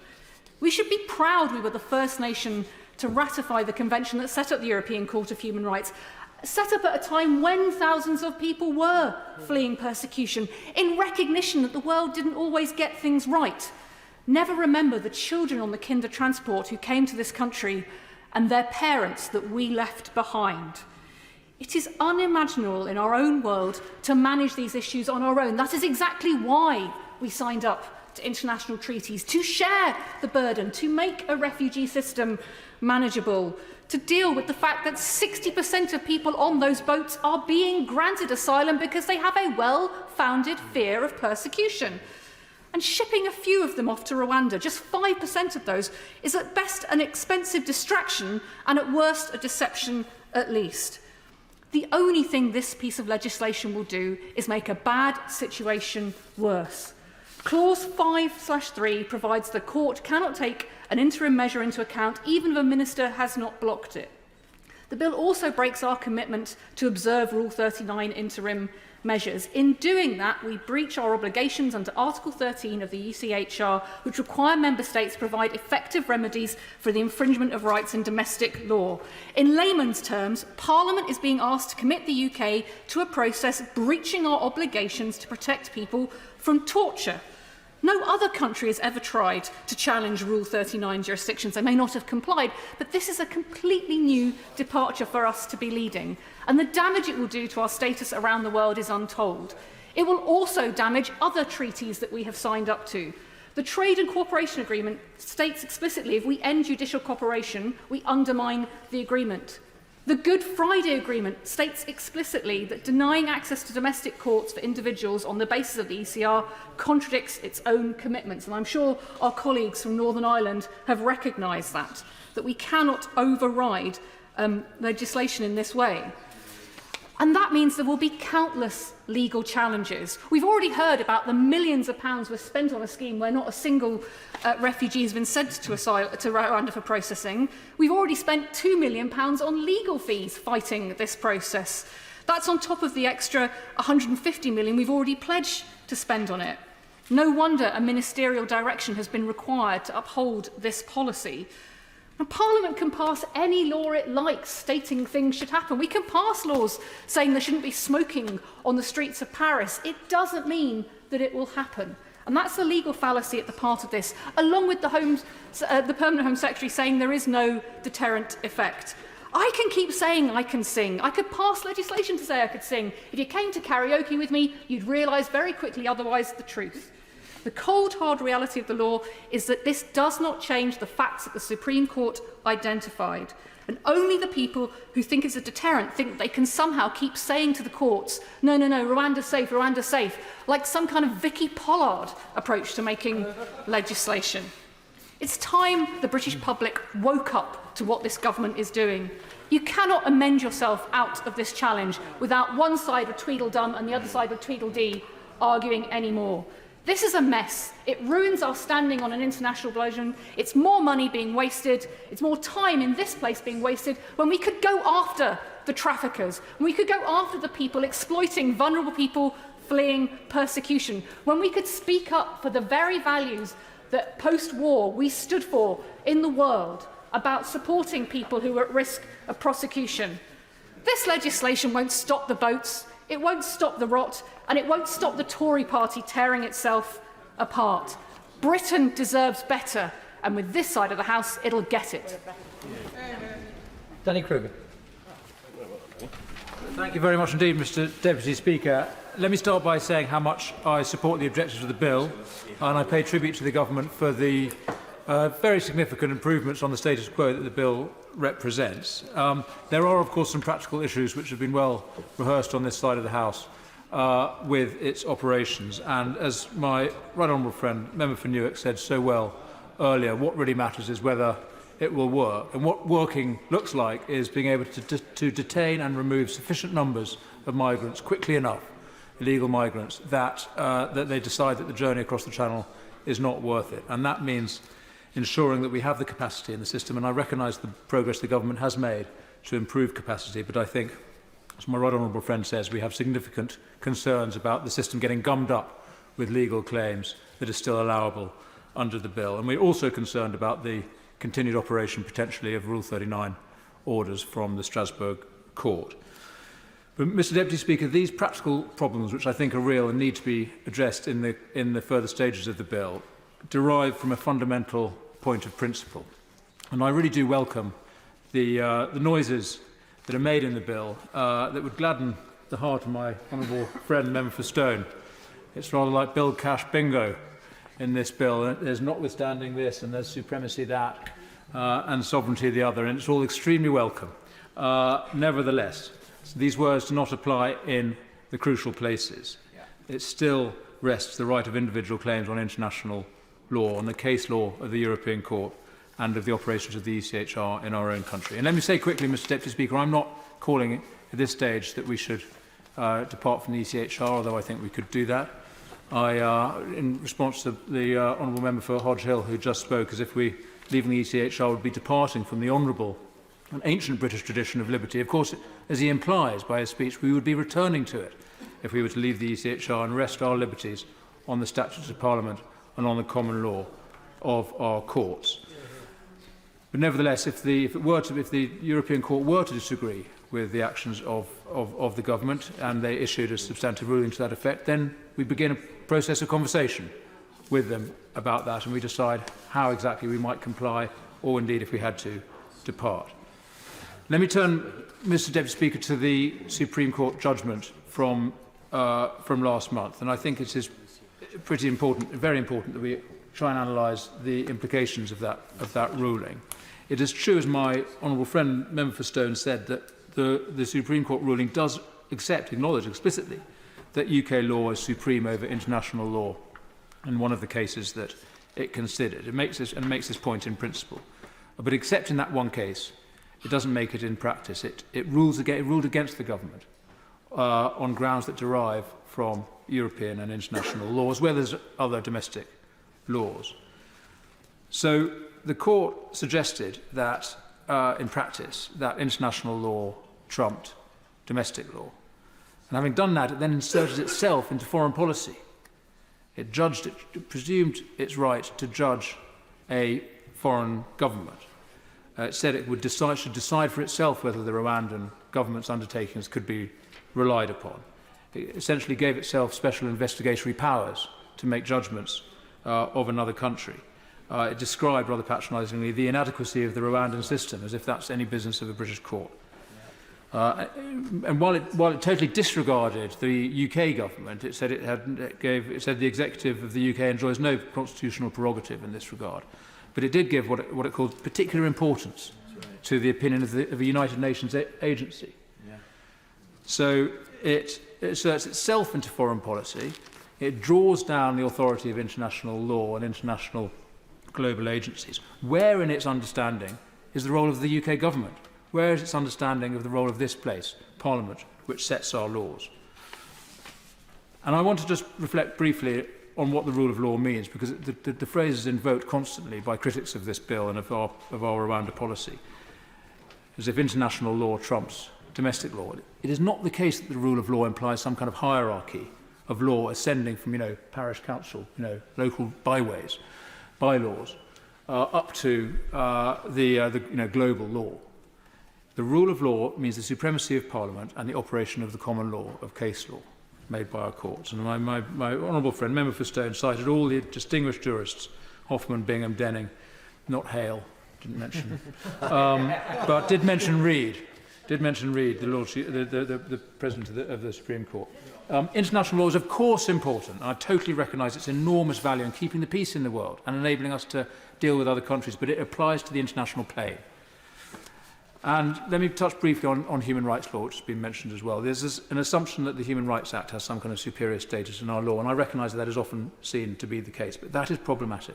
The rights and liberties of individuals, of citizens and of foreign nationals, whether they're legally or illegally here, those rights and liberties are properly protected by statute and case law. And let me finish by saying, Mr Deputy Speaker, I regret we've got an unsatisfactory bill. I can't undertake to support it tonight. I'd hope the government would agree to pull the bill and allow us to work with them and with colleagues across the House to produce a better bill, one that respects parliamentary sovereignty and also satisfies the very legitimate concerns of colleagues about vulnerable individuals. I think we could do better on safe and legal routes, for instance. We should be working together with other countries to design a system that respects the sovereignty of Parliament and the legitimate rule of independent nations. Thank you very much, Mr Deputy Speaker. This year is the 75th anniversary of the Universal Declaration of Human Rights. What an irony and what a shameful indictment of ministers that our government is marking it by putting in front of Parliament a bill to wave aside our human rights obligations and the judgment of the highest domestic court in this land. This insulting and dangerous legislation attacks both human rights and our democratic structures. In doing so, it both demeans and disrespects the role the UK has played in helping to shape the international rules-based order, including its contribution to the drafting and early ratification of the European Convention on Human Rights in the aftermath of the horrors of World War II. On its very cover, this shameful bill has a statement that the government cannot say it complies with the UK's obligations under the ECHR, a terrible admission of this government's willingness to violate the principle that human rights are universal and belong to all of us by virtue of our humanity. Now, as others have noted, this bill overturns an authoritative, unanimous Supreme Court judgment based on extensive evidence and made just 3 weeks ago. Our highest domestic court ruled that by sending refugees to Rwanda, the UK could breach its obligations under the ECHR and other international laws such as the Refugee Convention, the UN Convention Against Torture, the UN International Covenant on Civil and Political Rights, as well as domestic law. In seeking to oust the jurisdiction of our domestic courts by forbidding them from making assessment of fact and disapplying the Human Rights Act, this bill is constitutionally exceptional and provocative. It explicitly disapplies multiple sections of that landmark act, including basic minimum standards that protect us all, leaving barely any room for judicial scrutiny. Courts would be barred from considering if removing an individual to Rwanda could result in removal to a country where they would face torture, inhuman or degrading treatment. What kind of government would want the courts to ignore that and undermine the separation of powers that are fundamental to UK democracy? Mr. Deputy Speaker, this ugly bill also attacks interim measures, a vital human rights tool under international law, issued on exceptional basis in extreme circumstances where individuals face real risk of serious and irreversible harm. The bill both enables UK ministers to unilaterally decide whether the UK should comply with interim measures and also prohibits courts in the UK from having regard to them when considering any case relating to a removal decision to Rwanda. And to try and justify this cynical and sinister attack on the highest court in the UK, the Prime Minister has started saying Parliament is sovereign. Well, obviously, Parliament can pass whatever laws it wants, but we have courts so that everyone, including this government, must act with respect to the laws Parliament has passed. This bill, as others have said, simply will not work. Its so-called deterrent is not a deterrent to someone fleeing torture or persecution who has already put their lives at risk by taking to one of the busiest shipping lanes in dangerous inflatable boats. But this law actually was even nothing to do with that in any case. It is a performative piece of cruelty of a dying administration and a grotesque waste of money that is neither practical nor strategic. But most important of all, the outsourcing of our human rights obligations to a third country is downright immoral. And to immorality, we can also add absurdity, Mr. Deputy Speaker. Seeking to legislate by assertion that Rwanda is safe is as ridiculous as it is dangerous. You can't sign a quick treaty one week and then legislate the next to make a country safe when the highest court in the land has said just the opposite. It is the facts on the ground that matter. It feels bizarre to have to say it, but apparently it is necessary to, and that is that legislation to say Parliament believes something to be true does not make it so. Fixing the facts on which the law is to be applied is the kind of thinking that dangerous conspiracies are based on. As Tom Hickman, KC, has said in a paper for the Institute of Government, and I quote, "If the government considers that the treaty has eliminated the real risk of refoulement, then it should seek to persuade the courts of that, not Parliament. It should not need saying that when you sign a treaty, you should stick to it. The UK government now has the embarrassment of being schooled by the Rwandan government, who, despite its own poor human rights record, is now sending out warning shots that even they will pull out of this shoddy deal if the UK government breaches international law to implement it." Mr. Deputy Speaker, I will be voting against this bill tonight because there's no tweak or amendment that can improve something that is rotten to its core. The bill before us today is a doomed and draconian attempt to reassert the Prime Minister's fragile claim to a non-existent authority, but it has serious consequences and sets an extremely dangerous precedent. These are deeply dangerous times in this country, and they are made more dangerous by this government. We've already seen the suppression of the rights to strike, the right to protest, and other democratic principles and standards being seriously eroded. Now we have this flagrant attack on human rights, on our courts, and on the separation of powers in this country. Mr. Deputy Speaker, I call upon this government to abandon its cruel, immoral and unworkable Rwanda plan and to re-establish the UK's good standing as a member of the ECHR and international community. Well said. Simon Felt.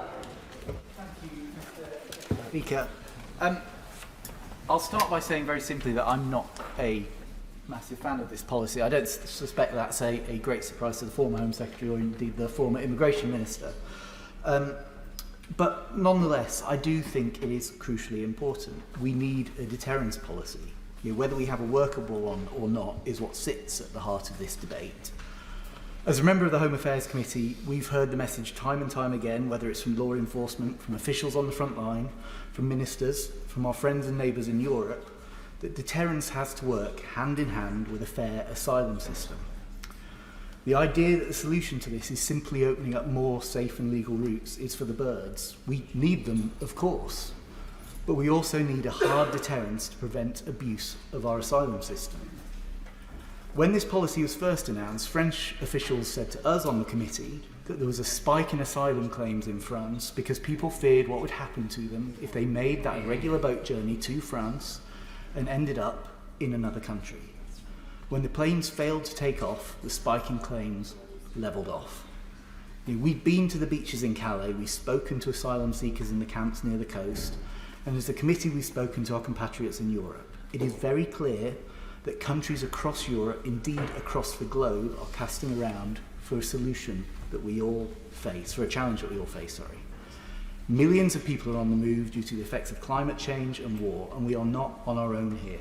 And I gently suggest to friends and colleagues across this chamber who think that this is the government tilting at a particularly British windmill, that we are not. Versions of this scheme are being worked up across Europe, across the world. We need a rational asylum system, one that extends to help beyond schemes to Hong Kong residents, to people from Ukraine, Afghanistan and Syria, the schemes that we should be rightly proud of. We need one that extends to people who need genuine help. We need to erode our asylum backlog, and I give full credit to my right honourable friend for the work he put in doing just that. We need to place more work into inculcating citizenship for those who come here.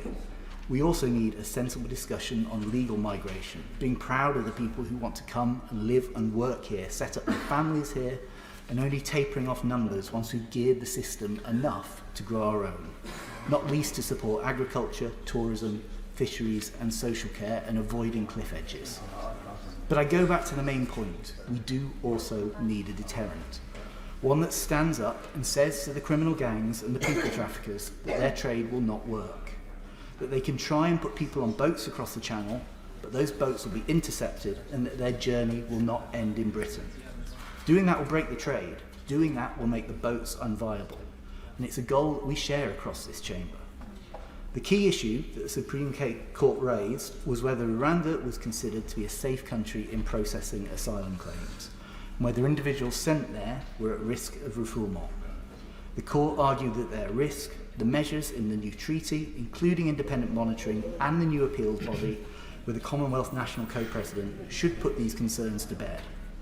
The belt and braces approach that the government is taking is proportionate and consistent with the rule of law, going so far as it can, but no further within the bounds of our international treaty obligations. Not my words, but Lord Wolfson's words.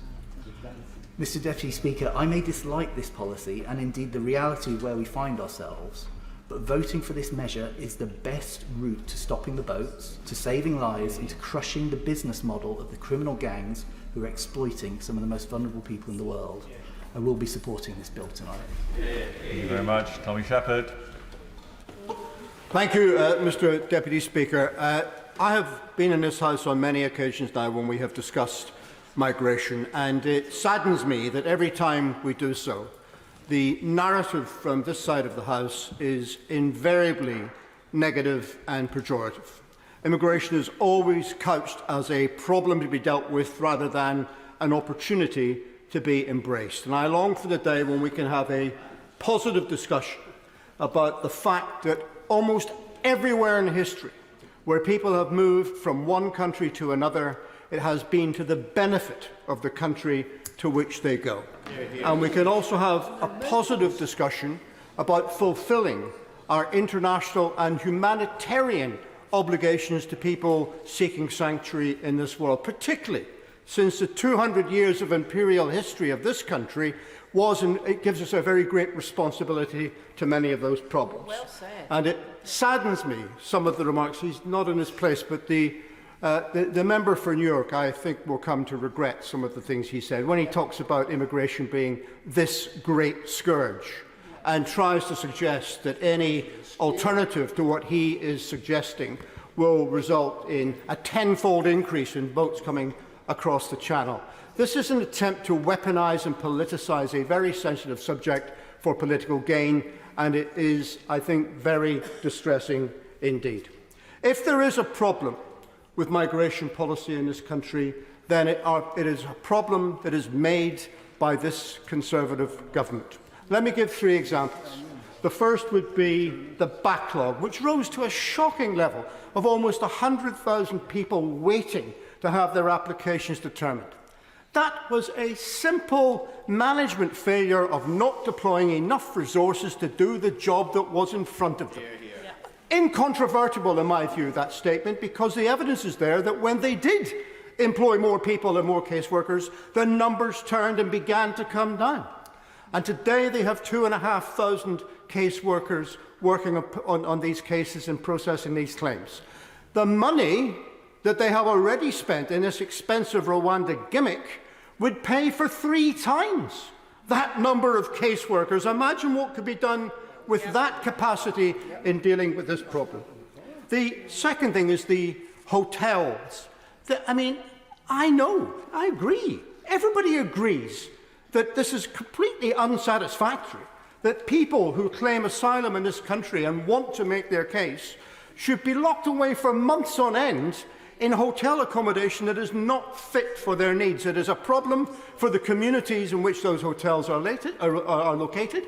It's also a problem for the people who are forced to be in that substandard and inadequate accommodation while their claims are processed. But it's a choice by the government to treat these people as guilty until proven innocent and to detain them in this way. An alternative way of doing it would be to look at a claim, and if a determination is made that it cannot be assessed within a number of days, then a temporary permit is granted to that applicant to allow them to remain in the country and to work whilst they are here. Now, what would happen? What would happen if that were the case? Well, what would happen is, first of all, the hotel bill would disappear, but more than that, people would seek the support of their families and friends and communities already in this country and of funded voluntary organisations at a much lesser cost to the taxpayer than is currently the case. And more than that, they would start doing work and paying tax in this country. And it's been suggested to me that if you did that, of course, people would just fall through the system because you wouldn't be able to control them. Well, I put it to the Home Office. There are 90,000 records you have already lost. So if people are allowed to work, I rather fear that the HMRC system might be rather better at us knowing where they are than the current regime which is there. And then the boats. People talk about disrupting the business plan. The business plan of the traffickers who use the boats was gifted to them by this government because you closed down the legal routes to come to this country, opening up these business opportunities. And the best way to get rid of them, would be to make sure that there is a system in place where anyone who wishes to apply for asylum in this country can do so, and their application is determined if efficaciously and swiftly a judgment is made, and it is either denied or they are accepted. And yet we talk about this as if everyone coming here in these boats was illegal and undeserving. Even on the latest figures, 3/4 of those applicants have been granted asylum because they have a legitimate claim. And Mr. Deputy Speaker, on the Rwanda policy itself, I've referred to it as a gimmick, but let me just, in the seconds remaining, let me just deal with this point about deterrence. We know that the Rwanda scheme is going to make an infinitesimal contribution to this problem. We talk about maybe 100, maybe 200 places being available in Rwanda that people can be deported to. In the crossings over the Channel in recent years, 300 people have died in making that journey. Will someone please tell me, if people are prepared to make this very dangerous journey, in spite of the risk of death, why would they stop making it because of the much lesser risk of being deported to Rwanda? The truth is, these people have a right to come and apply to be here. They have a need to do it, and if we were humanitarian at all, we would respect that. Natalie Elphicke. Thank you, Mr Deputy Speaker. As the Member of Parliament for Dover and Deal, the small boats are of particular concern because it is my constituency in which these boats arrive, and Dover is in a very real sense on the front line of this crisis. And it is on the shores of the English Channel that I have stood too often in sadness for the many lives that have been lost, unnecessary lives lost, because each and every person was safe already in France. In a very real sense, if we stop the boats, we save lives. And we don't just save lives, we cut crime and we put a stop to the criminal gangs who smuggle people. And that brings me to the key question that's before the House today. Will this bill stop the boats?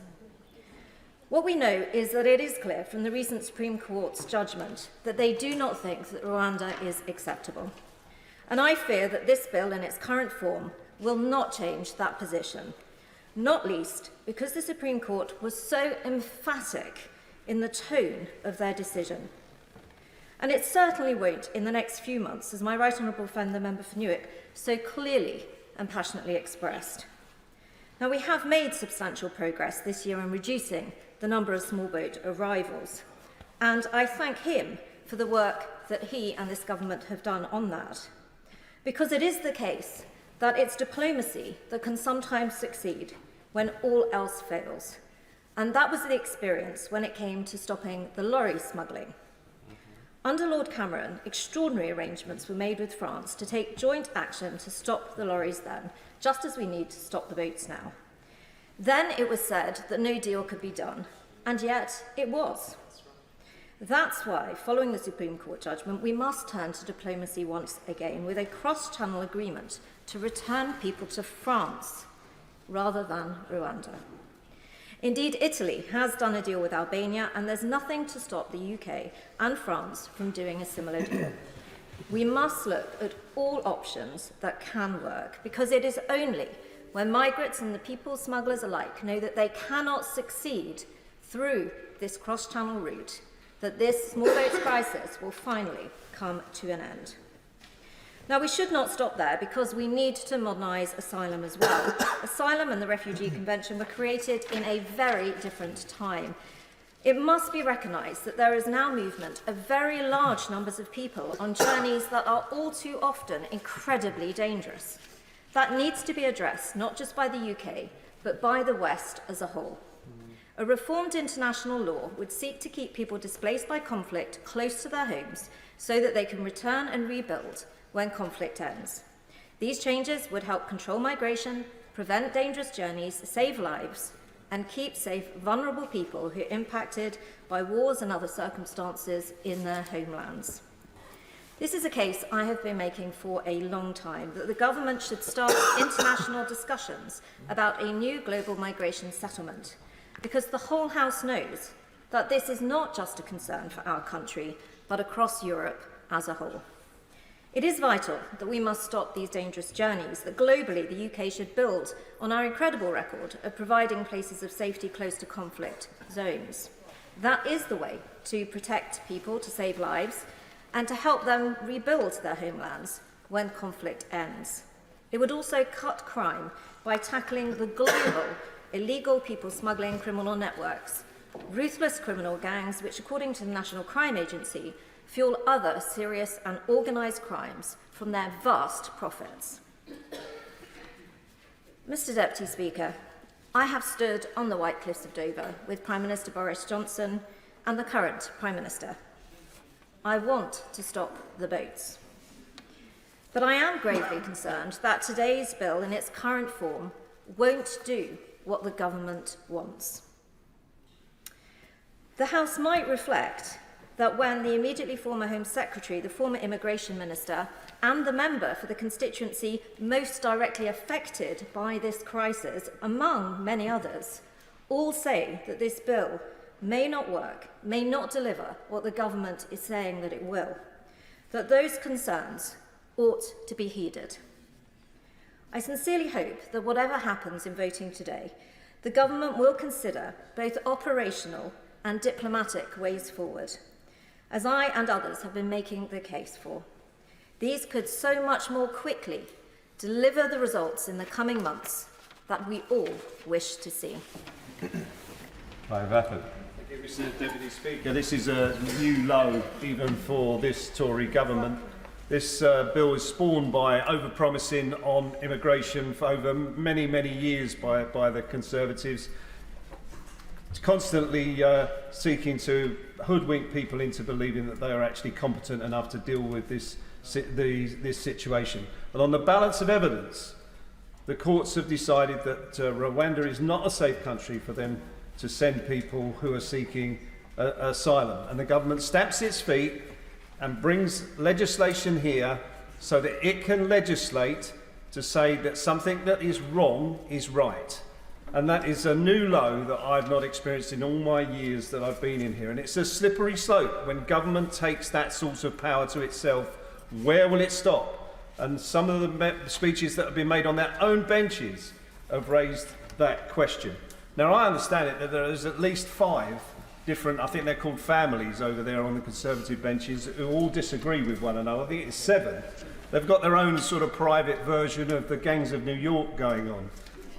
But I think we're going to have a general election soon, because they're going to run out of backs in which to put their respective knives. But this is the 3rd piece of legislation that we've had in just 2 years. And each time the Conservatives have told us that this is going to stop the boats. We had the Nationality and Borders Act in 2022. We've now got the Illegal Immigration Act, which is, again, we were told was going to stop the boats. And now we've got this Safety of Rwanda Asylum, which is going to stop the boats. And I have to say, I'm really impressed with the Rwanda and the stand that they've taken, because without taking a single refugee or asylum seeker, they've managed to up the ante by 3-fold. They were given 140 million to even get to the table and talk about it, and now we're told it's up to 400 million and still growing, and they haven't taken a single asylum seeker. That's an incredible feat by the government. But not just that. It's only going to be 100 or maybe possibly 200 places per year. 200 places per year. So this is going to cost what? £2 million per person on current figures. That's an incredible achievement by the Rwandan government. I can't understand why the benches obviously aren't arguing about why the numbers are so low. They're arguing about people being able to take their cases to court, individual cases to court, but they don't seem to be concerned about the fact that this is such a small number that it's hardly likely to be much of a deterrent when so few people will actually be sent in any one year. So, yes, I will. Gregory Campbell. Thank you, Honourable Member, for giving way. He's waxing eloquent on the issue of Rwandans' excellence at negotiating with the government. Would you agree with me that the Rwandan authorities seem to have hoodwinked the UN as well? I won't go down that rabbit hole if the honourable member forgives me, but I think that they've done an incredible job. But furthermore, they've had to rein in the Conservatives, because they've had to say, we've also got international agreements, we've also got treaties and agreements with other countries that require us to abide by international laws and conventions. And if you, UK government, don't want to abide by them, we certainly do. So they've prevented the Conservatives, saved them from themselves almost, from going too far in terms of breaching international laws and international conventions. And so I've listened with interest to the speeches over there. That gangway has never seemed so wide. It seems to be the equivalent of the Berlin Wall for the left and right of the Conservative Party. But it does seem to me, standing here, listening to the speeches, that are completely irreconcilable in terms of those that want to defend the rule of law and the rights of individuals to seek their rights to be upheld in a court and to have a right to go to that court, and those that want to take that power away. And people have made it quite clear that they're not going to vote for legislation if it doesn't satisfy their requirements. But the two requirements are completely at opposite ends to one another and totally and utterly irreconcilable. So I don't understand, I don't see how the Prime Minister is going to resolve this conundrum. I think he has managed to clearly, from the expression on his face earlier on today, he's clearly managed to cobble together a coalition to get this bill through today, and he's confident about it. Yes, sir. Thank him very much for giving way. I'm very grateful for his reflections on the Conservative Party. What are his reflections on the Labour Party's policy or absence of one? So I hear this all the time from the Conservatives. Yeah, Labour they don't have a policy. Well, one, it would be nice if one of the policies that's been implemented by this government over the last few years actually worked. That would have been a revelation. That would have been a revelation. But what I would commend, a bit of silence over there. What I would commend the government for is the arrangement it's made with Albania. That's the sort of route we should be going down. They've stood at that dispatch box today, and we brought them the small boats crossings down by a third, and that is largely due to the agreement with Albania. And you can't dispute that. That is a fact. And so by being practical about it and dealing with things at source, you can actually resolve this problem. So dealing with the gangs and investing in dealing with the gangs, why is it? So they're all laughing over there, but the fact is that the convictions for people trafficking people across the channel are down by 30%. Perhaps you should take a look at yourselves and understand why this problem is existing. It's because of the sheer incompetence of the government opposite. The net immigration figures, 160,000 people were included in those net immigration figures because you failed to deal with their asylum cases within a year, and the National Office of Statistics included them in the figures. That is just sheer incompetence of this Conservative government. Incompetence in dealing with people's claims, incompetence in dealing with the boats and the illegal operations that are running those boats. It's the fault of the Conservative government from beginning to end, and this Rwanda scheme is doomed to fail, and it's just because of the rhetoric of the Conservative Party that have overpromised brought us to this point where we're having to legislate that black is white and that the Tories can have their own facts. Jackie Doyle-Price. Thank you, Mr Deputy Speaker.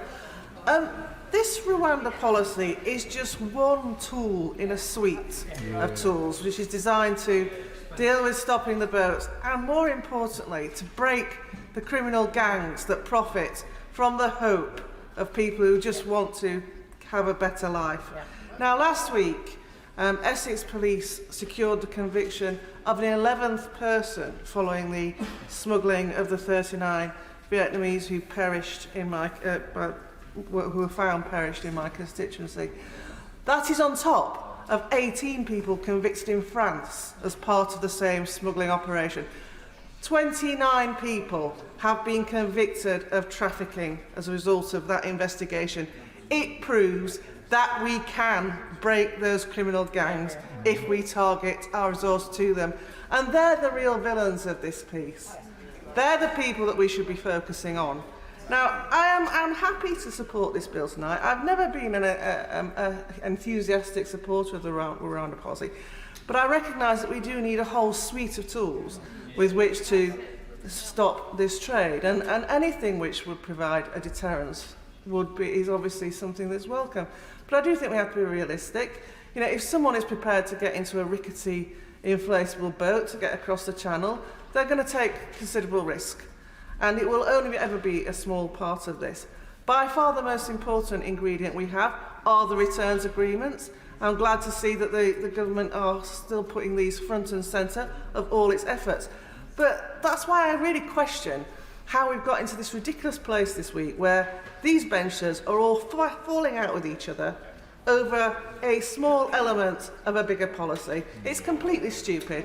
The only people who benefit are the benchers opposite. For those people who are prepared to give them a victory tonight, well, good luck to you. That's great. But some of us are actually more intent on delivering the outcome, which is stopping the boats and breaking the criminal gangs who profit from other people's misery. So I hope that everybody really reflects on what they're going to do tonight. We should never let the best be the enemy of the good. Politics is the art of the possible. We pass this bill tonight. We are that bit closer to really tackling this problem. We don't, then actually we look a laughing stock because we've marched everyone up to the top of the hill only to back down again. So I just implore my colleagues, You may not feel it totally matches your ideology when you walk into that lobby, but this is actually going one step closer to delivering the outcome that we want, which is to save people's lives and make sure fewer people die crossing that channel. Sammy Wilson. Thank you, Mr. Deputy Speaker. Can I first of all say that the objective of this bill is supported by our party and should be supported by all reasonable people across the United Kingdom. The issue of illegal immigration and the impact which it has had on communities across the United Kingdom, whether that's in terms of the pressure it puts on schools, the health service, housing, other public services, crime, and also, of course, the rewards which it gives to criminal gangs, means that there is a duty on this government to address this issue. The question is, does this bill actually do that? And we have heard many speeches here today, some people saying about the inadequacies, some people saying how important it is, and others saying, well, it's only really a political ploy anyway. The truth of the matter is, and I think that we have already seen similar bills being brought to this House, and despite bills of a similar nature being brought, and Rwanda being talked about, we have sent ministers and money but no migrants to Rwanda, because we have not learnt from the flaws in the previous bills. And the flaws that were in the previous bills still exist in this bill. They exist because the government is trying to get this balance between the lawyers who sit in that corner there and lecture us all about comity and responsibility and using powers responsibly. If they were using powers responsibly, the first thing they would do is live up to their manifesto commitment to deal with this problem. And secondly, pay heed to the people who are negatively impacted by illegal immigration. It's fine to talk in grand terms about the legal procedures and give us lectures on comedy and the balance between Parliament and the courts and everything else. That doesn't rank too much with people who can't get their youngsters into a school, or people who can't get the health service support to which they require, or find that wages locally are being driven down, or house rents are being pushed up. And for that reason, I think that the government has got a bill which, while it has a fine aim, it does not meet the requirements of the objectives to reach the objectives which it mentions. The one part which has been missing in all of this debate today is the impact which this bill is likely to have on Northern Ireland. Because Northern Ireland is different. This House voted to leave Northern Ireland under the control of the European Union in the Windsor Framework, the Northern Ireland Protocol, and of course we are under the remit of the European Court of Human Rights as a result of the Belfast Agreement, which the government, of course, is happy to change when it suits them, but then says it can't change when it doesn't suit them. And the fact of the matter is, this bill does not deal with the issues which need to be dealt with if we are to attack the arguments, the legal arguments, which illegal immigrants use to stay in the United Kingdom. I will give way, yes. The member in 2016 on a BBC Spotlight, a constituent said to him that they were seeking to get the ethnics out, and the member appears to have said, "You're dead right." Is that why the member is so supportive of this bill? No. Well, first of all, it was inaccurate. I did not say that. But secondly, this is all about the United Kingdom safeguarding its own borders and dealing with the kind of issues which actually in Belfast are having to be dealt with. Because despite what people may think, and despite what the Minister said in the dispatch box, Northern Ireland is greatly impacted by this. Belfast is the second city of the United Kingdom when it comes to the number of immigrants per head of population being housed, and it's causing all kinds of problems. So if the member wishes to ignore the concerns of her constituents, that's fine. I want to address them. But as it stands at present, the Charter for Fundamental Rights, Article 2.1, applies in Northern Ireland. And that has been used, and it's been recently judged by the High Court, that that is grounds for people who wish to remain in the United Kingdom after entering illegally to bring a case. Now, there have been certain aspects of European law which have been removed in this bill. That is one area which has not been. So we find that, first of all, without the change in the Charter of Fundamental Rights, Northern Ireland will be a gateway. All of the arguments which the government is hoping to disapply will be able to apply in Northern Ireland.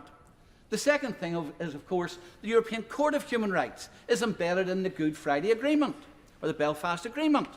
That has not been dealt with. So all of the arguments used under the European Court of Human Rights will be able to apply in Northern Ireland, and the European Court of Justice will be able to make a judgment as to whether or not the requirements of the European Court of Human Rights and the Charter of Fundamental Rights are being applied when people make their case.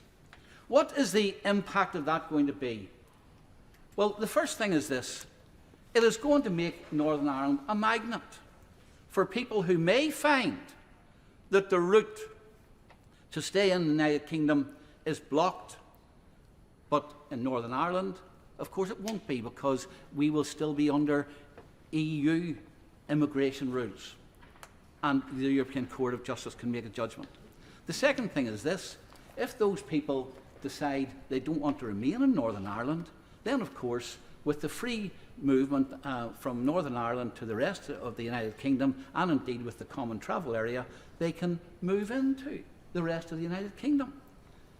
The implication, of course, is if that becomes a large number of people, are we then going to have people barriers between Northern Ireland and the rest of the United Kingdom? These are issues which I believe either have not been even considered by the Minister or have been willfully neglected, and for that reason we cannot give support to this bill. Sir Edward Lee. As usual, the Honourable Member for East Antrim talks a lot of good sense. Yes. Now, Mr Deputy Speaker, I'm uniquely badly affected in my constituency because of our inability to control illegal migration. The government wants to put 2,000 illegal migrants into RAF Scampton, which we simply can't cope with locally in terms of our social services, and would probably atrophy £300 million worth of investment. So my constituents are not really focused on whether we have Rwanda or not Rwanda. They just want the boats to be stopped, or at least to be severely mitigated. And we've heard many criticisms and good knockabout stuff from the opposition, but the only solution that anybody in the world has come up with to stop illegal migration is either with pushback, which I agree in the Channel is uniquely difficult, or offshoring, and nothing works. And therefore, we have to do something. The world is in such a perilous and parlous state that there is no end to the misery and the number of people who want to come here. I hear that we should speed up asylum applications, all very well, but the more you speed them up, the more people will come. I hear that we should do more on the beaches of France. I understand that. I don't understand why the French can't do more, but that's not going to stop them. The only thing that will work is what the government is trying to do. And it's so unfair. This morning, I mentioned the case of Mara Shabazz, a girl who was raped and abducted in Pakistan, still waiting to get here, a genuine asylum seeker. So many genuine asylum seekers can't get here because illegal migrants are abusing the system. There's nothing wrong with them individually. They're all nice young men. They just want to get a job. But if somebody comes and breaks into your house and decides to steal your stuff, the police turn up and they remove them and arrest them. But we are in an absurd situation where people are entering this country illegally, jumping the queue, putting their lives at risk, run by criminal gangs, and we are doing nothing about it. The public are just appalled. They can't understand what's going on. They don't understand why we're putting them in comfortable hotels or in comfortable former airmen's rooms. They don't know what's going on. They're paying for all this, and they want it to stop. Now, the Conservative Party, I hear of all these different groups. You know, a house divided is a house that's going to be destroyed. We have to work together. There's no other solution. And I hear all the different voices that are going on. I just will say that the Society of Conservative Lawyers, the Policy Exchange, not left-wing groups think this bill will work. The government thinks it will work. The ERG has some doubts. But we just have to work together to try and get this bill through, get it through Parliament as quickly as possible, get it through the Lords, and try and stop the boats. Now, we can legislate all we want to ignore the ECHR, including Rule 39, interim measures. But even if we did so, we would very soon face a final judgment from the Strasbourg Court, which everyone agrees we would be bound by. That's the legal situation. The only way we can remove the Strasbourg Court is by leaving the ECHR. And that may well happen, but the government doesn't have a mandate to do that at the moment. It can't get it through Parliament. It's a matter, I suspect, for the next manifesto. Meanwhile, this bill probably goes just about as far as we can do. I'm sorry, but that's all we can get through Parliament, and we have to be realistic. Now, as both the Society of Conservative Lawyers and Policy Exchange accept, a bill would not be workable if it did not allow for narrow claims for individual circumstances. Even the Star Chamber of ERG report seems to accept that there should be some possibility of claims in cases of bad faith. The key question is whether our system can process and dismiss these spurious claims quickly enough. Under the arrangements we have in relation to removal to Albania, illegal migrants have even wider avenues for claims, but this has still led to a 90% fall in small boats' arrival from Albania. So I do think the bill is roughly in the right ballpark, but I hope that ahead of the committee stage, the government will consider whether Clause 4 can be tightened further and whether the government can share further evidence of the ability to process and deal with spurious claims. It's a question of will. In 1939, you know, when we were facing a sort of world war and a crisis, we overnight exported. Well, I give way very quickly, yes. Very grateful to the Honourable Gentleman for giving way. What does he think of the reciprocal arrangement for the Rwandan government to send asylum seekers to this country? Of course, none of us like any of this, but we have to get it through the courts. We have to get it through Parliament. We have to be realistic. The Supreme Court has opined that there is a risk, I would say a vanishingly small risk, that failed asylum seekers might be sent back to Iraq or Syria, and therefore, in order to get it through Parliament, in order to get it past the Supreme Court, the government had to make this concession. We don't like it, but that's the real world. Politics is about reality, and therefore, this bill must go through.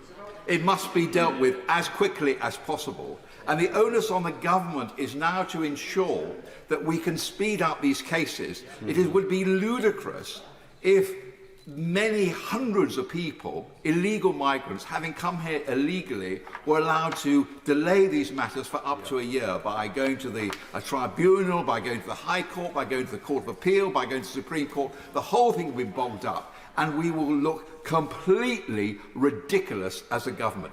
The government, in order to survive and have a hope of winning this general election, has to sort this problem out. They have to deal with the problem of legal migration. We cannot have a situation where 700,000 people are pouring into this country every year. We have to pay care staff proper salaries so we can get more of our own people working. Deal with illegal migration. Deal with legal migration. And also, by the way, build some more houses for our own people. If we start working together as a party, if we stop making personal attacks on each other, if we stop questioning our good faith, then this party has a chance. Because what have they got to offer? No solutions at all. No solutions. If they get into power, they will never sort out this problem. The only hope is for this government and this party. Kevan Jones. There was a time not long ago that the USP of the Conservative Party was very predictable and consistent support for the rule of law, in favour of international treaties and organisations, and competency in the conduct of government. I'll ask Mr Deputy Speaker, that has all changed if we hear the rhetoric from the benches opposite today, as we see a party which is increasingly going down a number of populist rabbit holes, fuelled, as we heard, by the member for Newark, who used the scaremongering and irresponsible rhetoric which clearly is designed for his leadership bid after the election, rather than any statement of fact. We've also got a situation where the Conservative Party now see the courts and judges, not just in this country but abroad, as the enemy. We've got a situation where lawyers are, like the pub bore, are seen as the enemy of the people, lefty lawyers and do-gooders. Where have we got to when we have a Conservative Party which now goes down this route? The only person we've heard from the bench opposite this afternoon who defended the rights of the court, an important part of our constitution, was the member for Bromley in Chislehurst. We also have a situation in this bill which is outlined by my honourable right honourable friend, the member for Garston and Halewood, and the member for Rwanda in clause 2, which is not about changing policy, this bill, it's about changing facts. It's about saying that Rwanda will be a safe country, and as long as we accept that and get it through a parliamentary majority through this House, that is a fact. It's a little bit like saying the black cat is white, as long as you get it through Parliament, irrespective of what the evidence tells you that the cat is actually black. And that is very dangerous, Mr Deputy Speaker, because I think this leads to dictatorial parliamentary democracy. And we can have the facade of democracy, and it's damaged not just to our reputation, but I also agree with the right honourable member for Swindon South when he said it's all right the government party today arguing for these, but what happens if the boot is on the other foot and we have another government which puts things forward that they won't like? Now, the international treaties which we pride ourselves in were born out of the destruction and ashes of the Second World War.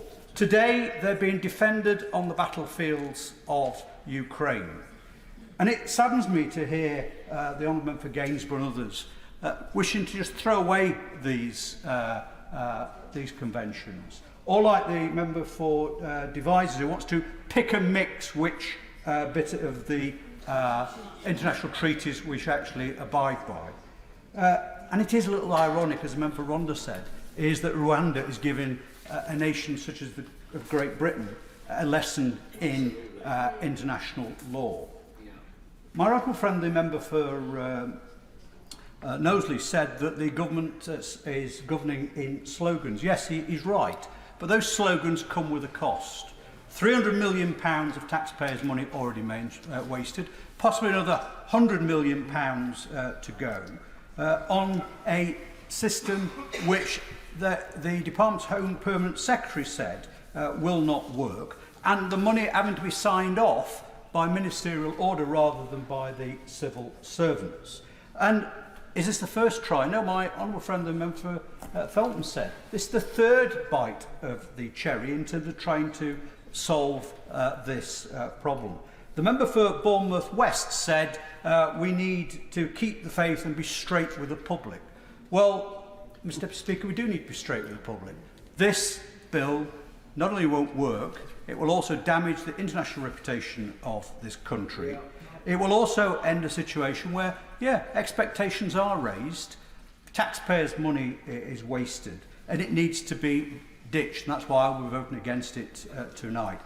I look at the spectacle of the Conservative Party tearing itself apart with interest, like we all do. But that coalition, which is a Conservative Party, which I may disagree with myself politically, I have respect for some individuals in it. What's happening now is not good, I think, for our democracy. Sadly, the tied old nag, which is this government, will only be put out of its misery when we have a general election. Dr. Ben Spencer. Thank you, Mr. Deputy Speaker. Our country finds itself in a very difficult situation, and the government rightly made a commitment to the public that we would both stem illegal immigration and protect our borders, while upholding our moral and legal duty to offer refuge to those fleeing violence or persecution. Our efforts to stop people dying in the Channel to stop the criminal gangs, to stop the boats, have been opposed at every turn. Opposed by the party opposite, opposed through the legal system, and of course, opposed by the criminal gangs profiting from the dangerous and illegal routes. It is claimed that this is a UK problem alone, that it's our government's problem alone, but it's in fact a problem shared with our neighbours and allies across Europe who face their own, often greater, challenges with illegal immigration. And these challenges are not going away, but instead, with the consequences of climate change and global instability, they are likely to only get worse. Our approach to asylum needs to be fair, both to the asylum seekers themselves and our communities have opened their hearts and homes to those seeking refuge, but it must be through safe and legal routes. We cannot cede control of our borders to criminal gangs. We must tackle illegal immigration. Now, the European Convention on Human Rights is often cited as the barrier preventing control of our borders.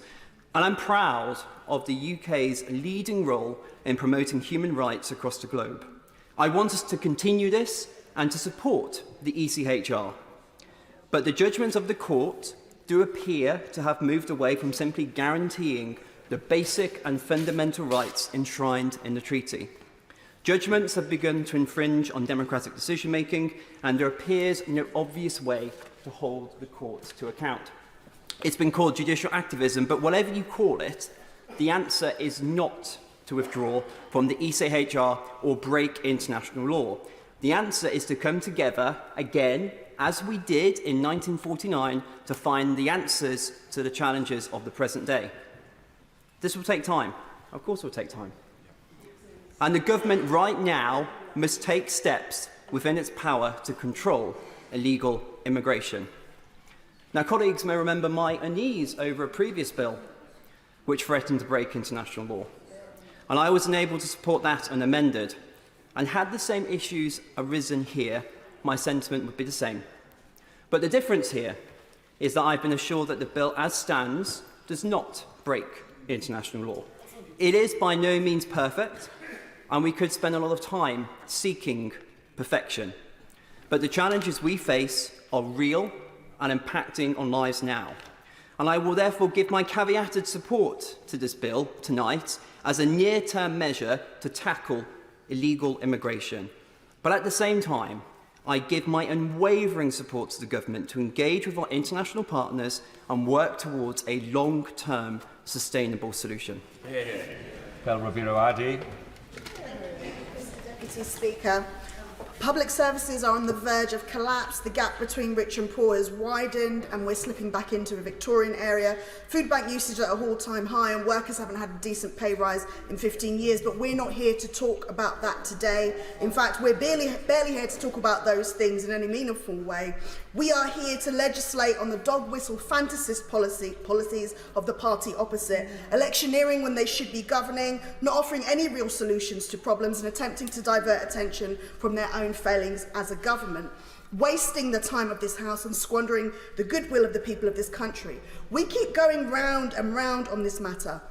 And our Supreme Court has ruled on this. It found Rwanda to be unsafe. This was based on evidence. Legislating the opposite is not going to rid us of the facts. This is not an exercise in parliamentary sovereignty. It's actually an abuse of this Parliament's functions. It undermines the rule of law and the constitutional separation of powers. Yes, we are lawmakers and we can make and change the law, but the law cannot be used to change the facts. And another fact is that this treaty with Rwanda, coupled with the bill, actually breaches many of our obligations under international law.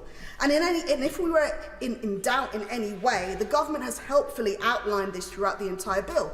Clause 3, for example, excludes the applications of key sections of the Human Rights Act. It directly prevents the courts from applying the bill in a way that is compatible with convention rights. It prevents any consideration of previous rulings from the European Court of Human Rights that have found Rwanda unsafe, and it removes human rights obligations from public bodies, including courts.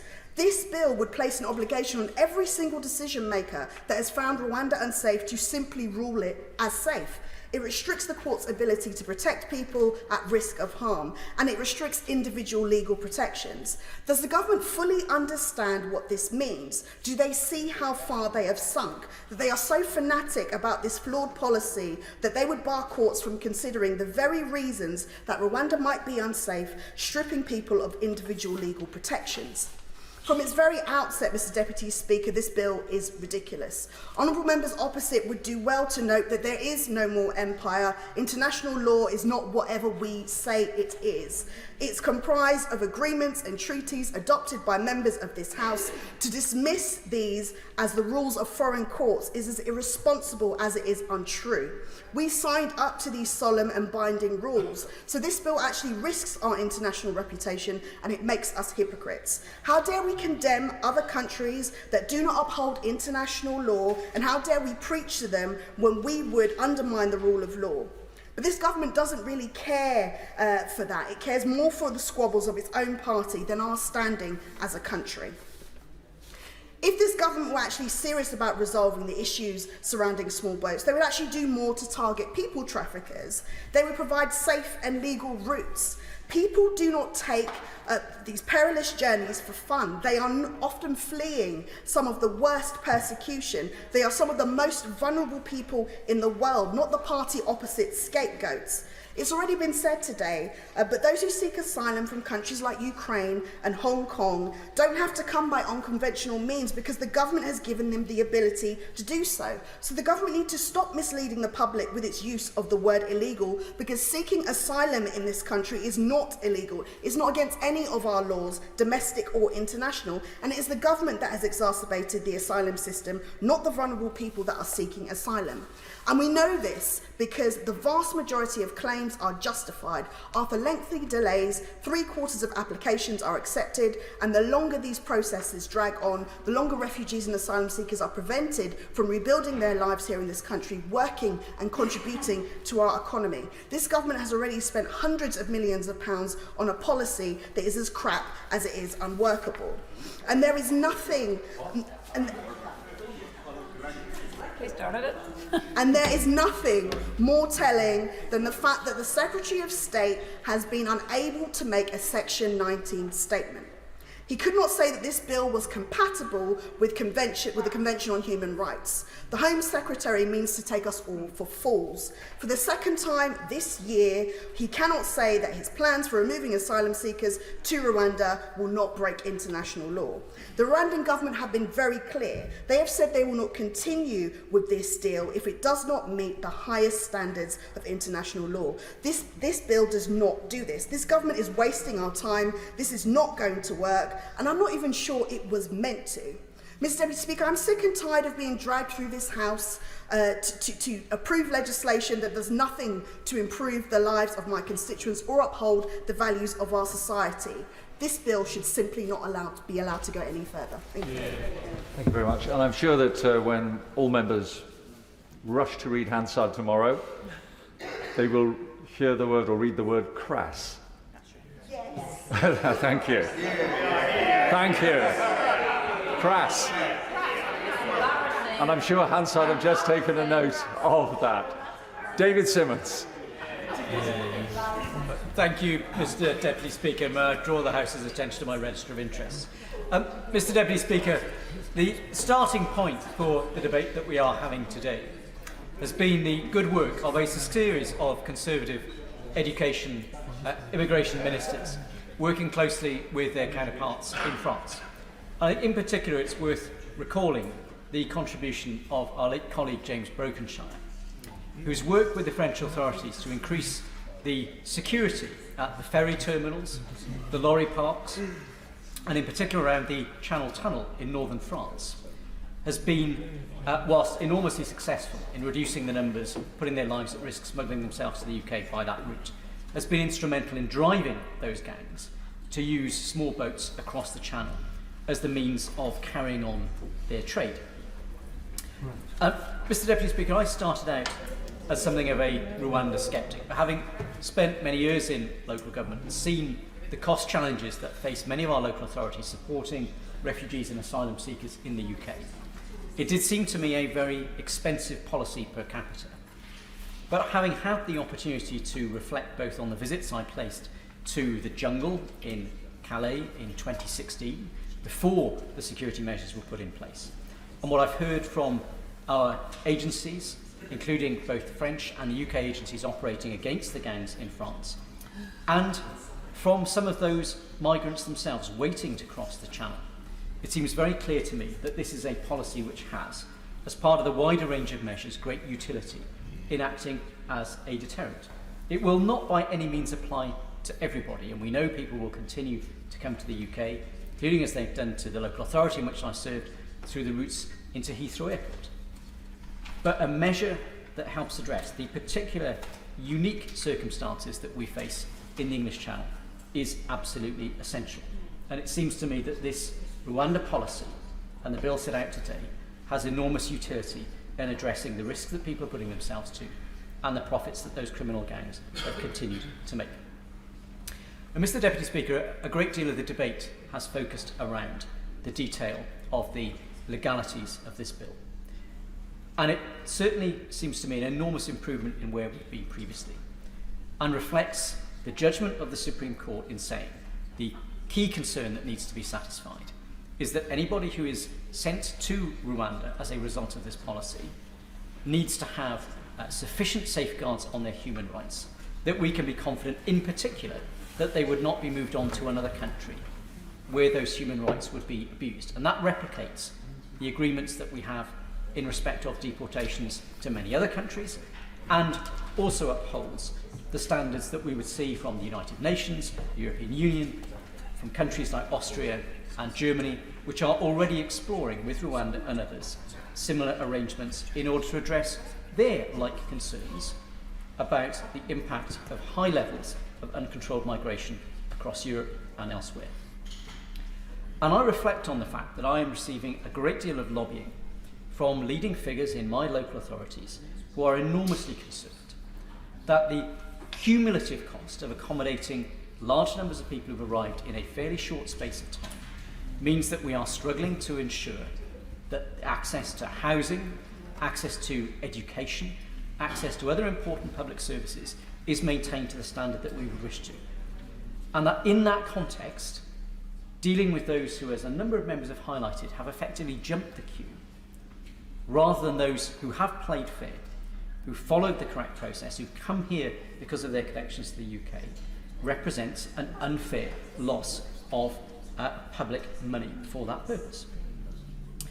And it seems to me also that whilst this bill is not perfect, set alongside the work that's been done by a number of ministers to improve decision making in the Home Office, the arrangements that have been made working with local authorities through things like the National Resettlement Scheme for refugee children, which has led to the fairly seamless now accommodation of more than double the number of unaccompanied asylum-seeking children in the UK, that's seen additional local authority areas volunteering to become dispersal areas for asylum seekers and to take part in resettlement schemes compared to where we've been before. And the continued contribution that foreign students, 600,000 of whom we committed to bring to this country in our election manifesto of 2019, the contribution that they continue to make to our economy, which now represents a foreign currency earner larger than our oil and gas industry. So that demonstrates a migration and immigration policy that in the round continues to serve the interests of the British people. And I'd just like to finish on this question, Mr. Deputy Speaker. We've heard a great deal of criticism of the policy and challenges back in particular to those who aspire to form a government about what their policy would be. A key issue which I've not yet heard addressed in the point that's made about a new unit with maybe 1,000 staff to act as a returns unit. If a negotiated agreement of this nature with this legal basis with Rwanda is not sufficient, then I think it is incumbent on the party opposite to answer which other countries are they seeking to negotiate those agreements with? To what extent have those agreements been reached? Because if returns agreements are the key policy that the Labour Party wishes to have as a point of difference, then it is clear at the moment that that emperor very much has no clothes. Ms. Savile Roberts. Let's not beat around the bush here. This bill is in retaliation. It is a crass payback, if you like, to the Supreme Court decision on the 15th of November that the government's Rwanda asylum plan was unlawful. This sets a dangerous precedent. It undermines the democratic contracts of the state while undermining what constitutes the truth. Declaring something to be true doesn't make it fact. Evidently, this bill also undermines the UK's international treaties and conventions, including, of course, the European Convention on Human Rights, with which the Home Secretary has stated that this bill may not comply. Sections 2, 3 and 6 through to 9 of the Human Rights Act 1998 are also disapplied. The UK government then acts hypocritically, requiring the Rwandan government to abide by the standards of international law while disapplying them itself. This bill does reputational damage to the UK at home and abroad. The government may say that others have set a precedent for this bill. This argument is flimsy. The UN Committee on Torture has expressed concerns about Denmark's intentions to move refugees elsewhere, and Israel, of course, abandoned its agreement to send Eritrean and Sudanese asylum seekers to Rwanda and Uganda, having been halted temporarily after legality challenges. This legislation faces a series of hurdles, each likely to bring it down.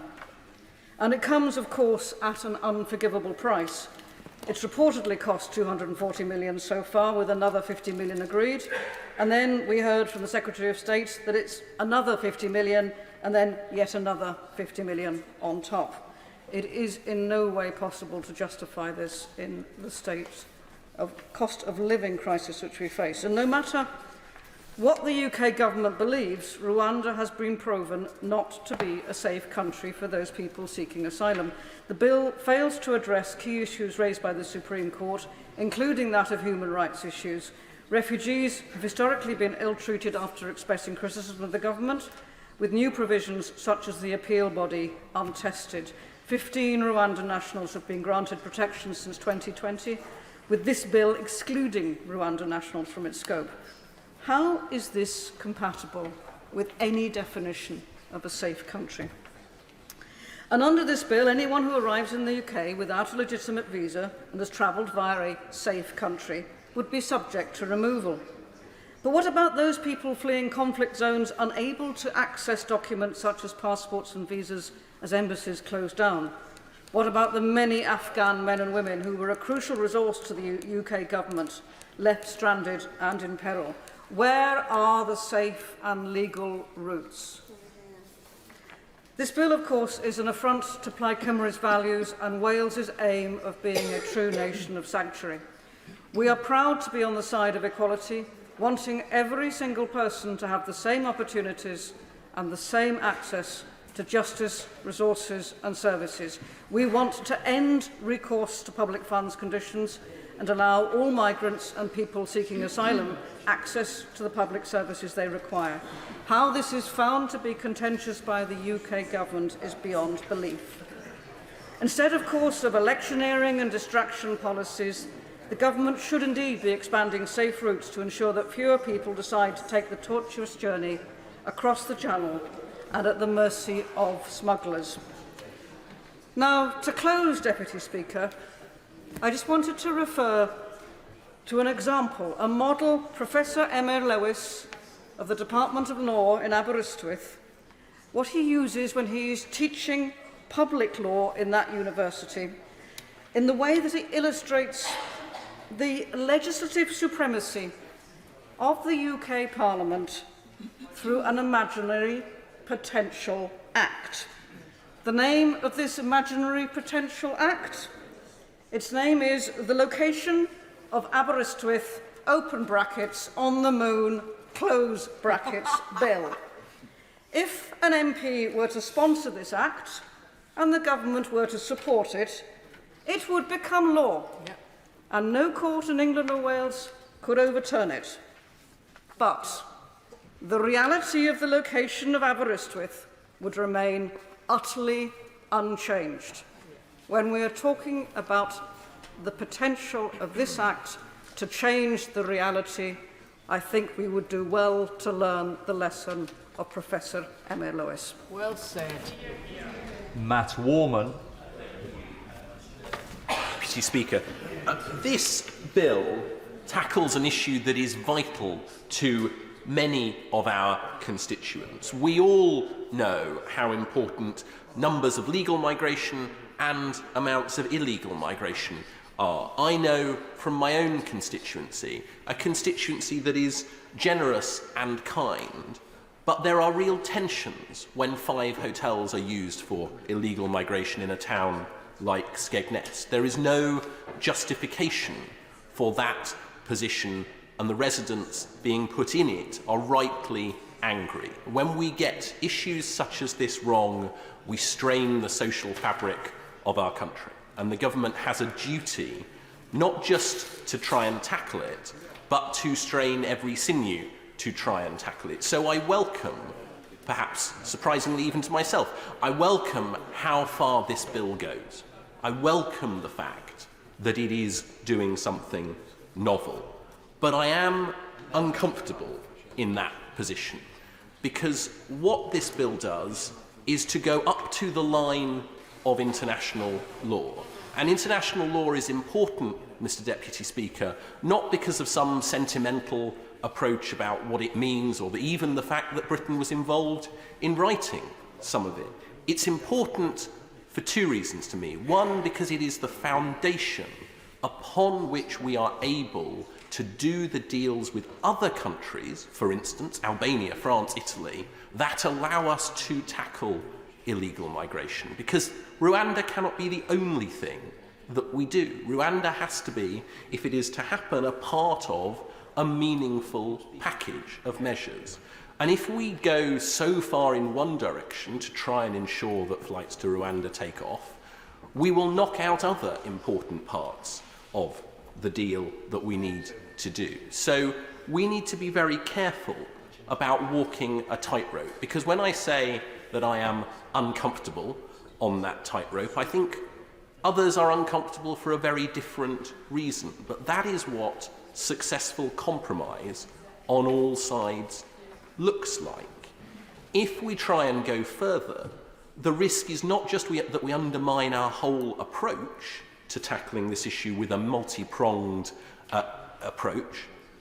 It also risks simply undermining Britain's whole standing in the world. So we'll have a policy that won't work and a country that is less than where we started. No one in this House, I think, wants that.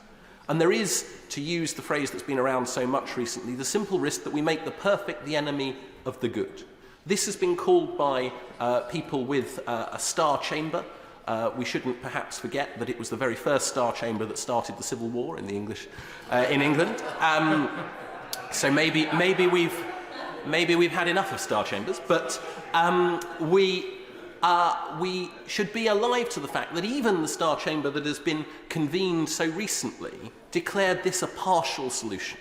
And there's a danger of saying that something is a partial solution and therefore it is no good. For me, a partial solution is better than no solution. And we have to, I think tonight, grasp that nettle that says, yes, much of this is uncomfortable for many across the Conservative Party. But we should be united in our desire to tackle what is an issue that matters to all of our constituents, and we should have no shame in saying that this is a plan that we can get behind, and it contrasts so sharply with the total lack of a plan from the other side of the House. If you want to criticise the Conservative approach, and people I gather do, then it is incumbent on those people to come up with their ideas, and not simply to say we'll employ more people to do it, because the fact is this government has already employed more people to do it. Not simply to say we will try harder. The BBC accused the Labour Party of replacing a bill simply with hope. And I thought that was generous, if I was honest. But there has to be an alternative, a responsible opposition, a responsible aspirational government surely has to come up with those plans, and yet we hear nothing. So the twofold reason to get behind what we have in front of us is that it is an idea that will work in terms of making a difference to this critical problem. But it is also the only idea in town. The reason we have found ourselves in this excruciatingly difficult position is simply because it is an intractable problem. And I think in the absence of better ideas, people need to be careful what they wish for. So I will give way. I mean, he's standing there, Mr Deputy Speaker, saying that there's no credible options, when we have heard multiple speakers and multiple organisations and lawyers say that there are credible options, create safe routes and stop making people illegal, because no one is illegal. People are human beings and they are coming here for very good reasons, coming from countries that we've happily gone and bombed and interfered in, and now we're not willing to take people in their hour of need. I simply don't understand a line that says we're not willing to take people in their hour of need. When you look at the Ukraine scheme, you look at the Hong Kong scheme, there is huge evidence of this country, and dare I say it, England more than Scotland, housing those people who are in their hour of need. So I think it is right, she is right to say that safe routes are a crucial part of this problem. And I agree with her insofar as it goes, but that shouldn't be a stick to beat people with in pretending that we haven't played a huge part. The role of the UK is one that we should be immensely proud of. But, as I say, I find myself voting for this bill this evening, not with huge enthusiasm, for anything other than the concept of addressing a problem that we have a moral duty to address. And I want to end by saying that the view from a constituency such as mine, which has a long history of a complex relationship with migration, is that when politicians make promises that they don't keep, it fractures not just the social fabric, but also that vital democratic thread that gives us legitimacy when we come here. So we have a duty to tackle the issue, we have a duty to do so in a way that makes a meaningful difference, and I think we have a duty to unite behind a plan, even if we don't think it's perfect, that will make a real difference tonight. Thank you, Mr Deputy Speaker. Thank you very much, Florence Shalami. Thank you, Mr Deputy Speaker. I was just thinking about, I attended my son's nativity play this morning. He was an angel, 6-year-old. Yeah. And just remembering the story, obviously, of baby Jesus and Mary and Joseph, and the fact of, you know, the young children were playing the knocking noise of trying to find a room, and there was no space and no room, being turned away. And I just think about what's happened to our basic decency as a country. What's happened to our compassion? Where people are fleeing, we just want to close the door on them. And I think about the fact that our public services over the last 13 years under this government have left us with a dysfunctional asylum system. The figures show that at the end of September this year, over 160,000 people were waiting for an initial decision. And we should also remember that 75% of asylum claims are granted on the initial decisions, and half of those appeals against initial appeals were allowed, doubling the amount from in 2010. And we're talking about people fleeing war, we're talking about people fleeing persecution. And they go through so much stress that I hope that none of us in this house would ever want to experience. And these are people who just want to start a new life after leaving their country of origin after such horrific circumstances. But for the vast majority of them, the welcome they get in the UK is one that waits over 6 months and running into a year. And then after that, if they're lucky, they're given just 28 days to navigate the housing system to find a job after breaking inactivity. Mr Deputy Speaker, I'm proud to represent Vauxhall, a place where our diversity is celebrated, it's welcomed. People are welcomed, people from all over the country, other communities making our community in Vauxhall stronger. And the current situation facing many people fleeing persecution is unacceptable and inhumane, and it gets worse. During their time waiting for a decision, their life is on hold. They're often stuck in unsuitable accommodation, including one of the hotels in my constituency. I'll give way to that one. The last time I got off the train in Paris when I was on the Council of Europe, you walk out of the main station, the Gare du Nord in Paris, and there is a row of North African men asleep in sleeping bags outside. When was the last time she saw that at a London station? Never. I'm not really sure what reference that has, but in terms of the Honourable Lady's statement in terms of what's happening in Paris, we've got a government who is saying that people sleeping in tents shouldn't be housed. We've got a government demonising communities. We've got a government who want to demonise those communities, and I hope we never get to that situation. But the reality is that there are a number of people living in worse conditions, in hotel accommodations, living in a room with 4 of your family members with no cooking facilities, eating really bad processed food is not a way that people should be living, and this is something that her government have failed to deal with. In terms of the government looking at this mess that they've created over the last 13 years, we're all honest, and I think we all need to agree that yes, we do need to look at urgent action to stop the exploitative gangs that are putting so many vulnerable people into terrifying and perilous boat situations. But sadly, what we've got from the government is yet again a broken plan and no clue in how we're really going to solve and address this problem. And Mr Deputy Speaker, there are 2 reasons why I can't support this bill today. I think the first is going back to the simple waste of taxpayers' money towards achieving the government's goal. Under this scheme, 300 million of public money has been spent without a single asylum seeker being sent to Rwanda. That's £300 million of public money that's been spent on achieving nothing. That money could be spent in our schools, in our hospitals, or towards properly tackling down on the criminal smuggler gangs that facilitate dangerous crossings at source. But instead, we get a scheme that's failing and risk breaking our international obligations and diminishing our standing in the world. And I think that's why members should think hard about supporting this bill. Think about how much that money could do in all our respective constituencies. The UK government's own guidance on Rwanda says LGBT individuals can experience discrimination and abuse, including from local authorities. Now, Mr Deputy Speaker, we must be aware of the number of refugees who flee their country of origin because of the persecution on the grounds of political repression and sexuality. My Vauxhall constituency is a proud LGBT-friendly place, and I'll always stand up to protect communities from the global persecution they face. Earlier this year at UK Black Pride, I met with African Rainbow Family, a charity that helps and supports LGBTQI people from African and BME backgrounds.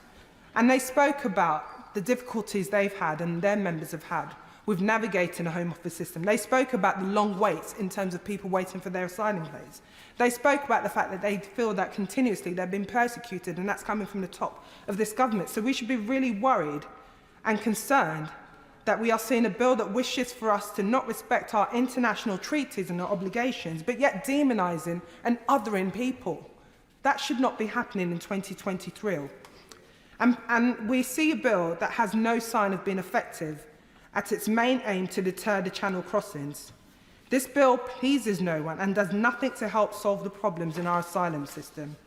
Instead, we should be looking at how we can work with our international partners in our community to address some of the humanitarian crises that are the key cause of people fleeing their homes in the first instance. We should look at how we can work with those communities so people don't need to flee their homes in the first instance. We should look at how we can spend money to tackle a serious plan to crack down on the criminal gangs and clear the massive backlog in our asylum system. We've all sat on those MP surgeries raising cases, and I see the right honourable member in the front. He was very helpful when he was immigration minister. Sitting down, raising those cases that have been there before I was elected 4 years ago, cases that people who are still waiting for an answer from the Home Office. That's what we should be doing. So I urge the government to withdraw this bill and look at other ways to help people. Nick Fletcher. Thank you, Mr Deputy Speaker. I've said it before and I'll say it again. Doncaster is full. Now, I often get challenged, I often get challenged as a Christian when I say Doncaster is full. But I don't think it's very Christian putting people in boats that are going to, obviously, sadly, sometimes fall. I don't think it's Christian promising people a life in this country when we don't have the services for them. And I don't think it's Christian taking the best people from developing countries because we don't train our own in this country. I don't think it's Christian when my constituents are having to put up with immigration at the levels that they are. Now, we've heard the lawyers in this House speak so eloquently, as they often do, and we hear the left-wing lawyers do the same. But the lawyers in this place, at least they are probably trying to help, at least on this side of the House. Unfortunately, outside, we have left-wing lawyers making six-figure salaries, calling me awful, and people like myself.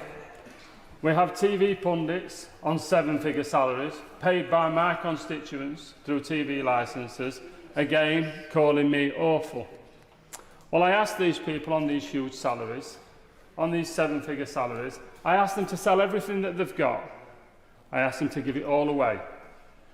Then I asked them to come and get a job in Doncaster, probably on £25,000, £30,000 a year. I asked them to find themselves a partner and then probably go and buy that dream house.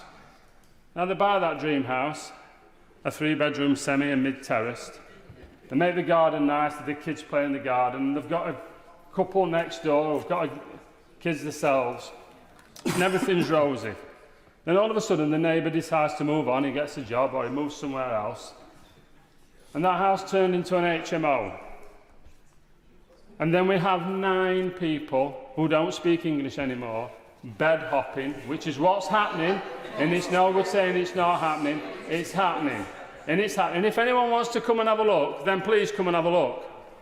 Because, I'm sorry, you're burying your head in your sands, trying to make yourselves look good in front of people to get votes. But this is happening, and it's happening in Doncaster, and it's happening in places throughout this country, and we are turning parts of our community into a ghetto.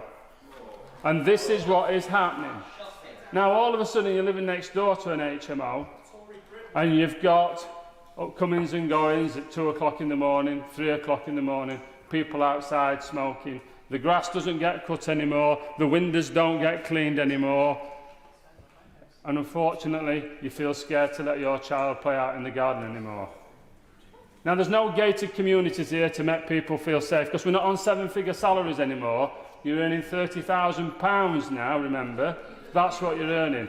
So the only protection that you've got is a lock on a door and a council that might put a public space protection order in, but not enforce it anymore. Now, this is what's happening. You can't sell your house anymore, and if you do, you have to sell it at a discount. Your little child falls over in the street and you have to go to A&E, and you get a 12-hour waiting list. And the reason why the waiting list is so long is because people don't speak English in these places anymore. And this is what is happening. You then go to the schools, and the schools classes are over and oversized. And this is what's happening. Now, you can shout me down, you can say what you want, I really don't care. But this is what's happening. And we have to tackle this illegal immigration and this immigration because it is not fair. Because that couple that I'm talking about are paying their taxes week in, week out. They expect to live on nice streets. They expect to be able to have the services there for them that they pay for week in, week out. And they don't expect to be called racist or xenophobic for saying, we liked it as it was. And if we're going to have immigration, which I don't completely believe is a bad thing to do, it just needs to be controlled immigration, and that's what I was set down here to do. I'm only here because of Brexit. The people of Doncaster had had enough, and they wanted control of their borders. And unless we get control of their borders, Secretary of State, ministers, unless we get control of their borders, we will not be coming back down here. I will not be coming back down here again. And the worst thing that... And you might cheer, but the people of Doncaster are not cheering because it's the first time they've had a Conservative MP to hold the Socialist Labour Council to account, who've been left to get away with murder for the last 60 years. It is absolutely atrocious. And so, I will back this bill. I will back it today.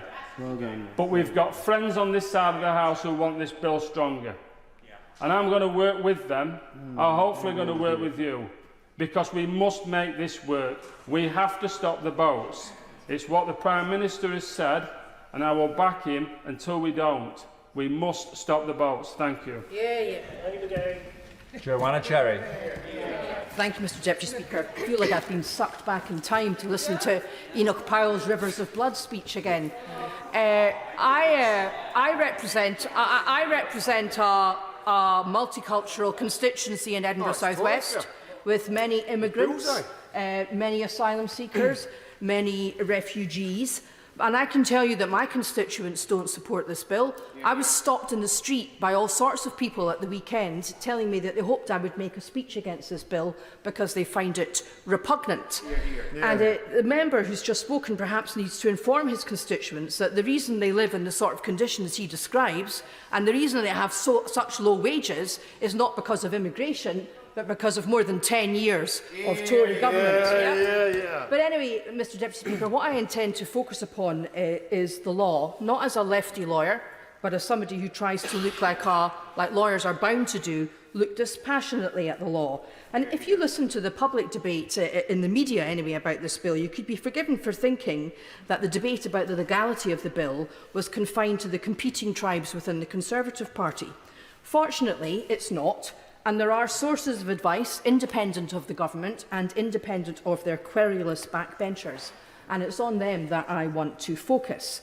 In particular, the Joint Committee on Human Rights, the chair this morning, published a briefing based on the independent legal advice which has been given to the committee. That's independent legal advice to the committee for the benefit of all members of Parliament and peers. And that's why it's been published. I've also had occasion to consider the briefing published by the Bingham Centre for the Rule of Law. And they're both very important, Mr Deputy Speaker, because the government are trying to position themselves as having stopped short of breaching international law. But what these briefings make clear, what these independent briefings make clear, is that the government haven't stopped short of breaching international law.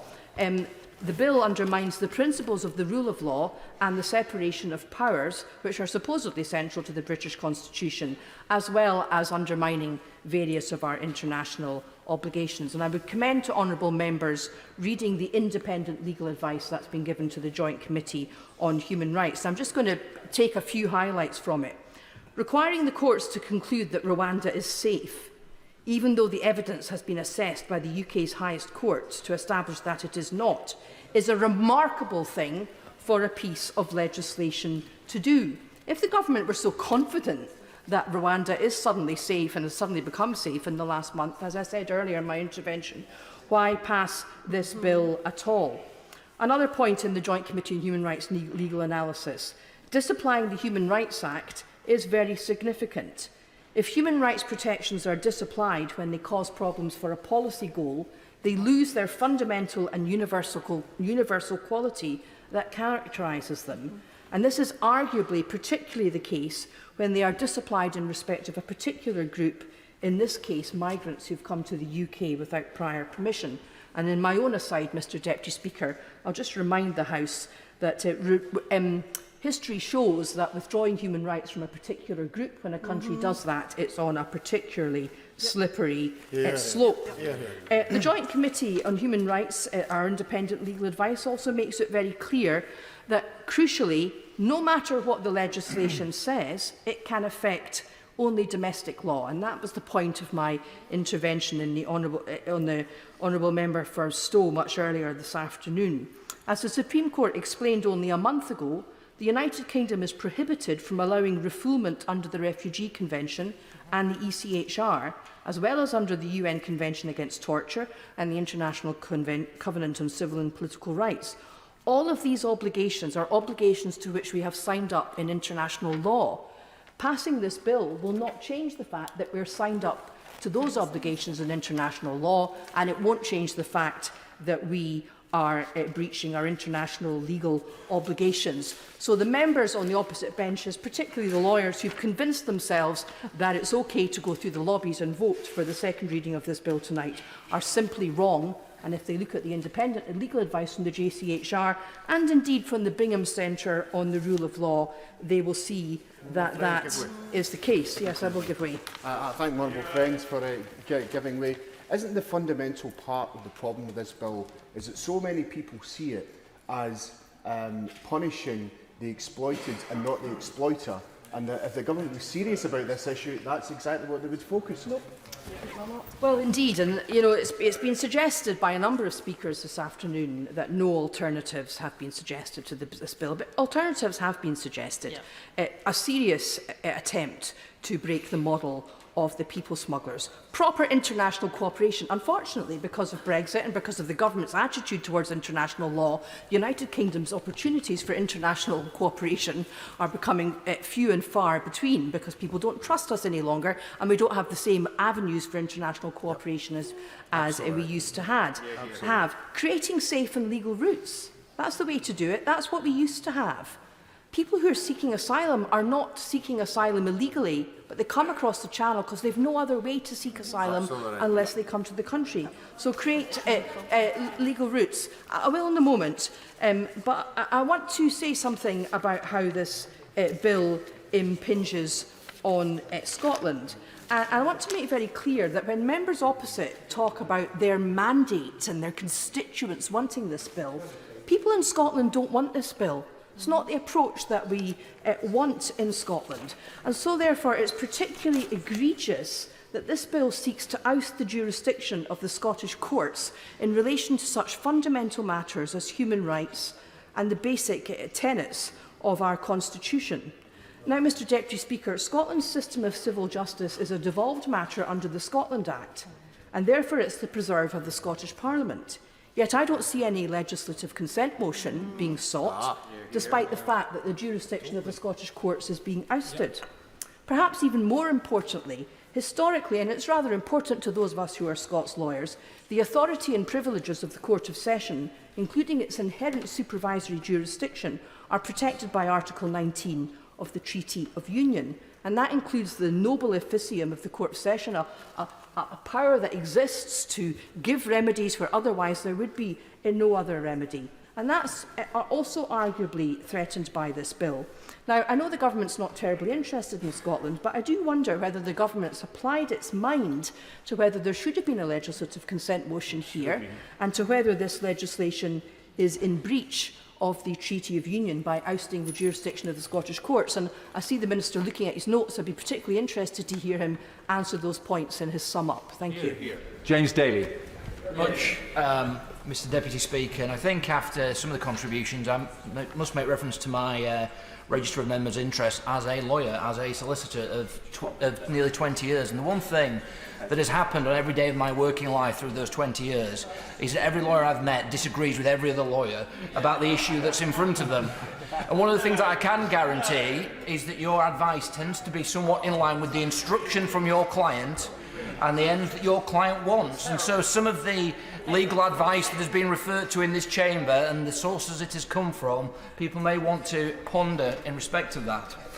I, in my time in this chamber, have been on the Justice Select Committee for 4 years. I'm on the Home Affairs Select Committee. I went with my honourable friend from Barrow, who's no longer in his place, and I will call my honourable friend from Hull over there, the chair of the Select Committee. We went to Calais on a trip, and we went on the beaches of Calais, and we spoke to people, and we saw what some may call a functioning asylum system or immigration system within France. That is not what I witnessed in the slightest. Calais is effectively a waiting room without any resources put into it, where people are directed as a waiting room to wait for a boat to come into the United Kingdom. Myself, my honourable friend, we saw that essentially the immigrants who are there are housed in tents. They are treated in the most appalling manner by the French authorities, and when the French authorities get fed up with them, they literally burn the tents down, physically attack the people who are there, and throw them onto the next area or field. So the idea that we are some outlier in terms of how we treat immigrants, the immigrants that come into our country, is for the birds. Too often in this chamber, and I think it's a point very well made by a number of my friends, is that we ignore the concerns of our own constituents to pontificate about how moral and how, shall we say, how, our sort of liberal conscience. Of course, yeah. I thank him for giving way on that. Does he agree with me that that France is supposed to be a safe country, and people do have an option when they arrive in France or any other EU country that they can claim asylum in that first safe country, and when they actually make a decision to come over the channel, they make a decision to be illegal and get involved with criminal gangs. Nobody is forcing them to do that. I agree with my honourable friend in respect of that, and we've heard some statements here, blanket statements regarding immigration, but one of the curious things that I found when I was speaking to people with colleagues on the beaches was that all the people seeking immigration in this country were all males, were all single, were all of a certain age frame. There were virtually no females at all in any of the situations that we got taken to. And I think that we are escaping from both what our constituents want to do and the reality of what motivates people. People said to me when I was in those camps, we think, I'm paraphrasing here, but the basic point is we think and we are told that the United Kingdom streets are laced with gold, that this is something that you are going to come in here, you're going to be provided with a lot of financial support, whether it's through benefits and other things, and that is what is motivating a vast majority of these people to come into this country. Now, in terms of the comments made by the benches opposite, you would think that nobody in the world is motivated by that to come in here. Yeah. Everyone is fleeing because they are fleeing some type of persecution. Utter nonsense. Utter nonsense. Our constituents expect us as a government, as a parliament, to put in place a suite of measures that is going to address the problem that is happening in the Channel. Yeah.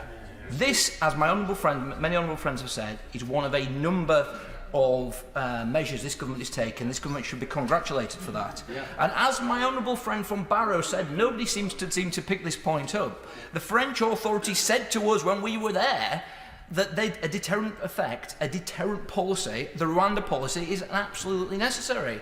And we saw, and the French authorities saw, when this policy was first announced, and it was thought that when people were going and were potentially coming over the Channel, they saw a drop in cases. The spike only came when it became clear that through various legal means that this policy was not going to go forward. So not only do the French authorities think that we need a deterrent, not only are countries such as Germany, the US, Italy, Austria all saying that we need some type of policy and following the United Kingdom's lead, this is what our constituents want.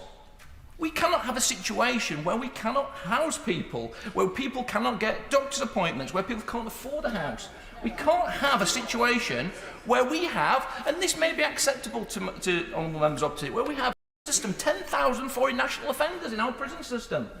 We have to take measures which reflect the will of the people, not the will of middle-class liberal consciences, which are essentially, sometimes I feel like it is more important, I think, for some to moralise than to actually be concerned about what motivates their constituents and what we should be doing in this place. In terms of the objections that I've heard to this bill, I've heard two set out, and the two ones are one in relation to Section 39 injunctions, and I would ask my honourable friend a point in respect to that, because I agree completely with my honourable friend from Devon West and Torridge. Can I ask him to comment on the government's own legal advice? Because technically, Part 39 injunctions, the government can ignore those. That is, you know, what it states. Or my honourable friend may be able to tell me something different. But I think that's an important part of this bill, and if he could comment on that, I would be very grateful. The second part, and I'm not quite sure, because I respect every single contribution that's been made on these benches, is I cannot think that anyone, and I've certainly not read any legal advice that thinks that we should exclude the right of appeal, or the right of, in extreme circumstances, the right to challenge whether you are being taken to a foreign country. And there must be circumstances. Even the Star Chamber advice says that there must be at least some form of allowance in respect to that. And so I think that the legal test that the government have been put in place, compelling evidence that somebody must show that there is compelling evidence they will suffer serious and immeasurable harm, is a strong test. I think it is going to address both legally and practically everything that our constituents want us to do. This is a good policy. It's a policy the government have worked hard to refine. It is within the bounds of international law. It is within the bounds of what this government has undertaken to the country, which is to tackle illegal migration and to stop boats crossing the channel. 5-minute limit now. Michael Shanks. Thank you, Mr Deputy Speaker. I'm grateful to a priest in my constituency who recently brought to my attention the film Man for All Seasons, which I confess I'd never seen. There's a quote in it which I think is very relevant. Some men think the earth is round, others think it flat. It's a matter capable of question, but if it is flat, will the king command make it round? And if it is round, will the king's command flatten it? The proposition we have today seeks us to accept the fact that government can simply define facts as facts, even if they are not so. The attempt to bend our entire legal system to fit the will of government is a high price to pay for some meagre political cover for a party that promised to deal with a genuine issue, and I think those across the House would agree with that it is a genuine issue, and has singularly failed to do so. Now we see, and we've seen it before us in the past 5.5 hours, the Prime Minister appeasing his right flank with promises of amendments later in order to bring some people on side, and others debating the fact that those very amendments would pull them away from supporting the bill. It's a complete mess playing out before us. And what a distance this Tory party has come. Their former leader, now brought back from the wilderness, as Lord Cameron said only a decade ago, "I believe that immigration has brought significant benefits to Britain. This is our island story, open, diverse and welcoming, and I'm immensely proud of it." And from that, we get to the repugnant rhetoric of the member from Don Valley, one of the most appalling speeches I've ever heard, and he's not in his place, but it was a shameful speech. The spectacle of an immigration minister resigning from his post, not in protest at the government's novel policy, but because it doesn't go far enough, and speech after speech on that side of members criticising the bill, but then saying they're going to support it. But perhaps more important than any of the legal challenges is the moral case for why this bill must be blocked. And I take issue with the idea that we shouldn't think of any of the morality of these issues. We talk of planes and boats and targets and backlogs and forget that these are human beings seeking shelter and a better life. Indeed, the Home Office's own statistics show that at least 6 out of 10 of those who made the dangerous channel crossing will be recognised as refugees in the asylum process. And given that many are fleeing extreme situations to embark on one of the most extreme routes possible, how can this possibly stand as any kind of deterrent? Will my honourable friend give way on that? I will. Thank you. I'm very grateful to my honourable friend for giving way.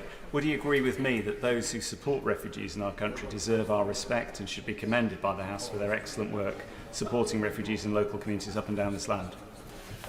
Well, I completely agree with my honourable friend, and of course immigrants across this country have contributed so much over decades to the country that we enjoy today, and we should give them immense thanks, not least in our public services.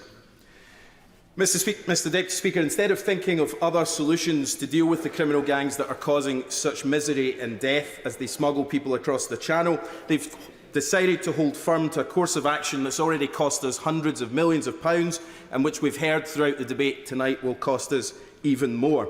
Instead of challenging the criminal gangs at source and building better cooperation with our European neighbours to tackle it, with a government fixated on a plan that the Home Secretary himself doesn't even seem particularly convinced by. And for what? A law that's unlikely to even succeed at the aims that it's put forward. The assumption made in this bill is not that Rwanda is a safe country, but that all decision makers must treat it as such. In other words, they have to put aside any reality that they may know and accept for the purpose of decision making that Rwanda is a safe country. There will be no recourse to appeal on the basis that someone removed to Rwanda may be sent to another country, even if it could be demonstrated that that's a genuine possibility. No recourse to appeal on the basis that a person may not receive fair consideration of their asylum claim, because the government's decided that these things are all safe. These provisions mean that only in exceptional personal circumstances would an individual have a means of legally challenging the decision. This is a deeply unsettling proposition. a government removing one of the key components of constitutional democracy, the right of any citizen to test any law in an independent court. Never could this be more important than on an issue of human rights. And the question of parliamentary sovereignty itself has already been clarified. Lord Hope stated parliamentary sovereignty is no longer, if it ever was, absolute. It's no longer right to say that freedom to legislate admits no qualification whatsoever. The bill leaves open the possibility of individual challenge to the ECHR, and we heard from a number of members today that actually that might indeed be the point at which we're back here a few months from now discussing this very issue again with a government withdrawing us from the ECHR. Mr Deputy Speaker, until a few months ago I was in the classroom teaching pupils, amongst other things, how to identify truth from sources of information. We told young people there is such a thing as objective truth, and yet here I am in the so-called Mother of Parliaments, faced with a morally reprehensible and legally questionable farce. A charade that even, I suspect, most of the people who will eventually be persuaded to go through the iLobby tonight don't actually endorse. And at the heart of it is the idea that a government can simply state what is true, even if the evidence points the other way. It's for this House tonight to challenge the government's shoddy attempt at doing so, and to do the right thing by voting down this law. Mayhew. Mr. Speaker, I'm going to start by looking at the founding principles of this bill.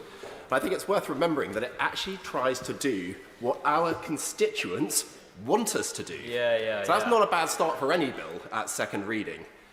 When I knock on doors, which I do week in, week out, I've spoken to hundreds, if not thousands, of my constituents over the last few years. Without question, the single most common issue raised in those conversations is illegal migration.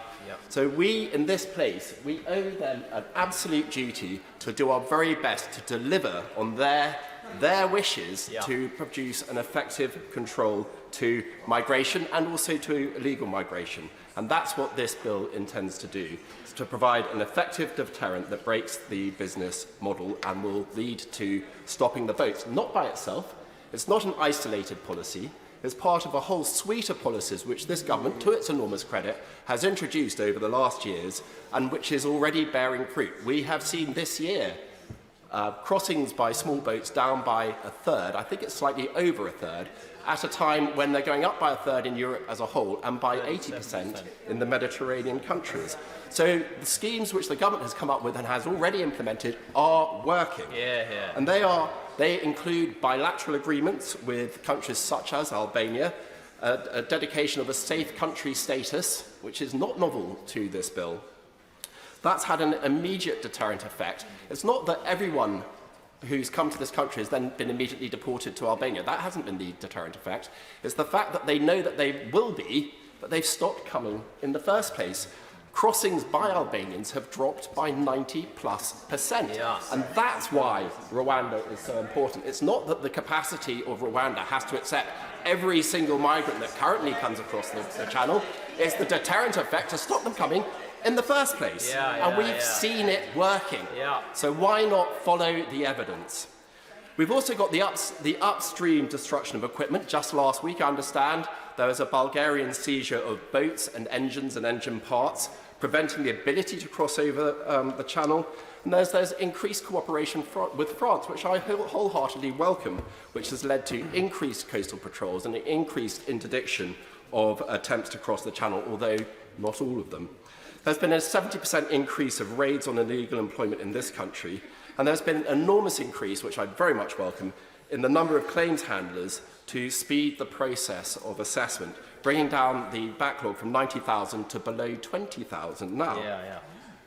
So the Rwanda scheme, this bill is important, but it's just one tool of many. So let's be clear what the real dispute is in this chamber today. It's not about the intentions on this side of the House. We are united in wanting an effective policy for Rwanda. Where the real dispute is, every single member on this House, on these benches, we are entirely united on that objective. It's how we get there that we're debating. What we see on the other side is we want an effective deterrent. They do not want an effective deterrent. Labour and the Liberal Democrats don't. They want to scrap it, even if the Rwanda policy is demonstrated to be working. They have committed to replacing it. We want flights to take off to Rwanda, as do our constituents. They want to prevent it. We want to restore control over our asylum processes. Labour and the Liberal Democrats say the only policy is to hire more staff. Hire another 100,000. Have safe and legal routes. That was raised, and that is important. I accept that. But that does not answer the question of how many people come over in the safe and legal routes. We can have a process which welcomes everyone, but the United Nations tell us there are 108 million people in the world at the moment who have been displaced by violence from their own country. So safe and legal routes is a great cliche, it's a great strap word, but it does not solve the problem of control of our borders. So this bill, Madam Deputy Speaker, it responds to the Supreme Court judgment. It doesn't say that black is white. It doesn't say that the risk of refoulement then was a false decision by the House of Lords. It solves the problem by an international treaty preventing refoulement, and that in the very rare occasions where Rwanda may wish to export to a third country, they come back to the United Kingdom. That is sensible. That's not going against the Supreme Court. It is respecting their judgment and solving the problems which the Supreme Court raised, as they said in their judgment. And I wholeheartedly support this second reading. Madam Deputy Speaker, there's been some absurd and ridiculous bills presented to this Parliament in the course of the past few centuries that's been in existence. But it would be hard to find a bill that is more absurd and ridiculous than this particular bill. A bill that wills something to be just because it wants it and asks us to ignore reality and experience because it decrees it is just about as absurd and ridiculous as you can get. And it takes some imagination to concoct something as comedically callous as this. And it would take a particularly warped mind to actually think that this type of rendition is a solution to anything far less a sensitive and complex immigration problem. And I have to say, Madam Deputy Speaker, it's been totally dispiriting listening to some of the contributions for honourable gentlemen and ladies from across the bench. The dehumanising language, the talk of invasions and cultural wars, treating people as commodities to be dealt with, as scourges to be legaled away. It has been absolutely appalling. And I'll single out two speeches which I think are absolutely and utterly appalling. And that was a disgraceful speech from the honourable member from Don Valley, followed in quick succession by the former Home Secretary, the member for Newark. And all I'll say, Madam Deputy Speaker, is hasn't Rwanda played an absolute blinder? They must have seen them coming from thousands of miles away, soliciting hundreds of millions of pounds from this government, and apparently they're going to get another £100 million more. But they've done all this without taking one single deportee. Go Rwanda, you have made utter mugs of this chaotic government across the road. And nobody's won from the southern Rwanda, certainly not the wretched people who are going to be subject to this ongoing problem with getting onto these boats at the mercy of all these dreadful people who smuggle people across the channel. This will do nothing to disincentivise them. If they're prepared to risk their life to come across this channel, why are they going to concern themselves with the infinitesimal chance that they might be rendered to Rwanda? It just does not make sense. And it certainly hasn't helped them, has it? I mean, I don't know if they're going to win this vote tonight, and partly it's still in the balance if that's news for honourable colleagues across the bench. I think they might just about have got it, but apparently it's still in the balance. And look at the list of all the different groups that we have. There's the One Nation group, the European Research Group, the New Conservatives, the Common Sense group. I'd love to go to one of their meetings. the Northern Research Group, the No Turning Back group, the Conservative Growth group, a group of factions that would make the People's Front of Judea look like a model of unity and political consensus. And that might be the very bill that would bring down this Conservative government. And what a hill to die on. An obsession with immigration, an obsession with stopping these small boats. And by God, they deserve to be brought down if this is a bill that's going to determine this. But here's a novel idea, Madam Deputy Speaker. Why don't we start to consider immigration as some sort of opportunity and potential boost to our society and community? Why don't we design safe and secure means to harness international talent? It seeks to flee conflict and carnage in their own country. We live in a world where the movement of peoples has never been so far-reaching and so profound. And one thing that the honourable member from New York said is that this is going to be an ongoing feature of the international community. This is going to be something that we'll have to deal with, not just for this decade, but for the rest of the century. Can we not be imaginative about solutions? Can we not look to see if there's benefits to be given by people who are the cream of their countries coming to this nation? Are we all about stopping borders, stopping people coming here, making life as miserable for the poor souls that manage to end up on our shores? I'm just pleased that this is not in my name. It is not in the name of the people of Scotland. And if we ever were in control of our immigration policy, everything that they're proposing and presenting would be the exact opposite of what we would do. Scotland rejects this. My constituents want nothing to do with this. I will proudly and defiantly be voting against this evening, and that will be in the name of the people that I represent, and I know that I will be joined by colleagues. What a disgraceful bill. What an appalling piece of legislation. It deserves to be shoved right in the furthest bin from the furthest corner of this country. Just to advise colleagues that I will be starting the wind-ups at 6:30. Kevin Foster. Thank you, Madam Deputy Speaker. It's somewhat comic to get a lecture on unity and financial probity from the Scottish National Party, to say the least. But, you know, well, if we really want something comic. But this bill is one that I do welcome seeing come forward, and in particular with the fact that it was obviously myself, the right honourable member for Witham and the right honourable member for Corby, who were sort of the original architects of the Rwanda plan.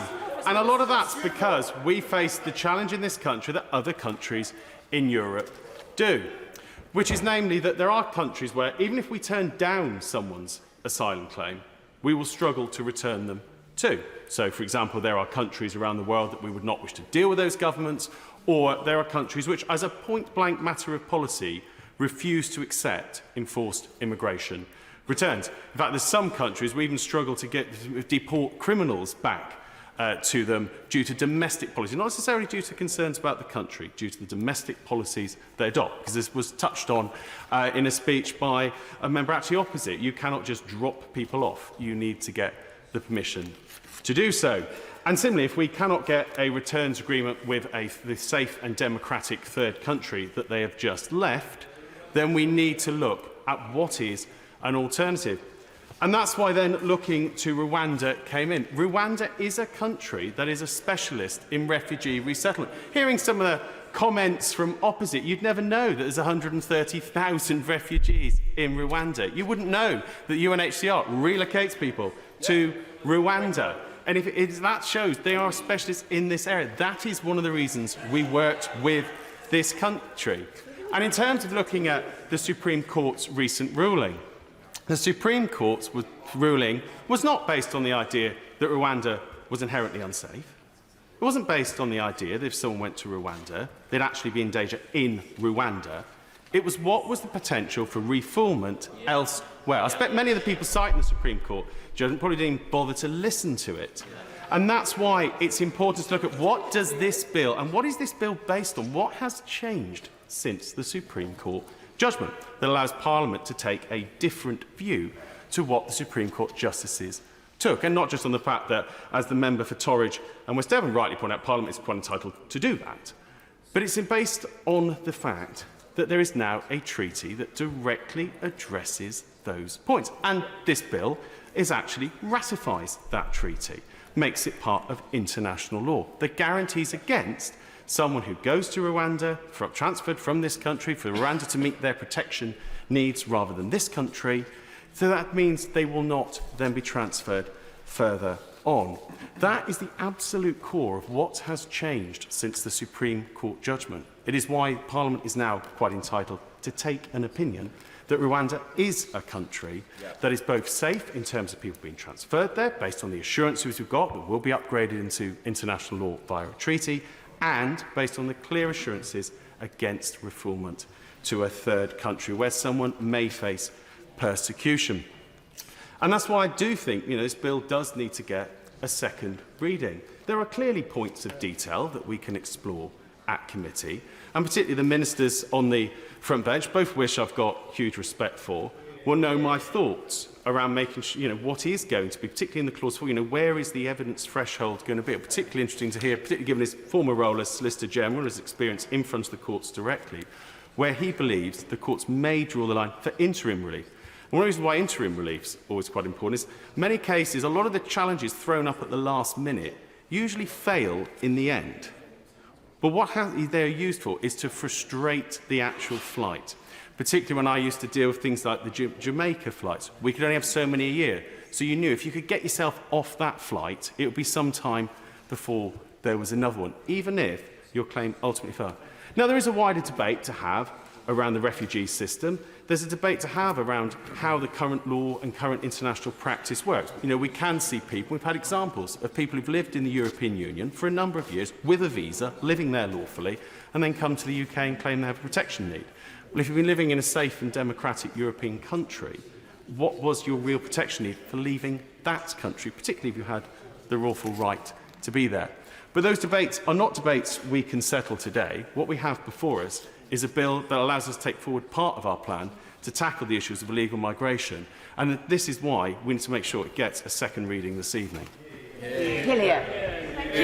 Thank you, Madam Deputy Speaker. And I have to say, we've heard the sounds of optimism over truth coming on from the opposite side. This idea that this is a deterrent has not yet been proven. Yet it has been cited as though it's actively deterring people from arriving in the boats. And we all know that the boats is a challenge, and it's a real problem because people are dying in the channel. But let's be clear, this was the government that was the architect of this. This is the second time to legislate on this, and we've had the architects stand up, including the Honourable Member for Torbay just now, proud that they drew this up, but drew it up so badly that they're having to revisit the legislation. So I think it'd be a bit less proud, and frankly, proper policy making, even though I don't agree with this policy, is that you make it work before you announce it. And in fact, there's so many flaws in this that they're struggling along and believe that a headline and a pledge that this will deter people is enough. And that's not good policy making. And we've often been challenged on what we would do differently on this side. Well, the Honourable Member for Birmingham Hodge Hill and I were at that front line dealing with immigration matters in the last Labour government, and it was the Honourable Member for Birmingham Hodge Hill who was the architect of a system that meant that one person every 8 minutes was being returned. And we all know there is an issue where people who do actually, people come to my constituency, they've reached the end of the line, they know it. We talk about voluntary return, and yet it's really difficult to do that when the Home Office doesn't return your documents and you've got all of those problems. So these are people who actively want to leave because they know that's the only option now for them, and they can't do it. I mean, this government has got to look much better at the existing system that it's working. It is 13 years of downgrading the asylum system, the immigration system generally, and now all those extra people have gone into dealing with the backlog of asylum cases, of which there are 20,000 legacy cases still left. And was it the 13th of December the Prime Minister said it would get to zero? Well, he's missed that target, and there's 160,000 of people who've been backing up in the asylum system. Plus, in my constituency, all of those people, including a top surgeon, people coming in on work permits, people on student visas, all behind in the queue because all of the Home Office effort is going into the Prime Minister's pledge to deal with the backlog. Yeah. So you're just creating more chaos in the entire system, and that is not working. But my right honourable friend, the member for Kingston upon Hull, touched on the money. And of course, on the Public Accounts Committee, we have been trying to look at the money on this issue. I won't go through the figures because she has already said them, but in a five-year plan, and we have no figures for how much money will go to Rwanda in years 4 and 5. We have asked the Permanent Secretary, both myself and the Right Honourable Lady and other members of the Public Accounts Committee yesterday. He would not be forthcoming on that figure, and he only released a figure to us when it was leaked to the International Monetary Fund by the investigations happening about why that was. That is a ridiculous way, and it is not normal parliamentary protocol to release information about major projects, especially when we're voting on them in this House, in the annual report and accounts. Just to give some colleagues who may not follow with the same enthusiasm as members of the Public Accounts Committee, the annual accounts of departments, the accounts for the financial year we're in will be published to Parliament July of next year. 15 months after the £100 million was allocated this year. That is not scrutiny. What we have with other areas, and I look at the Minister to answer on this point, or take it back to the Home Secretary, is other projects. We will get 6 monthly or even more frequent updates to the House, through committees or laid in the House, and that is not uncommon. And yet his Permanent Secretary was saying it's a normal way to do it just through the accounts. We need to see more scrutiny of this issue. If it's a flagship government policy, there is nothing to hide, so let us see those figures, and we, as both our sister committees, will work together on that issue. So it is really important we do that. And we need to tackling the backlog, we need transparency on the numbers. And I would also be grateful if the Minister could be clear if there are any conditions attached to the money going to Rwanda. We got a useful breakdown from the Permanent Secretary and Committee yesterday, which I won't repeat, but it's on the record from the committee meeting yesterday. But is there anything that if the Rwandans spent it on would be out of order? So what it spent on was reasonable things like education, health and so on. But is there anything that the Rwandans cannot spend, the money that's given to them by the UK? It would be very helpful to know that. And also there was an expression of interest in a contract for Manston and Western Jetfoil. This is a £700 million contract for the first 6 years of this. Could extend to be worth 1.16 billion over 10 years. And this is money to improve those reception centres, which definitely need improving. But the facilities are expected to be active, according to that pre-tender document, between 2030 and 2034. So I'm a bit puzzled if there's a lawful £700 million being invested in Manston and Western Jetfoil, welcome though that, necessary though that may be, and yet we're being told all afternoon, I've been here for 5.5 hours, we've been told all afternoon that it's already deterring people. So if it's working so well, why is there the same need then to invest that much money in these facilities? It needs the investment, but it seems to me that the government is trying to have it both ways, and I would welcome clarity from the Minister. Duncan Baker. Madam Deputy Speaker, I will support this bill this evening because it is a fundamental right that a country must be able to protect its borders. And as a basic, it should know who is entering the country, and even more so if they are trying to do it illegally. And I support the bill because we simply can't rest on our laurels with the current action we have taken, as positive as that already is. We've heard it this afternoon that all across Europe, major European countries have seen illegal migration rising, 80% up in Mediterranean crossings. And yet, thanks to the steps that we have taken in this country, our numbers are down by a third. Now, people quote a third over and over again. But what does that mean? It's approximately 17,000 people down on where it was last year. And that is way down on the forecasts, which were expecting it to potentially double on where the numbers were last year. Yep. But reducing the figure and being happy with 29,000 people this year isn't stopping the problem. Stopping people being put on boats and trying to illegally enter the country requires a multifaceted approach. Return agreements have worked. Putting our border force into French control rooms has worked. And trying to dry up the supply of rubber boats has also worked. But there has to be a deterrent as well. It is simply another piece of the jigsaw, and on top of all of the other measures that we are using. And for those who seem not to be able to understand why we need that deterrent, I pose a simple question. Don't look at the situation today. Look at the tens of thousands that are crossed this year. Look through the lens of where that situation is going with migration around the world. If we don't tackle it today with a strong working deterrent, then we won't see tens of thousands of people trying to cross into the country. We will see hundreds of thousands of people trying to cross into the country. And that is the forecast that we are being shown year after year. The government's official release yesterday was the most startling statistic I've read yet. It estimates that if illegal immigration goes unaddressed, the cost of asylum and accommodation alone could increase to £32 million per day by 2026, equivalent to £11 billion a year. £11 billion a year. Just imagine how that could be used on our public services. So the government is absolutely right to use every power it has at its disposal to prevent and deter unlawful migration. And to the people who have said, we've spent an unbelievable amount of money already, 250 million, should I say, in trying to get this scheme up and running, that figure pales into insignificant amounts when you put it in the context of 11 billion a year, as I've just read out. Our NHS, our housing provision and our welfare state, indeed all of our public services, simply cannot take unsustainable levels of illegal migration. Now, I am not a lawyer, and there are all manner of opinions on whether the scheme will work or not. But my answer to that is don't let the perfect be the enemy of the good. Fair enough, as it's been said already this afternoon, it may not stop every single legal challenge, and that's fair enough. Some of those will be valid, and it doesn't have to. What it does need to be is a deterrent to help and stop and slow down the numbers that are coming. And that is why, when there is plenty of commentary on this bill, there is plenty in this to stop the spurious reasons of not taking people and being sent for asylum in Rwanda.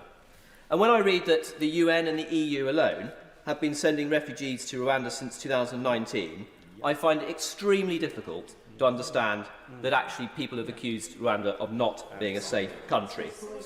Sure, we have to tread a fine line to have an operable bill, and one that is fair, and one that international partners will stand alongside. Plenty of times I've been told in this House, things will not happen, things will not work. We were told we wouldn't get the numbers of boats crossings down. We have by a third. Everybody said we would enter a recession. We didn't enter a recession. Everybody said that we wouldn't halve inflation. We have halved inflation. This government has done many, many things in the last year which we were told were simply unachievable, and we have achieved them, and that's why we'll back this bill tonight. Patrick Grady. Speaker, last week my honourable friend the member for Glasgow Central compared the Home Secretary to Humpty Dumpty in Alice in Wonderland, who uses words to mean just what he chooses them to mean. I wonder if perhaps the Prime Minister could be compared to the Red Queen who believed 6 impossible things before breakfast, that Brexit has been a success, that Britain is a soft power superpower, that the Scottish Parliament is the most powerful wee devolved assembly in the entire world, that we can reach net zero while abandoning zero policies, or that this bill is actually going to stop irregular arrivals in the United Kingdom, or sixthly, that his party is actually going to win the next election. But I think even for that side of the House, that is too unbelievable. They don't think this bill's going to work, and they don't think they're going to win the next election. And the bill isn't going to work because it fails under the crushing weight of its own internal contradictions. Rwanda is deemed to be a safe country, desirable even as a place for asylum seekers to be processed and to remain. And the former Home Secretary didn't take my intervention earlier on. I wanted to ask her, if Rwanda is such a desirable place to be deported to, why on earth should it be a deterrent? How is it going to have a deterrent effect if the government's saying this is a wonderful, safe and secure place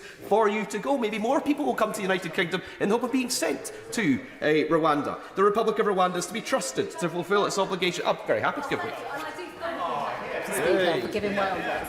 Because I think he must recognise that Rwanda has successfully resettled over 130,000 people, and that's through international institutions and norms. Yes, so Honourable gentleman, to keep within the 5 minutes. He's taken an intervention, but Patrick Grady. So I think I've just heard the former Home Secretary encouraging more people to come to the United Kingdom so that they can be safely settled in Rwanda. And the Republic of Rwanda is to be trusted to fulfil its obligations under the Rwanda Treaty because the treaty is binding under customary international law. But the same bill grants the UK government derogations from that corpus of international law and instructs the courts to ignore it. And the bill is supposed to slash costs to the taxpayer of housing asylum seekers in UK hotels, but the government has already paid Rwanda hundreds of millions of pounds without a single flight taking off. And the price for this performative weak bill is a weakening of the courts and judicial system, a weakening of the UK's standing in the world, and indeed a weakening of the entire system of international law. Because if it's okay for the UK government to derogate from its international obligations and commitments when it suits, then how can the UK object to other countries, Russia or China or anywhere else for that matter, when they flaunt the rule of international law? The bill is supposed to be an assertion of parliamentary sovereignty, as if Parliament asserting particular statements simply makes them true. Well, to pick up on the theme from the member for Rutherglen who spoke earlier, perhaps then the Prime Minister should have simply brought forward a flat earth bill to assert that the earth is flat and the Home Office is empowered to simply push people and unwanted asylum seekers off the edge of it and into the cold vastness of space. Now, it might come as a surprise and perhaps even a disappointment to some elements of the Conservative backbenchers, but the earth is not flat. The earth is round, and if you keep pushing people in one direction, eventually they will come back to you. Now, it's important in all of this, Madam Deputy Speaker, to be clear that despite us debating the safety of Rwanda bill, very little of this debate is actually about the safety of Rwanda. In 2018, I had the huge privilege of visiting Rwanda with the CPA. It's a beautiful country, it has huge potential, and the people there have had to live through horrors and overcome unimaginable difficulties. But for wealthy tourists and those who fly in to go on safari and stay in nice hotels, Rwanda is indeed a safe and welcoming country. But for citizens who speak up too loudly with questions about the regime, who perhaps ask why international observers have been unable to report that presidential elections have been free or fair, or perhaps people who belong to the LGBT+ community in that country, or indeed if there are Rwandan citizens who live in London under the protection of the Metropolitan Police because they're being sought by their own country's intelligence services, perhaps they might not find it as safe and welcoming. And whatever the bill might say, the UK Supreme Court has made a finding of fact that asylum seekers sent to Rwanda are at risk of refoulement, and simply saying they're not doesn't change that fact. Really, though, the question of the safety of Rwanda is a distraction. The very principle or idea of forcing people to move to another country, to any other country, against their will, should be enough to oppose the government's policies. People seeking asylum have chosen to come here to the United Kingdom for good reason, perhaps because they have friends or family, or perhaps simply, yes, because they do speak the language. But if someone has chosen to seek asylum here, they should be assessed here, and if their claim is valid, they should be allowed to remain. And if their claim isn't valid, then by definition, it ought to be safe to return them to their country of origin. Perhaps the most remarkable thing, Madam Deputy Speaker, is that this time last week, this bill didn't even exist. In less than 7 days, the Prime Minister has brought himself, and possibly his government and party, to a crisis point entirely of their own making. It's a bill that nobody wants and nobody likes. It's another creaking internal Conservative contradiction. Too extreme for the mainstream of the party, not extreme enough for the Red Wallers, the ERG and the Maastricht rebels who simply can't get enough of the sweet dopamine hit that comes with rebelling against the party and getting invited onto all kinds of podcasts. Some of them have been at it since the 1990s, and they just have to keep getting more extreme in their rebellions to achieve the same hit. Well, Scotland wants none of it, Madam Deputy Speaker. The constituents I hear from in Glasgow North, and the constituents, indeed, who are refugees, want to play a full and active part in our society and economy. If the government wants bills that will change the actual reality of the situation, they can devolve the power over immigration to the Scottish Parliament, or they can give us the chance to choose a better, fairer future that respects human rights and global citizenship by becoming an independent country in a referendum. Richard Graham. Madam Deputy Speaker. I would say it's a pleasure to follow the member for Glasgow North who served on the Westminster Foundation with me. But he did rehash quite a lot of what was said on the benches opposite, with various misunderstandings and inaccuracies, and had his moment of fun trying to describe different groups of colleagues on this side. But let me pull him back to something that he will recognise, as I think all colleagues in this House will. A conversation I had with a distinguished, recently retired UN senior official, and previous to that, British ambassador in several countries in Africa. And he not only painted for me, but also described for me factually the statistical possibilities of what is going on in that great continent in the moment.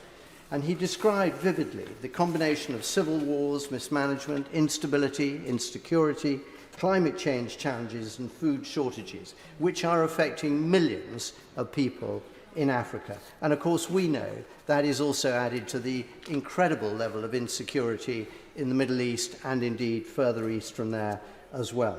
So all of this actually amounts, Madam Deputy Speaker, to one of the great challenges for democracy in our time, because we are dealing with a huge issue that is going to get bigger, and we are all going to be stretched in what our answers to those challenges are. It is not just us in the United Kingdom, as we know. There are issues happening in the Netherlands, Hungary, Italy, France, Denmark, France, you name it. All our European neighbours are wrestling with similar challenges. And therefore it is simply not enough for members of the opposition to point at various things that they don't like about this bill without really considering what a constructive alternative might look like.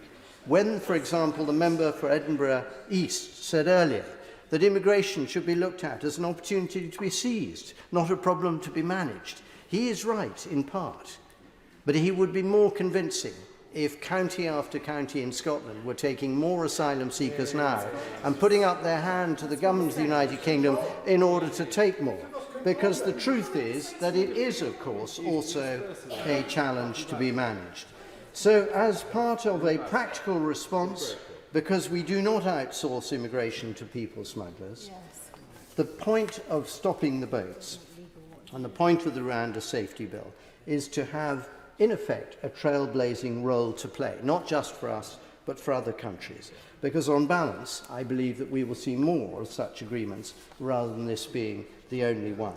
And while I've always taken the view that none of us can be sure that the Rwanda scheme will work in terms of the numbers of asylum seekers who will transfer to Kigali, keeping an open mind and not assuming, to quote the Labour amendment today, that this won't work to tackle smuggling gangs, won't work to end small boat crossings, won't work to achieve the core purposes of the bill, while only applying to less than 1% of those who claim asylum, is fundamentally wrong. And we can show that in a number of different ways. The first one is, will it actually act as a deterrent? Well, Migration Watch says it will be a powerful deterrent if illegal migrants are swiftly and continually sent to Rwanda. So how many would we be able to send? Well, the Rwanda spokesman himself said only a few days ago that we are ready and willing to take in as many people as the UK is able to send. So for all those people on the other side who talked about 100 or 200 people going, that is not at all the potential of this scheme. And as other people have mentioned, I'm sorry, I can't take any intervention. As other people have mentioned, Rwanda is already hosting 130,000 asylum seekers, and UNHCR itself has 1,700 Libyans there. So clearly the numbers are not the fundamental issue with this proposal. That's correct. So in terms of what has been raised by others, we've had a lot of red herring sound bites about can't work, won't work, unprecedented. No, there are precedents. And in fact, the Labour Party know this better than anyone, because the Mother of the House, the Right Honourable Member for Pakenham and Camberwell in 2001, was in a very similar position in not being able to confirm to the EHRC that we were necessarily compliant as a government in a proposal that she was putting forward. We know that the Blair government talked to Tanzania about something similar as part of the Nationalities Act of that time. And in fact, the Nationalities Act of 2022 built on the Asylum and Immigration Act of 2004. So there are some precedents. There are reasons to believe this might work. It is going to be awkward, and it is going to have to be an issue that we and many other governments tackle. But the most important thing, Madam Deputy Speaker, is that we should get behind this bill and see it through safely. Thank you, Madam Deputy Speaker. Rwanda is not a safe country. This country is using the bill as a distraction from their failing to sort out the immigration backlog. Millions of pounds of taxpayers' money is being spent on hotels every day. Hundreds of millions have now been spent on this fantasy Rwanda policy without a single person being sent there. Money would be better well spent sorting out the backlog and getting people processed. There are already immigration policies in place. They aren't being enforced. The Home Office is working too slowly, as they have done previously with passports. Processing claims quicker is the best way to free up these hotels. Over the past decade, the backlog of asylum claims has risen 4 times faster than the numbers claiming asylum. This is ultimately a crisis of the government's own making, your benches, and one that has been years in the making. It is a failing system that needs fixing. This country needs a solution to this crisis, not a distraction to it. This bill is claiming Rwanda is a safe country because the bill says that is so. That is not the type of country Britain is. We are not like that. We people, we believe in the rule of law and obligation to international laws and treaties. The Rwanda government, Madam Deputy Chair, Madam Deputy Speaker, has been involved in many questionable events across Africa, including the kidnapping and beating of dissidents abroad. The Rwanda policy is an attempt by the government to look tough and to distract the country from the sorry state that they've got us in. Even on the off chance the flights to Rwanda take off, they will deal with less than 1% of asylum claims. It is a Tory vanity project. It won't solve any problem. As a country, we are better than this. Labour's plan to tackle the criminal gangs directly with a cross-border police unit and clearing the backlog is the only way to stop the small boats. Vanity projects for headlines are not befitting a serious issue like we've got. The government should go back to the drawing board and we'll be here in a few months and a year, I'll bet. Thank you, Madam Deputy Speaker. There are sometimes some advantages to being the last speaker, and because the previous speaker was a little shorter, I shall lift the time limit as long as the Honourable Lady sits down at 6:30. Claire Hannon. It's been a long day, a long debate. Perhaps the government could legislate a few extra hours for us all. It wouldn't be out of place with this pretty mind-bending bill from a government who continue to prioritise prejudice over objective reality. The member for East Antrim proposed to speak for my constituency of South Belfast, which does indeed have a relatively large, and I think the largest per head of population portion of the UK's asylum seekers, with our schools and our churches and our community groups trying valiantly to support people who the Home Office have left in hotels for many, many months at a time. Like me, those constituents have moral and practical objections to this bill, moral objections to the language being used to frame and to justify it, and to the demonisation of those who seek international protection in the UK, who have little or no opportunity to do that before they travel. Equally, they have practical objections to this bill because they know that it won't work.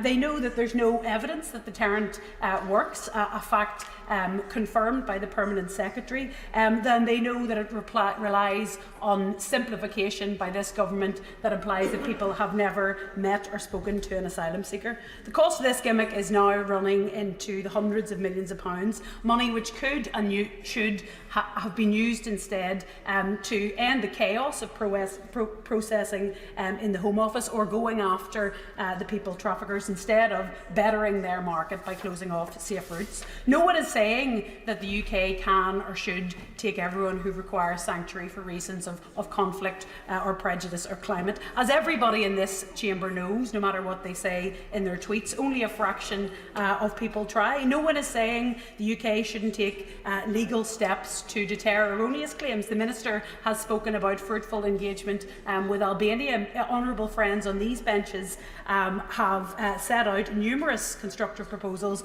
including swifter processing and justice, and crucially modern and mature engagement with neighbouring countries. Madam Deputy Speaker, it's impossible to view this bill outside of two core dynamics. One is the UK's recent disregard of international law, a rules-based order that they previously and proudly shaped, and the second is the dynamic of overall irrational opposition to migration, including regular migration.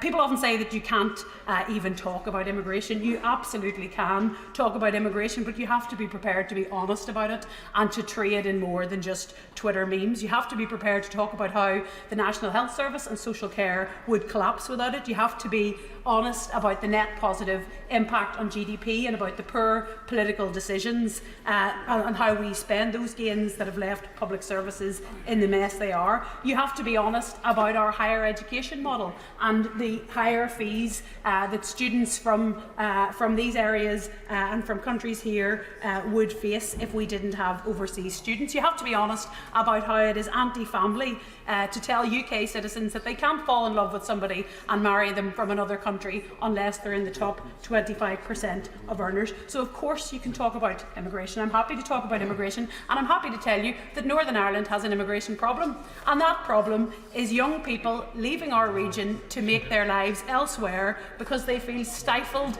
and limited by the politics of our region, by intolerance, by prejudice and by refusal to accept difference. And I warn you that Britain risks losing its vibrancy and losing its talent if it further goes down this path, a path that I am glad to say the mainstream of British politics have honourably resisted, mostly until now.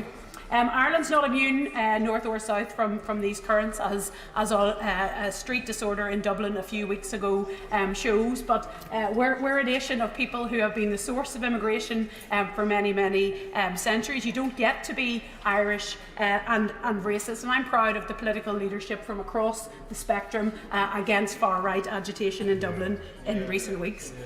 I want to briefly address the applicability of this bill in Northern Ireland. Human rights exist precisely to protect people from the type of politics that are behind this bill. Human rights frameworks exist to stop politicians degrading shared values for their narrow political interest. The protection of rights for everybody in Northern Ireland from all communities under Article 2 of the Windsor Framework has been welcomed across civil society. Even the UK government have called Article 2 uncontroversial.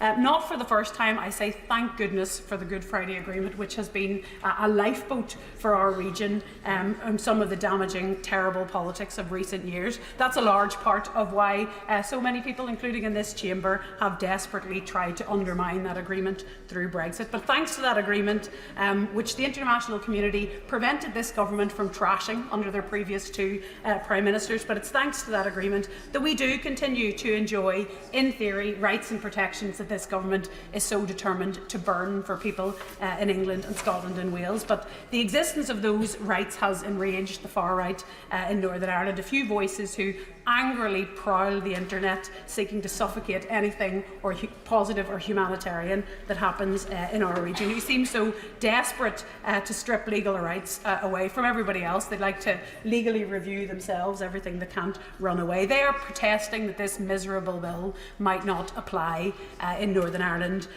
due to the Windsor Framework. I regret to say that in practice immigration law has already been applied in Northern Ireland without differentiation, as an upcoming challenge to the Illegal Migration Act will hear. Madam Deputy Speaker, we will oppose this bill and we will oppose other attempts to unite and balance the Conservative Party on the backs of the most vulnerable. The Illegal Migration Bill failed to do that. The Nationalities and Borders Bill failed to do that. This is just red meat for a common sense group with no common sense, a research group that does no research, and a star chamber that has no stars. This bill is for them, for no one else.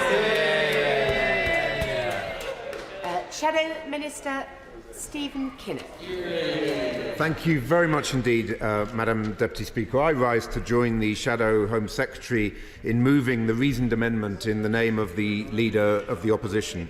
I'd like to start by sending my condolences to the friends and family of the asylum seeker who tragically died whilst on the Bibby Stockholm this morning.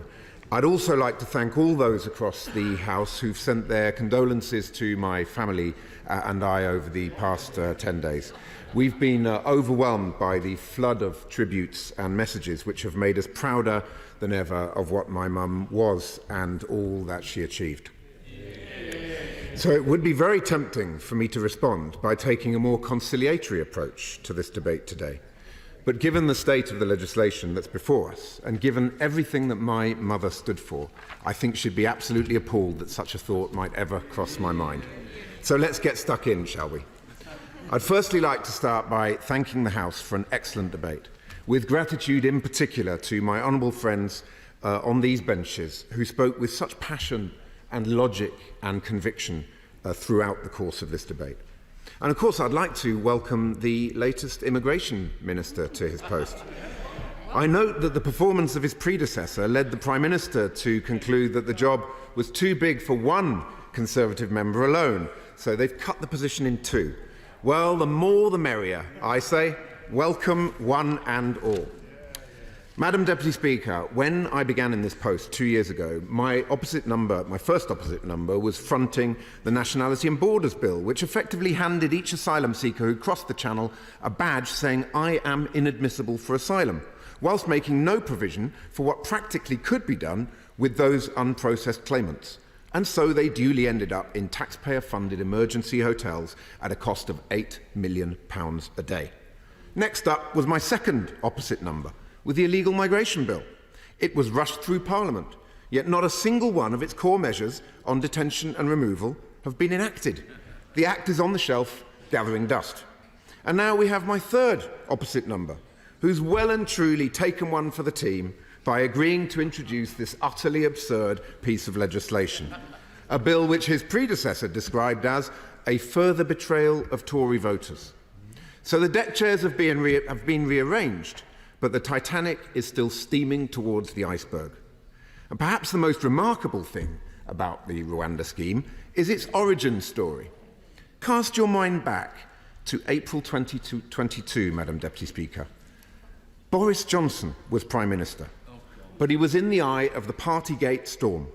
So he cooked up a cunning plan to rescue his premiership, which I believe became known as Operation Save Big Dog. And lo, the Rwanda scheme was born. Now, like every other scheme that Mr. Johnson's ever been associated with, it was extortionately expensive and doomed to fail. Yet here we are, 18 months, 2 Prime Ministers, 2 Home Secretaries and 3 Immigration Ministers later, and the benches opposite are still shackled to a policy that was only ever designed to be a diversion from a scandal.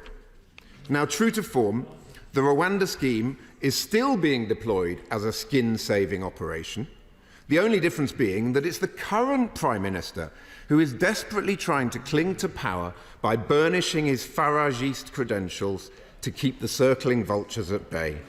It really is déjà vu all over again.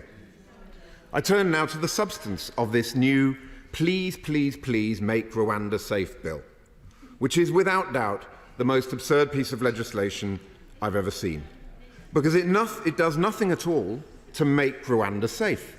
It just asserts that Rwanda is safe and that our courts are not allowed to say otherwise.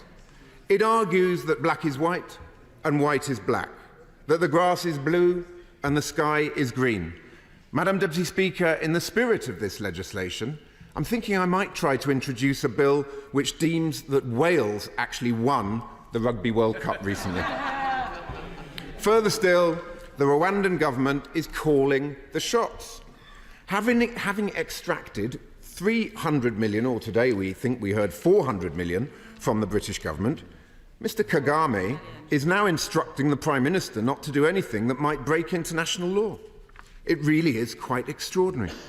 How ironic that some on the benches opposite rail against our international legal obligations, and yet they seemed quite content to allow Kigali to dictate the terms of our asylum policies. So much for taking back control. And the upshot of this fiasco is that the Prime Minister has gone for a fudge. The Supreme Court judgment was his opportunity to stop flogging the dead horse that the Rwanda scheme has clearly become, but he has chosen not to take it. And he is not also prepared to go with the full-fat option that some on the benches opposite are urging him to adopt. So inevitably, his semi-skimmed formula satisfies nobody because, as everybody, from this side of the House to even the former Home Secretary have said, it is destined to fail, both legally and in operational terms. The fundamental contradictions at the heart of this bill are also quite astonishing. First, the Home Secretary told us from that dispatch box last week that the bill complies with international law. But the very first page of the bill confirms that he's actually not sure that it does. Second, the bill says that Rwanda is safe for refugees, but then also states that the government might need to offer refuge to asylum seekers from, checks notes, Rwanda. Third, it's meant to be about stopping what the government calls illegal migrants from seeking sanctuary in the UK. But if one of these asylum seekers commits a crime in Rwanda, then that person can be sent back to checks notes again, the UK. Never mind Operation Save Big Dog, Madam Deputy Speaker. This bill is Operation Dog's Breakfast. But the Rwanda scheme is not only unlawful, it is also unaffordable and unworkable. Firstly, let's give credit where credit is due. The Rwandan government has played a blinder on this one, and they're laughing all the way to the bank. They really did see this Prime Minister coming. I mean, £400 million for absolutely nothing in return, no questions asked, really is a sweet deal. Although never let it be said that the party opposite has failed to get any flights off to Rwanda, because they absolutely have. They have proudly flown not one, not two, but 3 Home Secretaries to Kigali.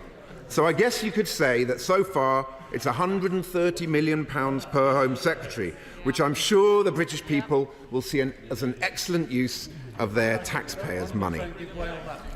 I will.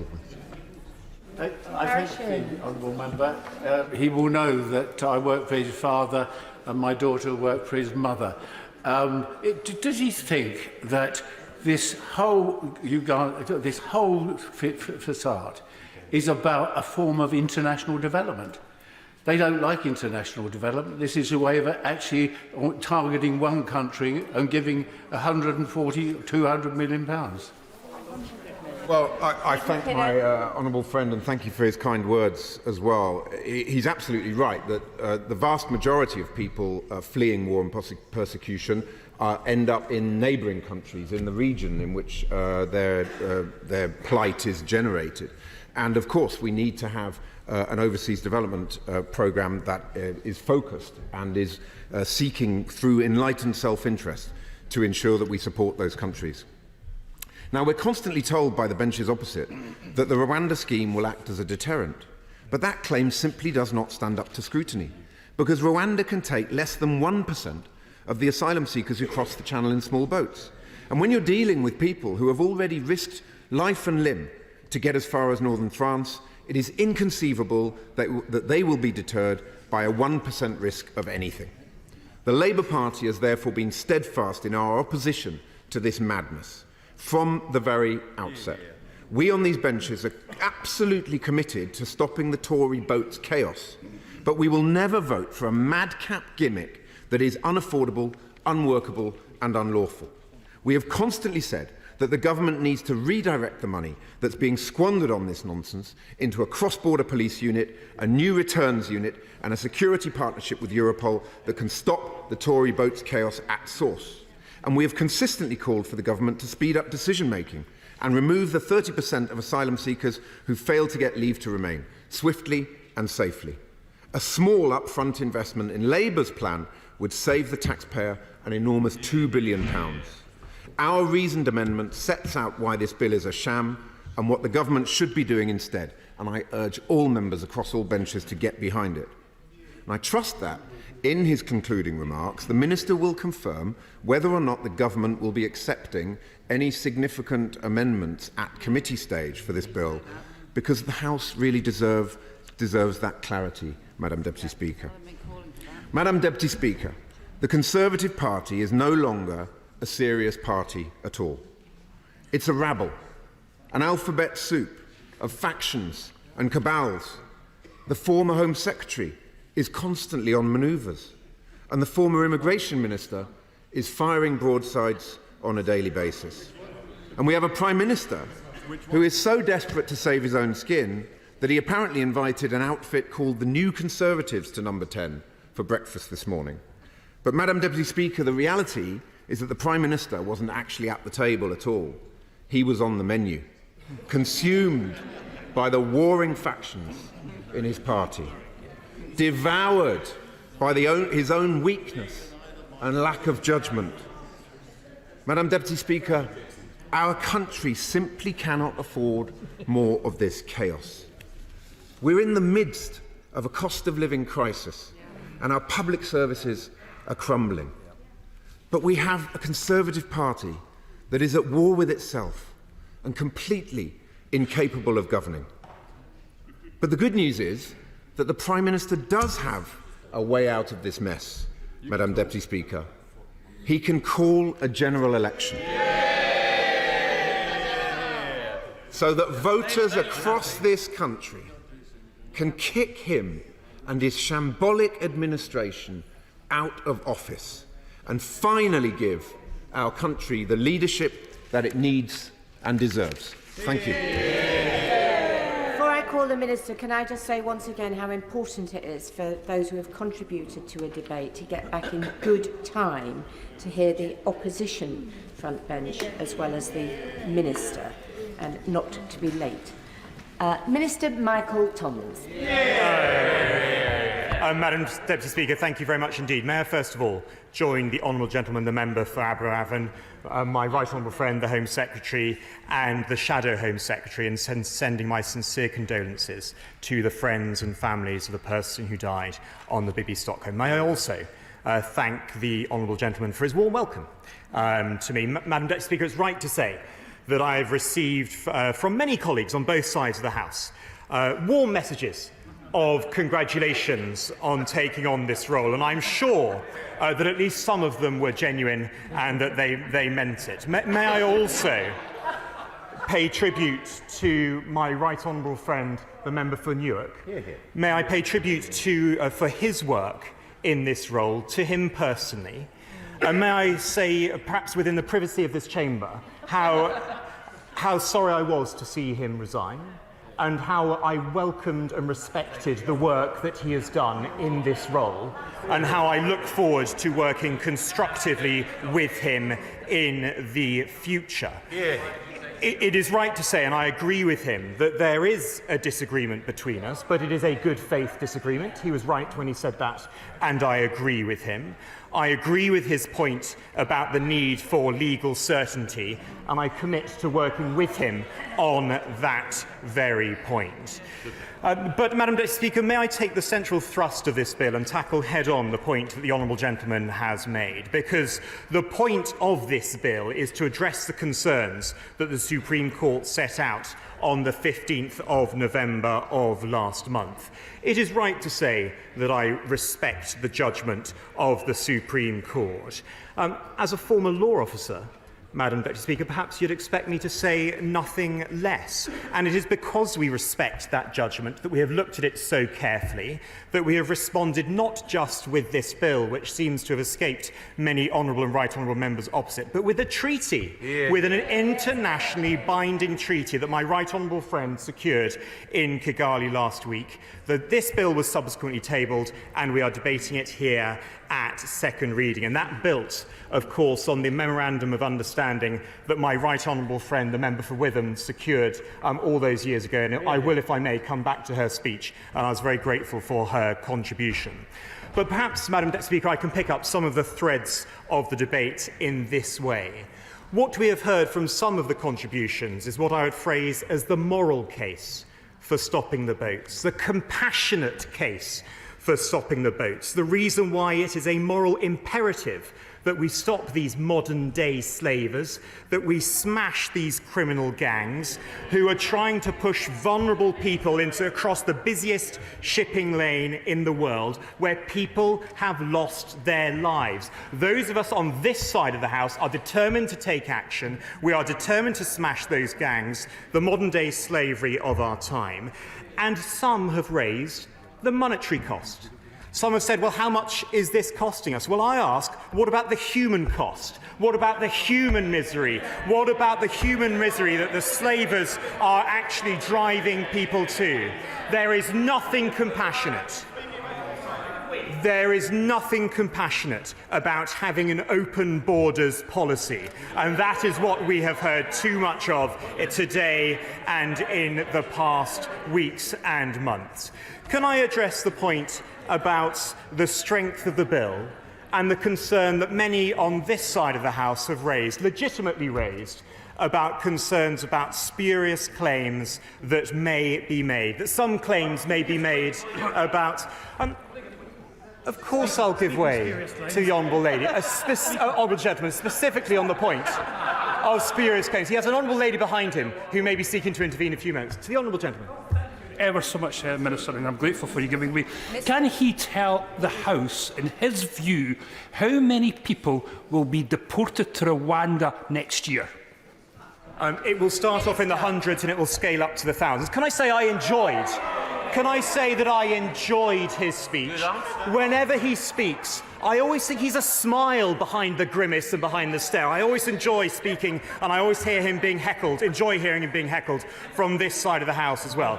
Those on this side are anxious about spurious claims being made, about people asserting that they are unwell, that they are not fit to fly, when the contrary is the case. Can we say that those who are crossing in small boats, who actually are making the crossings, not those who are unwell, but those who are fit young men. 84% of those who are making the crossings are male. 77% of those are aged between 18 and 39. So I agree with my honourable and right honourable friends when they say they want to make this work, when they say they want to make it legally tight. That is absolutely right, and I want to join them in that endeavour.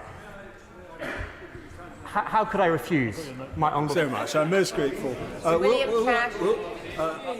to be a little formal about this. Will my right honourable friend seek a ruling from Mr. Speaker that the long title and the scope of the bill will or may be amended to ensure that amendments may be moved and selected, at least by the government, and even by backbenchers, as on previous occasions? Minister. May I say directly to my honourable friend that I will continue to work with him on this. I will come back to his specific points, and I will come back and address, I hope, his very concern, perhaps specifically in response to his neighbour's points during the course of his speech as well. May I pick up my right honourable friend, the member for Witham, who actually spoke powerfully and directly about her contribution to this, as well as my honourable friend, the member for North Norfolk, my honourable friend, the member for Torbay, and others as well.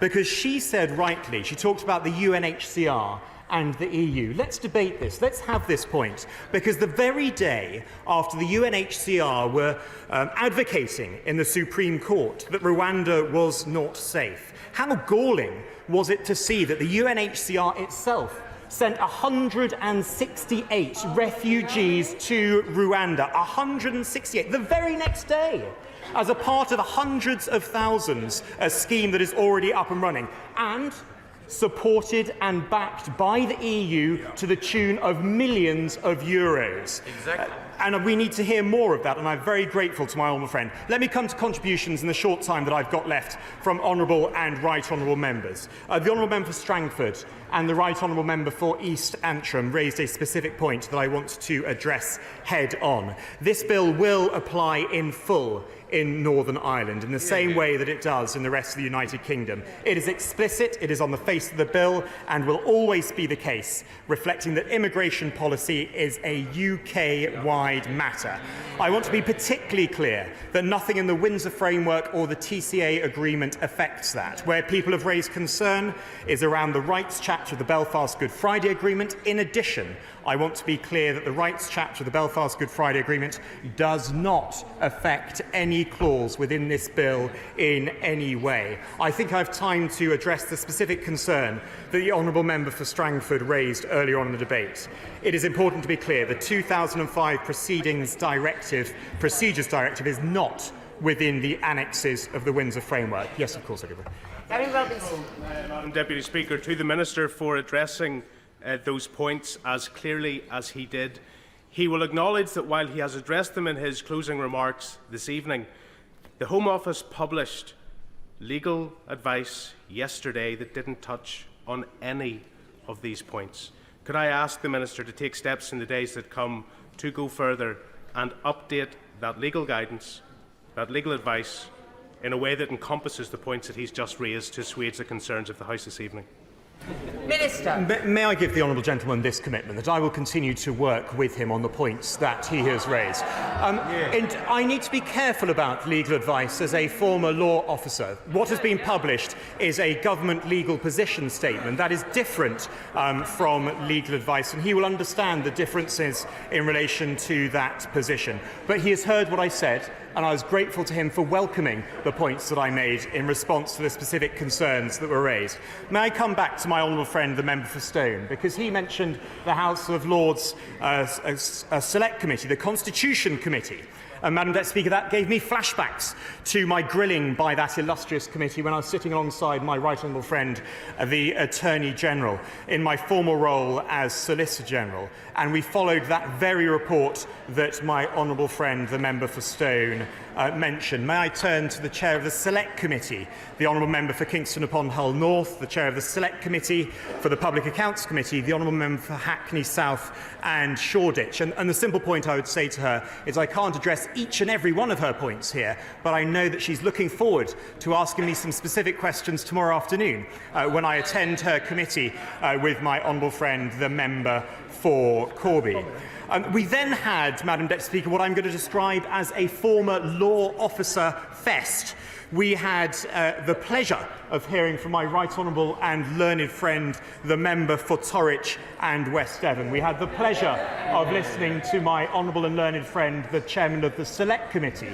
We had the pleasure of listening and hearing from my predecessor, my illustrious predecessor, my right honourable and learned friend, the member for Swindon South. And I'm pleased to say that I am now a former law officer as well. And we therefore have a joint endeavour and a joint interest in making sure that this legislation works. I've mentioned my right honourable friend, the member for Witham, and I've mentioned her important point about Rwanda and the rather patronising tone that is sometimes raised by members opposite when it comes to our international partners who have signed up to an internationally binding legal treaty with this country. Oh, of course I'll give way. Welcome the Immigration Minister to his post. Is he aware that while he's been speaking, the New Conservatives, the European Research Group, the Northern Research Group, the Conservative Growth Group and the Common Sense Group have all said that they cannot support the bill and are going to abstain tonight?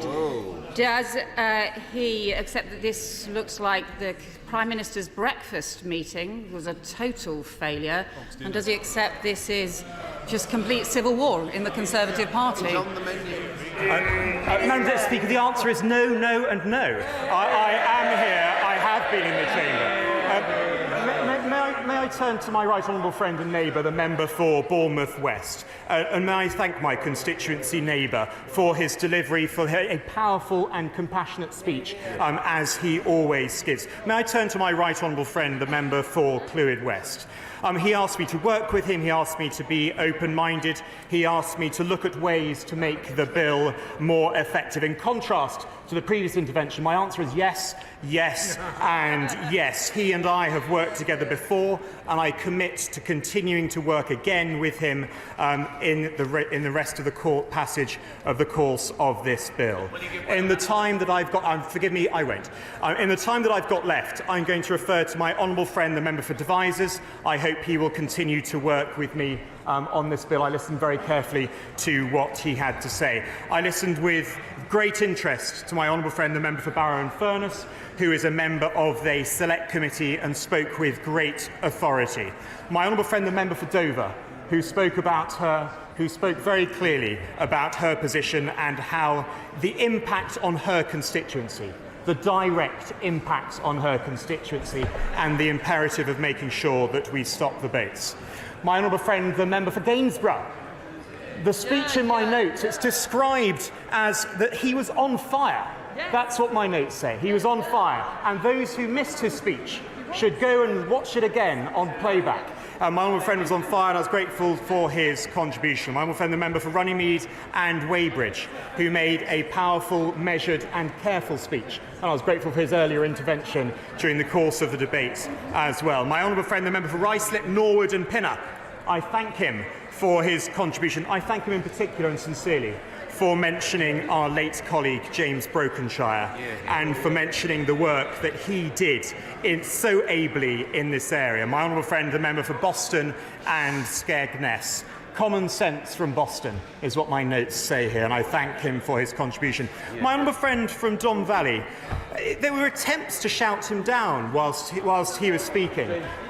He stood up, as he often does, and he stood up in this chamber in the face of that barrage He talks openly about his faith, and I respect him sincerely for the way that he does that and for the way that he conducts his business in this chamber. My honourable friend, the member for Bury North, who has the distinction of serving on not one but two select committees. Not only does he do that, Madam Deputy Speaker, but he does it with distinction and with diligence. I always like listening to his speeches. He had the temerity to suggest that lawyers may from time to time disagree with each other.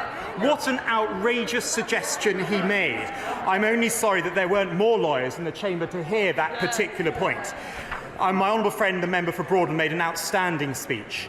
The inescapable, the inestimable, the irresistible logic of my honourable friend's speech. More people should have been here to hear what he said. It was absolutely logical, it was compelling. My honourable friend, the member for Torbay, I have turned to him before and I thank him as well for being, as one of my predecessors, for his work in this area, for pointing out what has already happened since the Supreme Court, namely the treaty. My honourable friend, the member for North Norfolk, gave us actual numbers, not just a percentage, but actually turning it into numbers. And my honourable friend, the member for Gloucester, took us on a tour du monde. It is not just our country that is facing these challenges. This is a challenge of our time. This is a global challenge.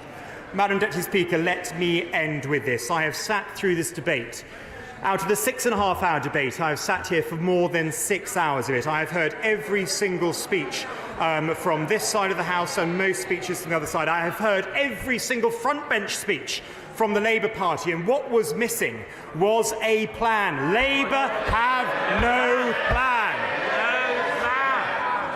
Intervention after intervention. Where is the plan? There was chuntering from the Home Secretary from a sedentary position, Madam Deputy Speaker. Where is the plan? Answer came there none. There was a verbal vacuum. There wasn't even a cut and paste solution. There was no plan whatsoever. Contrast that with the clear determination of all of those on this side of the chamber to stop the boats. And Madam Deputy Speaker, I commend this bill to the House. Order. Order.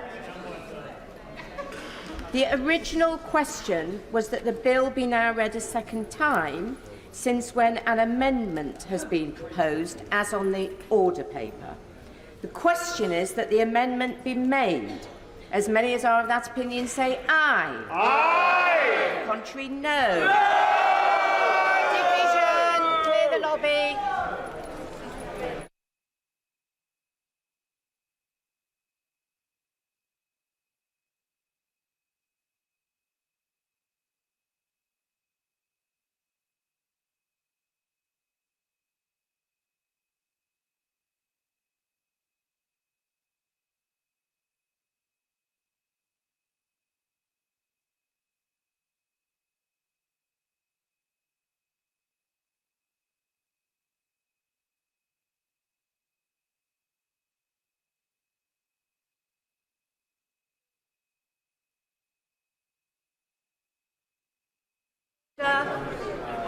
Order. The question is that the amendment be made.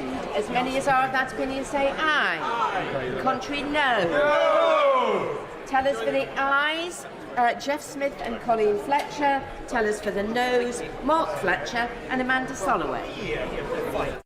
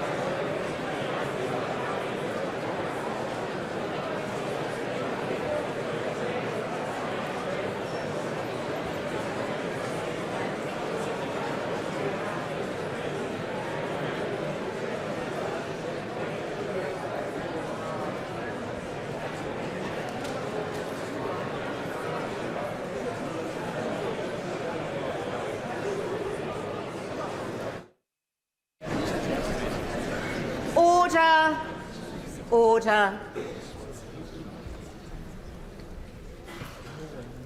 The ayes to the right, 269. The noes to the left, 337.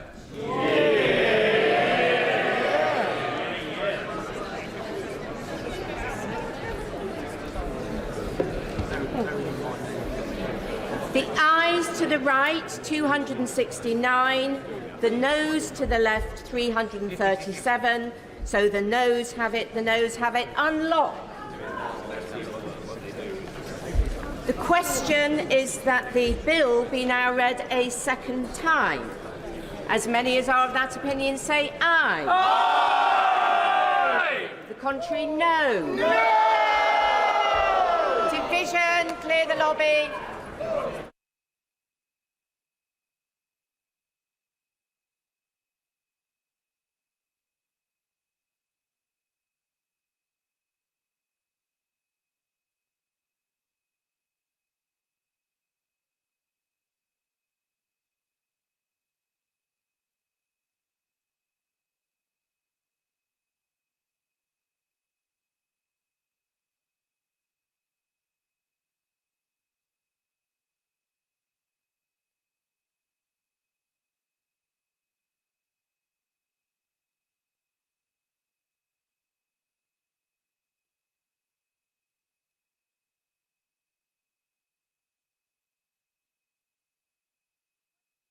The bill be now read a second time. As many as are of that opinion say aye. Aye. Contrary, no. No. Tellers for the ayes, Mark Fletcher and Amanda Soloway. Tellers for the noes, Colleen Fletcher and Jeff Smith.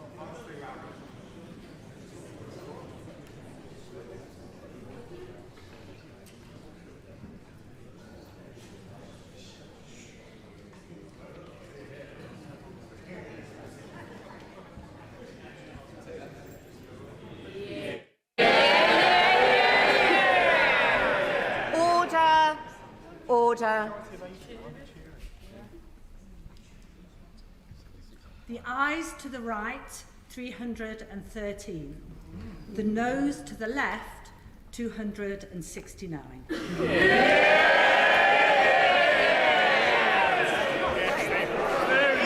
They're cheering a majority of 80. Order. The ayes to the right, 313. The noes to the left, 269. So the ayes have it, unlocked. We now come to the programme motion. To be moved formally. The question is, as on the order paper, as many of us are of that opinion say aye. Aye. The contrary, no. Division, clear the lobby.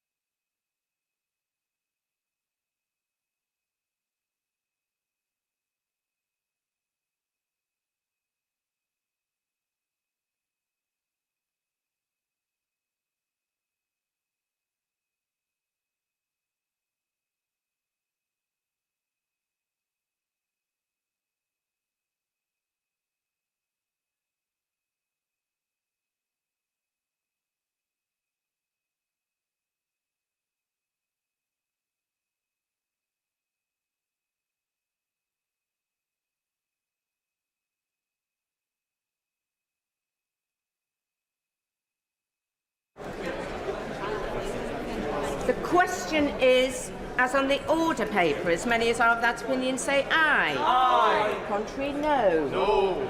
Tellers for the ayes, Mark Fletcher and Amanda Soloway. Tellers for the noes, Gavin Newlands and Peter Grant.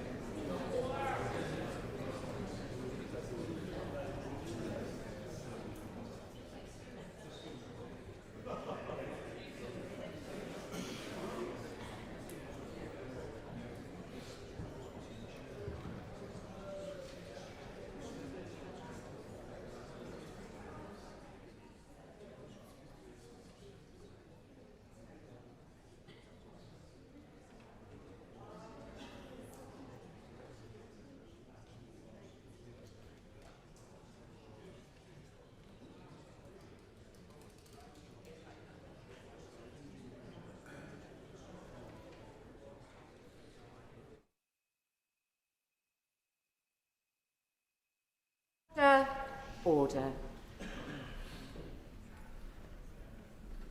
The ayes to the right, 332. The noes to the left, 61.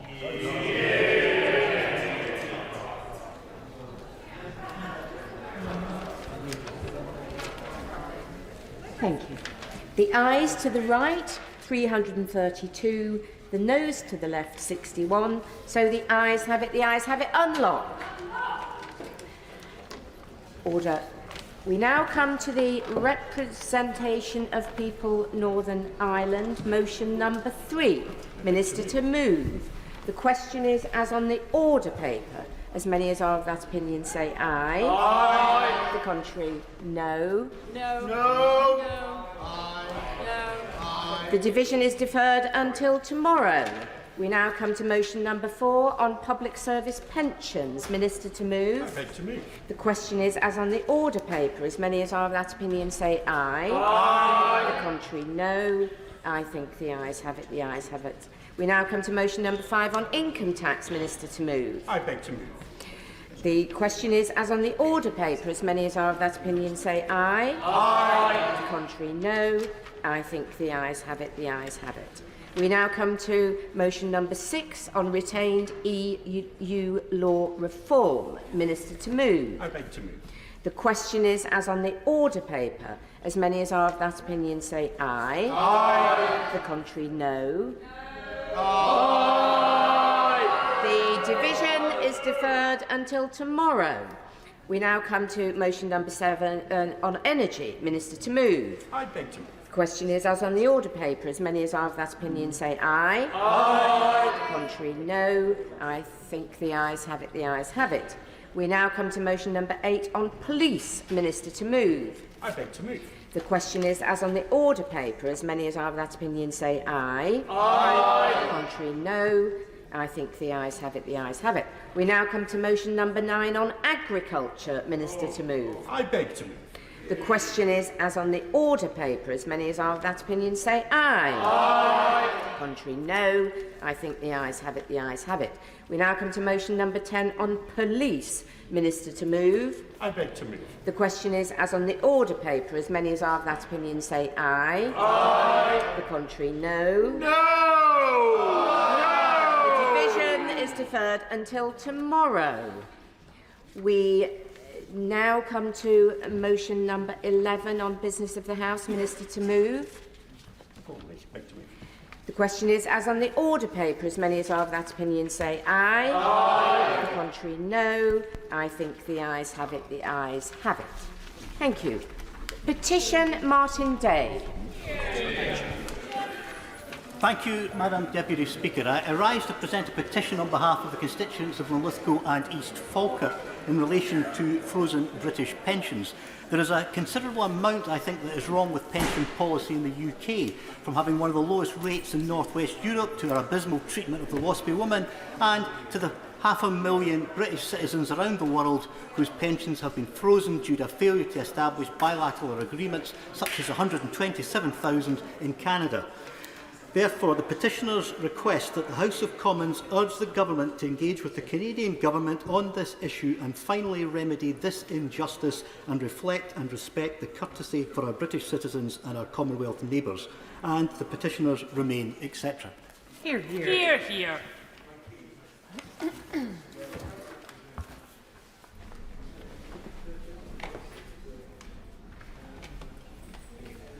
Petition Frozen British Pensions. Petition Scott Benton. Thank you, Madam Deputy Speaker. I'm delighted to present this petition relating to support for regional airports on behalf of my constituents. The introduction of additional public service obligation routes would transform the outlook for regional aviation in this country, facilitating airports such as Blackpool to grow and supporting local economic development. In the case of Blackpool Airport, the creation of further PSO routes would help to achieve the restoration of commercial passenger flights, which is something the vast majority of my constituents support.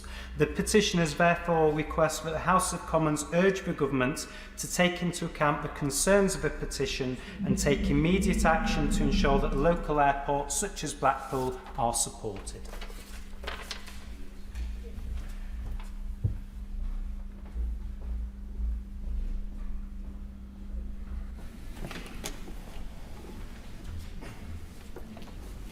Petition public service obligation routes. Petition Munira Wilson. Thank you very much, Madam Deputy Speaker. I rise to present a petition about Thames Water's Teddington direct river abstraction proposals to draw water out of the River Thames in times of drought and replace it with treated sewage. I sincerely hope the ministers will listen to the over 700 residents who have signed this petition, almost 30,000 people who've signed the Change.org petition, and the many hundreds who responded to the company's consultation on the Water Resources Management Plan, all of whom are deeply concerned about the significant environmental, social and construction impacts. The petitioners therefore request that the House of Commons ask the government to remove the Teddington direct river abstraction scheme as an option in the Water Resources Management Plan, which is currently under review by DEFRA.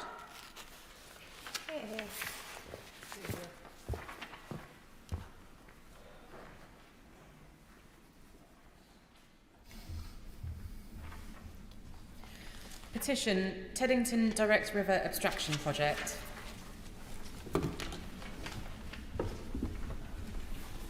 I beg to move that this House does now adjourn. The question is that this House do now adjourn. Hannah Barder. Thank you very much, Madam Deputy Speaker, and I am incredibly grateful for the opportunity to hold this debate and for the flexibility of the Speaker's office in moving this when I was ill last week. Because this last week was Crohn's and Colitis Awareness Week, an opportunity to break the silence on inflammatory bowel disease and highlight the impact of these terrible conditions on people's lives. And I want to thank particularly Crohn's and Colitis UK, who've given us a huge amount of support, and the Honourable Lady, my honourable friend, I would like to call her, for Chesham and Amersham, who jointly with me recently reconvened the all-party parliamentary group on Crohn's and Colitis, and also Alison in my office, who has supported me in writing today's speech. Because over 500,000 people in the UK, 1 in every 123 people, live with Crohn's disease or ulcerative colitis. These are debilitating, lifelong conditions which develop when the immune system attacks the gut, and there is currently, tragically, no cure. Symptoms include urgent and frequent diarrhoea, rectal bleeding, pain, profound fatigue, anemia and inflammation of the joints, skin, liver and eyes. These conditions are widely misunderstood, with its invisible stigmatised symptoms often leading to isolation, a lack of support and poor mental health. That's why this Crohn's and Colitis Awareness Week we wanted to break the silence on inflammatory bowel disease, raising greater awareness of the conditions and helping those many people, and many of them our constituents, living with them, to speak more openly about the impact on their lives. I'd be delighted to give way to the honourable gentleman. Speaker, I commend the honourable lady for Livingston. I actually was looking forward, if it's the right thing to do, looking forward to our adjournment debate last week, and I understand it's good to see her back in health and strength again. Incontinence is a common symptom of Crohn's and colitis, experienced by as many as 3 in 4 people with Crohn's or colitis. Understandably, incontinence, or the fear of experiencing incontinence, can cause anxiety about leaving home, which can seriously affect your work and social life. Does the honourable lady agree that more work must be done with the DWP to train PIP assessors on the impacts of Crohn's and colitis to ensure those suffering have the best possible chance of getting the benefits that they're entitled to? I thank the honourable gentleman for that intervention, and he is read ahead almost my speech, because I will absolutely come on to that, but it's an incredibly important and salient point that he makes, that we need to make sure that PIP assessors and the whole framework can take into consideration those with relapsing and remitting conditions such as Crohn's and colitis. And with permission, Madam Deputy Speaker, I'd like to share some of those experiences with the House, because one of them is my brother. When he was diagnosed with ulcerative colitis just over 9 years ago, he was in his late 20s and a new dad to a premature little girl. Whilst we were cooing and worrying a little about this new bundle of joy, who is now a strapping 9-year-old, my brother was struggling and had been for some time. I think, in truth, he was terrified about how fatal the diagnosis might be. It was not until much later that it dawned on us all just what he'd been through. And when his diagnosis finally came, it was truly devastating. His life and that of our family was, for a period, really turned upside down. An active and fit football lover, a new dad, and an outgoing and often, frankly, a bit too cheeky young man was stopped in his tracks. And as a frontline police officer with big ambitions and talent, my brother had to adjust to a very different life, existence and career path. The pain, the fatigue, the various symptoms that he, like many, experience suddenly had a name. And aside from the initial period of work, time out of work to recover and adapt, it meant that things like our annual holiday to the West Highlands to go camping was suddenly in jeopardy. A 4-hour drive, where it couldn't be predicted if toilets could be open or available, was suddenly something that was potentially out of reach. My brother, however, being the resourceful problem solver that he is, traded in his car for a pickup truck and popped a portable loo in the back, meaning that while he adjusted to his anxiety and being able to find a toilet when travelling, these things could be managed. I don't believe he ever used it, but it was there just in case. And I think now he would count himself as one of the lucky ones. And that's just the point. For those who suffer from any kind of inflammatory bowel disease, and let me say and acknowledge that there are people with endometriosis, with conditions such as cancer, suffer very similar challenges. Finding a loo that is working and stocked and clean is a perennial problem.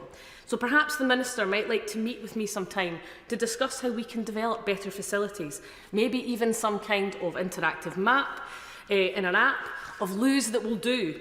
Now, my constituent Stephen Sharp, who I want to pay tribute to, is a brilliant young man excuse me, from Fauldhouse in my constituency. He is a Crohn's sufferer and he has raised thousands of pounds for the charity over the years, including doing a bungee jump. And Stephen has often spoken to me about the joint pain, the fatigue and the unpredictability of the disease and the impact on his life. And he also lives with a stoma. And that's one of the major challenges, the symptoms that can change and be different every single day. Stephen and I recently met the Prime Minister, and I have to say the Prime Minister was incredibly supportive and kind to Stephen. I hope that that kindness will be extended into provisions to make sure that those living with Crohn's and colitis can get the support they need. And my friend Rachel Agnew, who I hope is watching, and I spent time with this summer, also talked to me about the many years of illness she's had from Crohn's disease and a possible misdiagnosis, having had many major operations, and now she has Stan the stoma, who can sometimes be cantankerous, but has ultimately saved her life.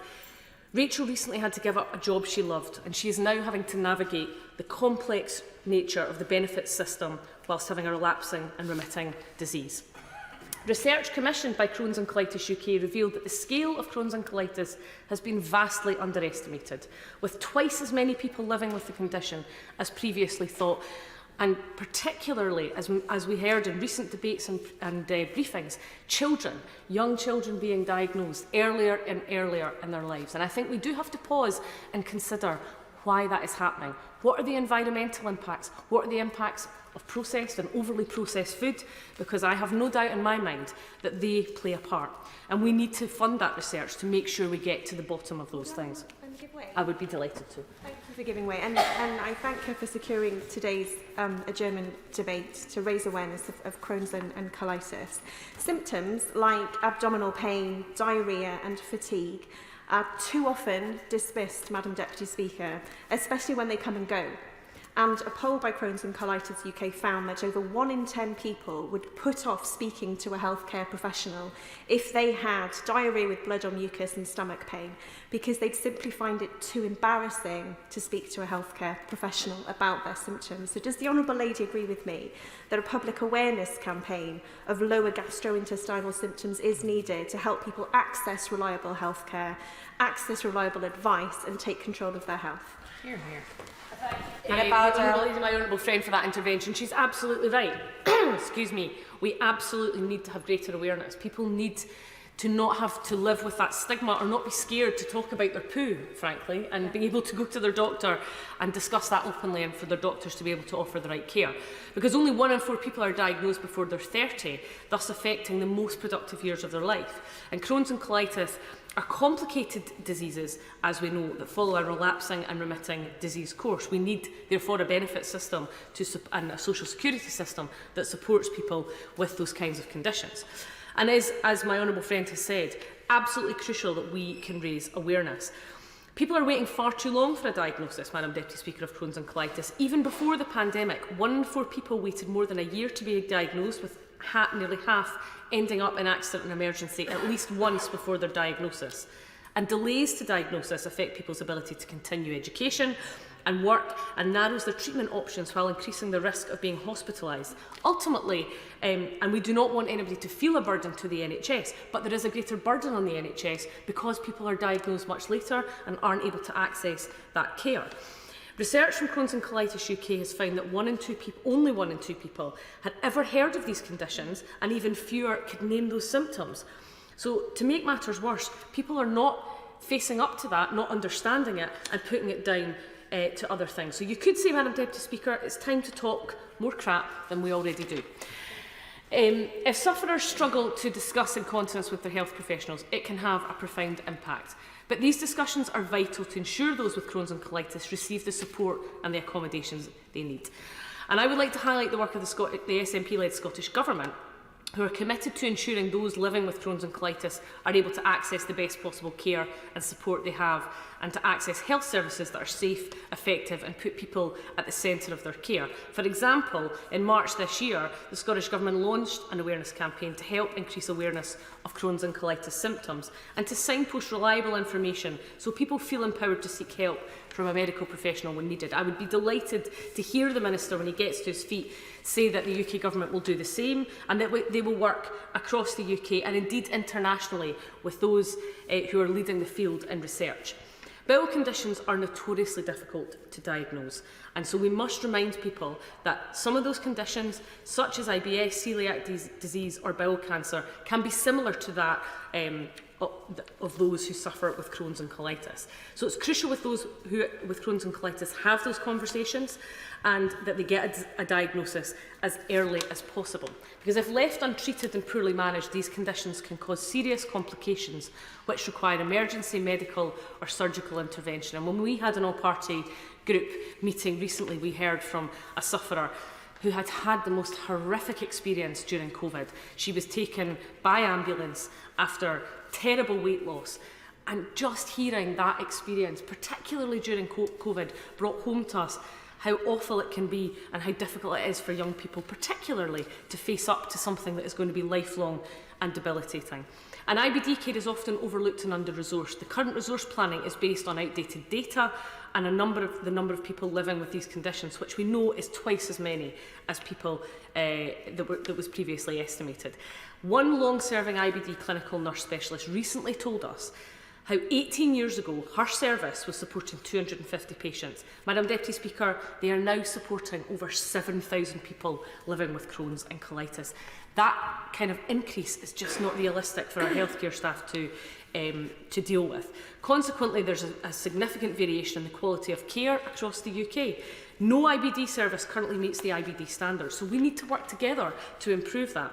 But the Scottish Government will continue to improve services with people with conditions through modernising Patient Pathways programme. It has a specific work stream continuing to promote improvements in inflammatory bowel disease care for patients across Scotland, and in partnership with the third sector and people with lived experience. And additionally, the Scottish Government is funding gastroenterology specialty groups, which leads on research into Crohn's disease and ulcerative colitis, with a focus on a range of areas, including early diagnosis of these conditions. We look forward to seeing the results from IBD UK's benchmarking surveys, which are being undertaken just now, and that's going to have data from over 15,000 patients and 63% of IBD services. I hope the Government will take that into consideration and give that its very close attention.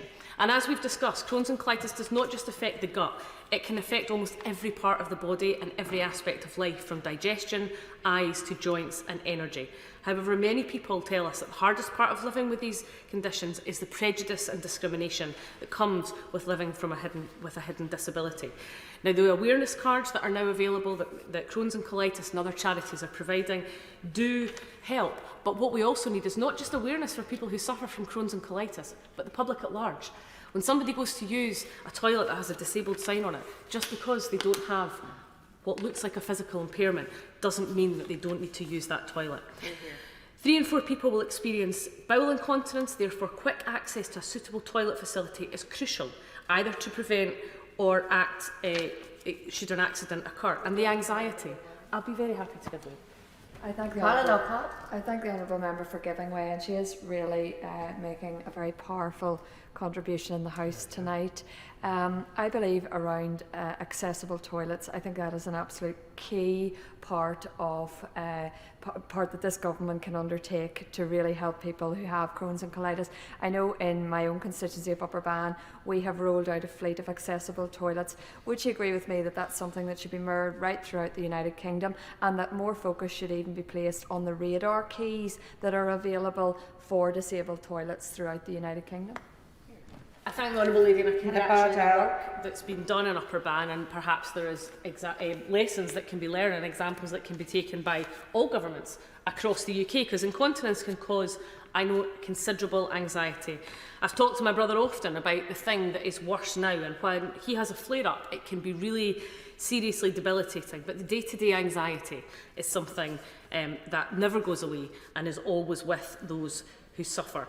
What's more, some Crohn's and colitis sufferers have stoma bags, meaning not only do they need to find a toilet, but one that has enough space for them to change and dispose of equipment comfortably, hygienically and in privacy. And I know there was an excellent event recently in Parliament for International Men's Day that talked about the need for sanitary bins in men's toilets as well, and I think that's incredibly important.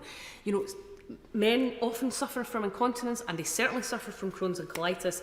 So making sure that all toilets have those facilities that are safe and sanitary is absolutely crucial. And I'm not sure whether it would require an Act of Parliament, but it strikes me that this would be something that would have support across the House. Because the fear of incontinence or being able to locate a toilet can lead to mental well-being breakdown and lead to social isolation through people choosing simply not to leave their home. We've all been there. We've all had a sickness bug or an upset tummy and either nearly not made it or not made it. Imagine that is your life every single day. So many living with Crohn's and colitis are going to understand, and I hope will hear the calls that come today. But one of the key things that we've heard time and time again is the social security system, because less than 3% of people living with Crohn's and colitis are in receipt of personal independence payment. 4 in 5 are denied the support they need. Words like battling and fighting are often used to describe the experience of those applying for PIP. And I spoke to someone recently who talked about how degrading they felt the system was. And that was somebody who was chronically ill and was often in the situation where they couldn't leave the house, to then be put in the situation that they are scared of going through a system that is supposed to be a safety net is utterly appalling. And I hope that the Minister will hear that and talk more about how the social security system can support people with Crohn's and colitis. Because a system defines the current benefit system defines disability as a permanent and substantial impairment or a person with a long-term health condition which is likely to degenerate. And you cannot tell me that some of the examples that I've given, or those who we've taken evidence from, and those who will be watching at home tonight, that their condition is not long-term. There is little recognition of fluctuating health conditions. And fluctuating health conditions aren't just Crohn's and colitis, there are many other conditions. So we have to have a system that is designed to support all of those people. Will my honourable friend give way? I'd be delighted to. I'm very grateful to her for giving way. I think she's making a really powerful speech, and I hope that the Minister does hear the point she's making. One of the things that constituents do consistently raise with me in terms of Crohn's and colitis is the impact of benefit assessors' lack of awareness of the impact and the fluctuating nature, as she's describing, of the conditions, and also the need, as they see it, to end informal assessment in the PIP process. Does she share their concerns about these particular points? Yeah, I absolutely do. I mean, fortuitous that she raises that, because The statistics tell us that only 1 in 2 people score points under the toileting needs and continence descriptor, despite the severity of the system and of the symptoms in everyday life. And the fact that 3 in 4 people with Crohn's and colitis will experience it just shows how profound the issue is. So I would like to highlight, however, that the Scottish Government is reforming flexible disability assessment for fluctuating diseases. That is good news for people in Scotland, but what about people across the rest of the UK? And it is consulting with those with lived experience on the mobility component of their adult disability and payment. Now, that includes researching the impact of moving around, planning and following journeys for those with fluctuating conditions. The adult disability payment differs from the personal independence payment as it intends to get decisions right first time by trusting what people tell Social Security Scotland. Time and time again, I've heard people who have been through the assessment process for PIP and have been undermined and scared. And I know people that just have not gone, including some constituents who've come to see me. They don't want to go through the process because they're so scared of it. We must move away from that.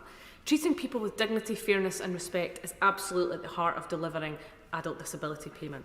So, Madam Deputy Speaker, what I've highlighted today covers just some of the impact that Crohn's and colitis has on people's lives. It's vitally important that we invest in developing a national primary care diagnostic pathway for lower gastrointestinal conditions, as my honourable friend has suggested, and destigmatising IBD symptoms and creating a benefit system that supports people with all types of disabilities. Just as the Crohn's and colitis campaign said, Madam Deputy Speaker, it's time to cut the crap and give greater awareness to IBD and those who suffer from this terrible life-limiting disease. We have an opportunity to do something really good, to give those who suffer from these terrible diseases an opportunity to take their full role in their communities and do jobs that they may otherwise be unable to do if they don't get that diagnosis and that support as early as possible. So I hope the Minister has heard what we said. I hope he's heard the experiences of our constituents and those close to us, and I look forward to his contribution. Thank you. Minister Andrew Stevens. Thank you, Madam Deputy Speaker. And can I start by congratulating the Honourable Member for Livingstone for having secured this debate on this very important issue. She is a tireless campaigner for those living with bowel conditions, in particular Crohn's and colitis, and she's spoken movingly this evening about her own family's experience of the condition. And can I also pay tribute to the Honourable Member for Cheshire and Amersham, the Honourable Member for Strangford, the Honourable Member for Upper Bann and the Honourable Member for East Renfrewshire for their contributions. I will try to address as many of the points that have been made in the time allowed. I think it's very important that we all do everything we can to break the stigma and ensure that sufferers' voices are heard. I think the Honourable Member for Livingstone has already done invaluable work in helping re-establish the APPG for Crohn's and colitis. I'd also like to pay tribute to the charities who support 500,000 people living with inflammatory bowel disease across the UK all year round. Crohn's and Colitis UK, the Crohn's and Childhood Research Association and the Crohn's and Colitis Foundation, to name just a few. On this issue, as with so many others, it is vital that we do everything we can to break down the barriers to those affected from accessing healthcare. As Crohn's and Colitis UK have said, it takes guts to come forward with your story, and I salute their Cut the Crap campaign. I look forward to working with the Honourable Lady as we find solutions to improve the lives of people living with this disease. As she's rightly said, living with Crohn's and colitis can be a daily struggle. Symptoms of the disease can be embarrassing, leading to people feeling isolated and not reaching out for the support they need. I'd like to focus briefly on 3 things my department and NHS England are doing to help sufferers. Firstly, raising professional awareness, improving diagnosis, and then research. I'd like to begin on the crucial point about raising awareness, because it's key to getting people diagnosed as early as possible. There are 2 kinds of awareness. First is raising awareness amongst the public, something that the Honourable Member for Cheshire and Amersham talked about before. Stigma is the invisible wall preventing people from seeking the help they need. And campaigners are central to smashing that stigma because of their reach into communities across the country. Campaigners like the Honourable Lady's constituent, Stephen Sharp, who she referenced in her speech, have done so much to raise awareness and break down that invisible wall. Campaigners encourage people to get to their GPs and to ask the right questions. And I'm keen for us to be backing people like Stephen every step of the way. By helping GPs to recognise the symptoms of Crohn's and colitis through NHS England's Getting It Right First Time gastroenterology programme, the programme ensures conditions are diagnosed as quickly as possible through supporting primary care services, driving appropriate referrals and managing inflammatory bowel disease in the community. The programme is estimated to reduce emergency admissions by more than 6,500 a year.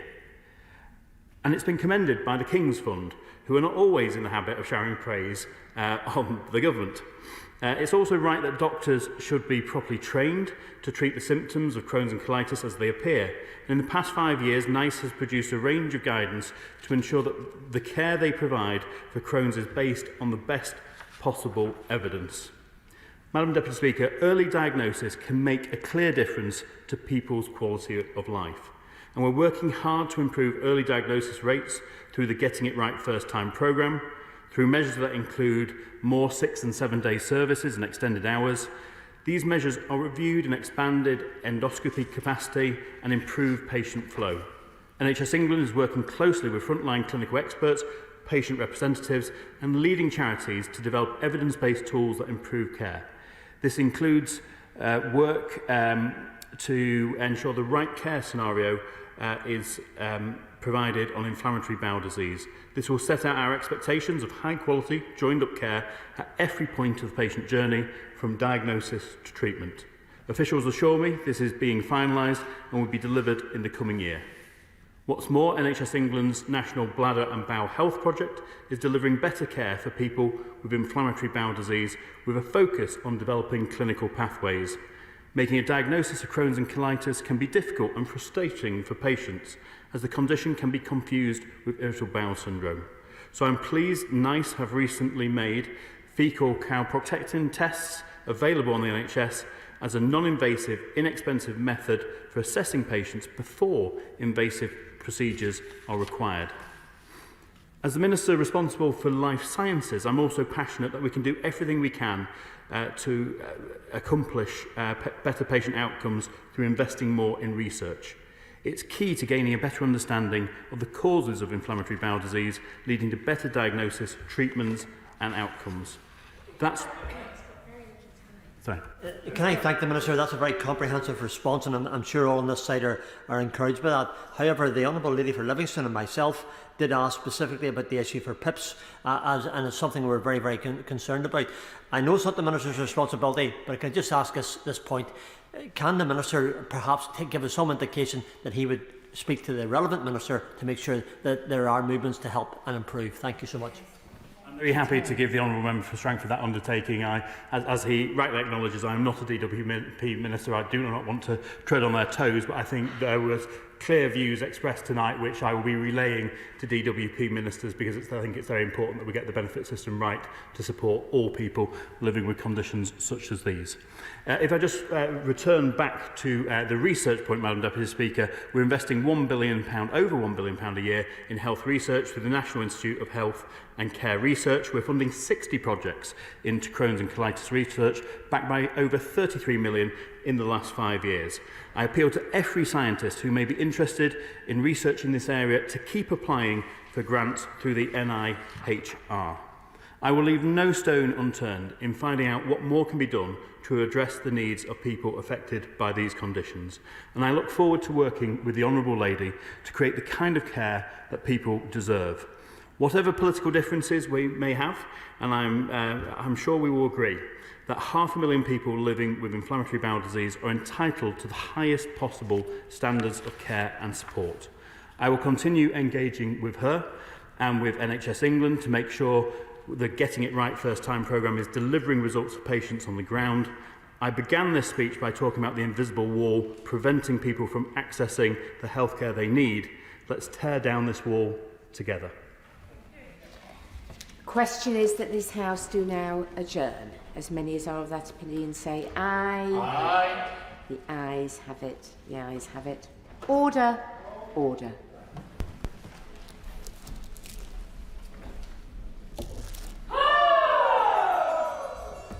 Thank you, Phoebe. Thank you.